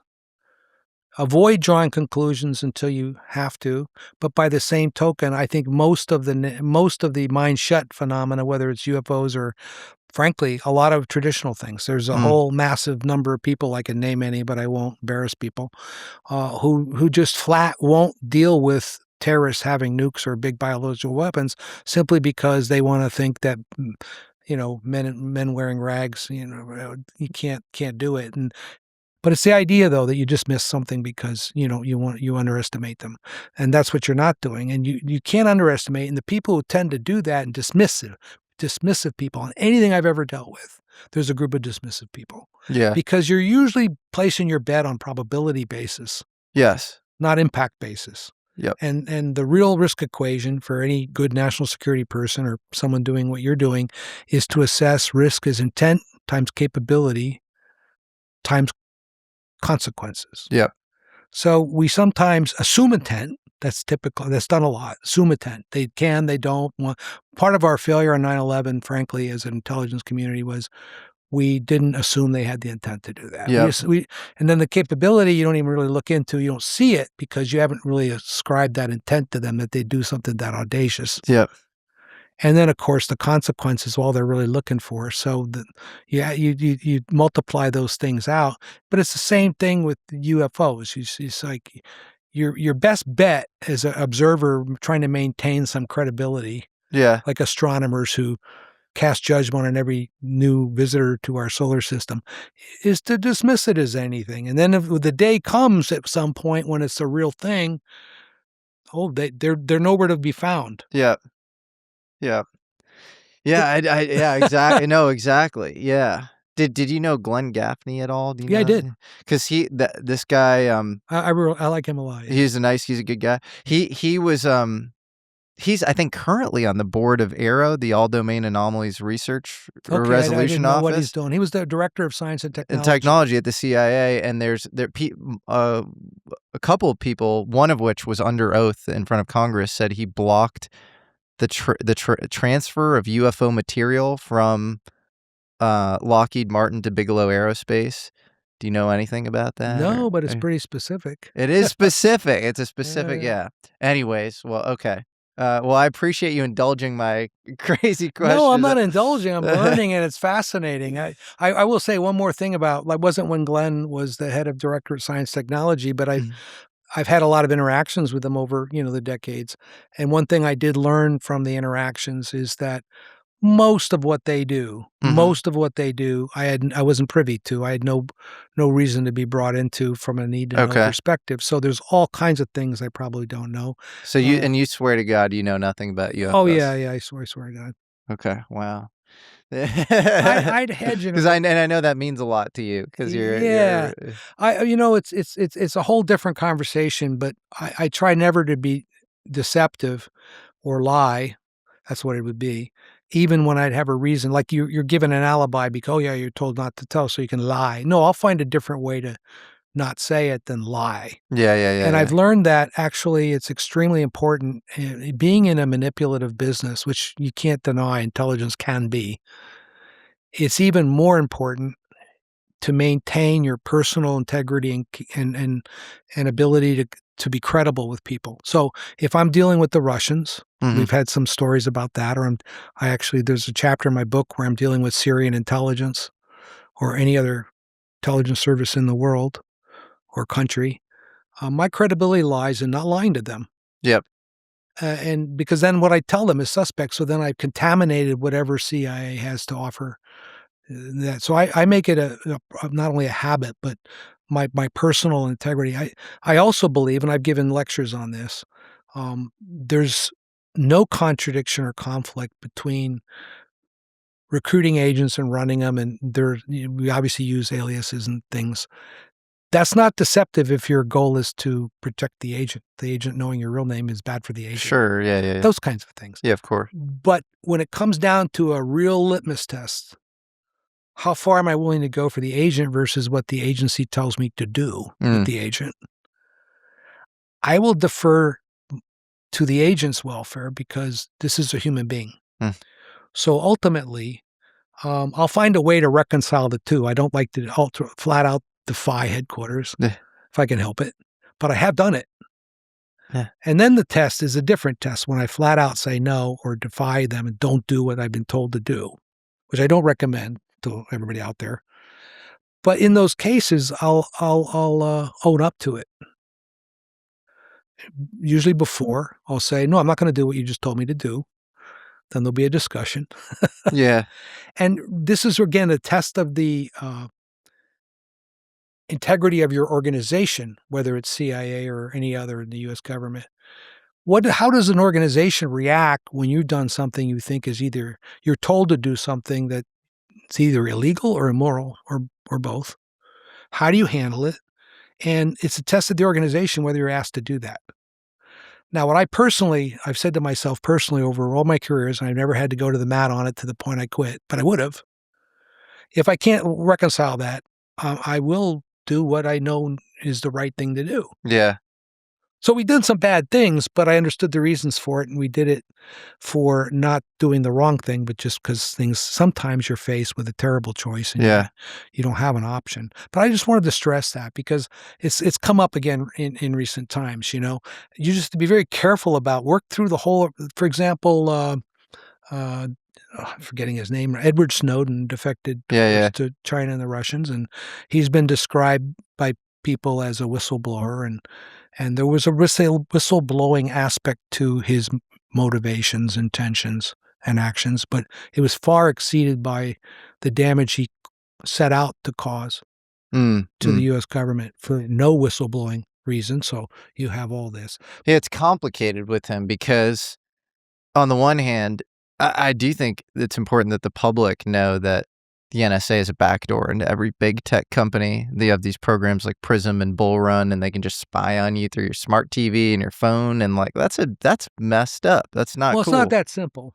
Okay. No, it's not that simple. Okay. But the other part of the answer to that question is the government should, in fact, have done maybe some things different than he alleged, and so there was but he went far. He definitely Went compromised far beyond that. Sure. And things that had nothing to do, just pure immense damage to national security Yeah. with no whistleblower benefit. So he knew exactly what he was doing.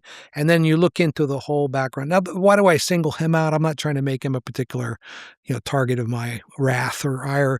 Is that this is the problem in a nutshell, is citizens individual officers' integrity. Everybody comes together on trying to maintain the integrity of what we're doing. And the more it's secret, the more it's dark and deep, the more we have to do it. And the more disclosure is necessary at the right level. And we've talked so many ways about how we limit it, where we limit it, this kind of thing. Do you think anything's going to happen further on the UFO front? Do you think more is going to come out, or? Yeah, I can't imagine it's the end of the story, right? It's Yeah. just almost in a way feels like it's just beginning. Yeah. Yeah, I mean, that would be my expectation as well. I mean, I like in the world in which we have reverse engineering programs, material, all that stuff, it is actually like a serious national security issue. If the left hand's not talking to the right, you have these bigoted special access programs that are like unqueryable, not answering to any sort of civilian organization. There's zero congressional oversight. And then you're competing against Russia and China, who have these central bases where they can just, pluck scientists from wherever and place them Right. there and get them to work on whatever they want. Like, if in the world where that's real, it would seem like a dire issue just for the U.S. And I always say that as a dog whistle to the national security people. All I care about is the truth. I care about the truth coming There you out. go. I care There about you the go. truth. But like The Watchmen. Yeah. Well, one other, more thing on that. I think it's can't reach a conclusion, but when you start thinking Area 51 and the crash, and you've said this, I haven't done that research and I haven't looked into. Aside from, And you've been to Area 51, oh, right? Yeah. And you've never seen any UFOs, alien UFO type things? No, Okay. I'm sure they. But I mean, there are kind of two explanations. One is it's our testing, what crash, and we're covering that up. And two is it intelligent life was there watching what we're doing, and that's an area which you would be in at that point with all the nuclear testing. I think it's that. Yeah, because they're over. You think maybe it was that? No, it's plausible. I don't dismiss it. Because in 1945, over Hanford plutonium base, you have this pilot Bud Clem following this ball of light around. You had stuff happening super early in 47. I mean, Robert Goddard, who was a rocket pioneer in the U.S., had just been testing V2 rockets right at Roswell. So it's like, I don't think we were testing super advanced propulsion. There was some interesting stuff happening in Nazi Germany to that effect, but, you had Kammlerstab and you had these interesting scientists doing some stuff in that world. But I think what happened at Roswell was otherworldly. I do. Yeah, I that's why I wanted to reinforce the possibility. I don't see how you can dismiss it. Yeah. Unless it's not. In other words, this is another reason to declassify, because if there was an internal experiment or, something, maybe it's the problem with that. Even if you then declassify and put it out there, then there's this possibility we've continued over the decades to work on whatever we were working on, and it was an early miserable failure. There's always that explanation why we won't release. Yeah. Well, that's also maybe my take. I don't think we've done much with what we've recovered. I think it's like, caveman with a USB drive. The caveman doesn't understand information theory. They have nothing to plug it into. There's no interface. It's not like an iPhone. That would be my guess. So. Well, when you consider the fact that probably one of the most, at least plausible continuations of our species over the next 100 years is that we evolved to the point where the AI create doesn't want us around anymore, per all the movie. But that seems so plausible. The problem with being so clever as we are on artificial intelligence is it's easy to imagine us out programming the reality of our lives in ways. Not the old lose control aspect of is just one thing, but I could easily see humans deciding that the perpetuation of the species and the continued evolution of human beings will no longer follow the script of what might have started as a biblical kind of idea, and to the point where the one thing God would have wanted to preserve in the evolution of not just human species, but all life on Earth, if it's a God plan, is the idea of mutation and the idea of the weak moving on to take over the earth as it goes, in a definition we wouldn't think of as the stronger and the superior. And even the idea Darwin laid out of the survival of the fittest, I kind of, because of my faith, look at entirely the opposite now, which is really that it's the idea of sacrifice drives everything. And certainly if there's truth to the idea behind Christ, it's the idea he came to sacrifice, and therefore the way forward is sacrifice. And then all the truly great people, almost all of them, we would call great people, who we don't emulate, by the way. Nobody emulates Christ, mainly. But also people like Gandhi or Mandela, or people we admire, who took the path. Tolstoy was one of the greatest pacifists of world history, the way he wrote and thought. We don't really follow that lead. We kind of respect it, but we're on a completely different path. Yeah. Well, on that note, yeah, I think it should, everybody out there should try to imitate, sacrifice and be Christ-like. And yeah, I mean, it's a fascinating model of human evolution is, your upward path through natural selection is actually selflessness, and it's not the Richard Dawkins selfish gene. It's the selfless gene or something. Yeah. Well, I mean, you think about it, human beings are at this point at the apex of the global domination on the basis of what's really our conquering aspects, our animalistic side. And we have this other side we're aware of that's more charitable and sacrificial, but we have a choice whether to obey one or the other. And the way forward looks like it's domination, looks like it's control. And in fact, I've always felt, but even more so as faith developed, that I don't look at world history as sort of Marxist-Leninism versus capitalism and all the rest of that at all anymore. I look at it as even people whose life's committed and dedicated to making money is for control. It's all about control. And the opposite of what God gave us all was to let control go and allow us to explore creation on our terms. And we spend human endeavors to enslave everybody again.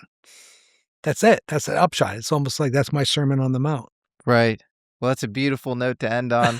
Rolf Mowatt-Larssen, thank you for taking the time and sharing your remarkable mystical experiences and indulging my UFO questions, and for being here. Really appreciate you. Thank you, Jesse. It's been a great session for me. I appreciate it. It's been an honor. All right.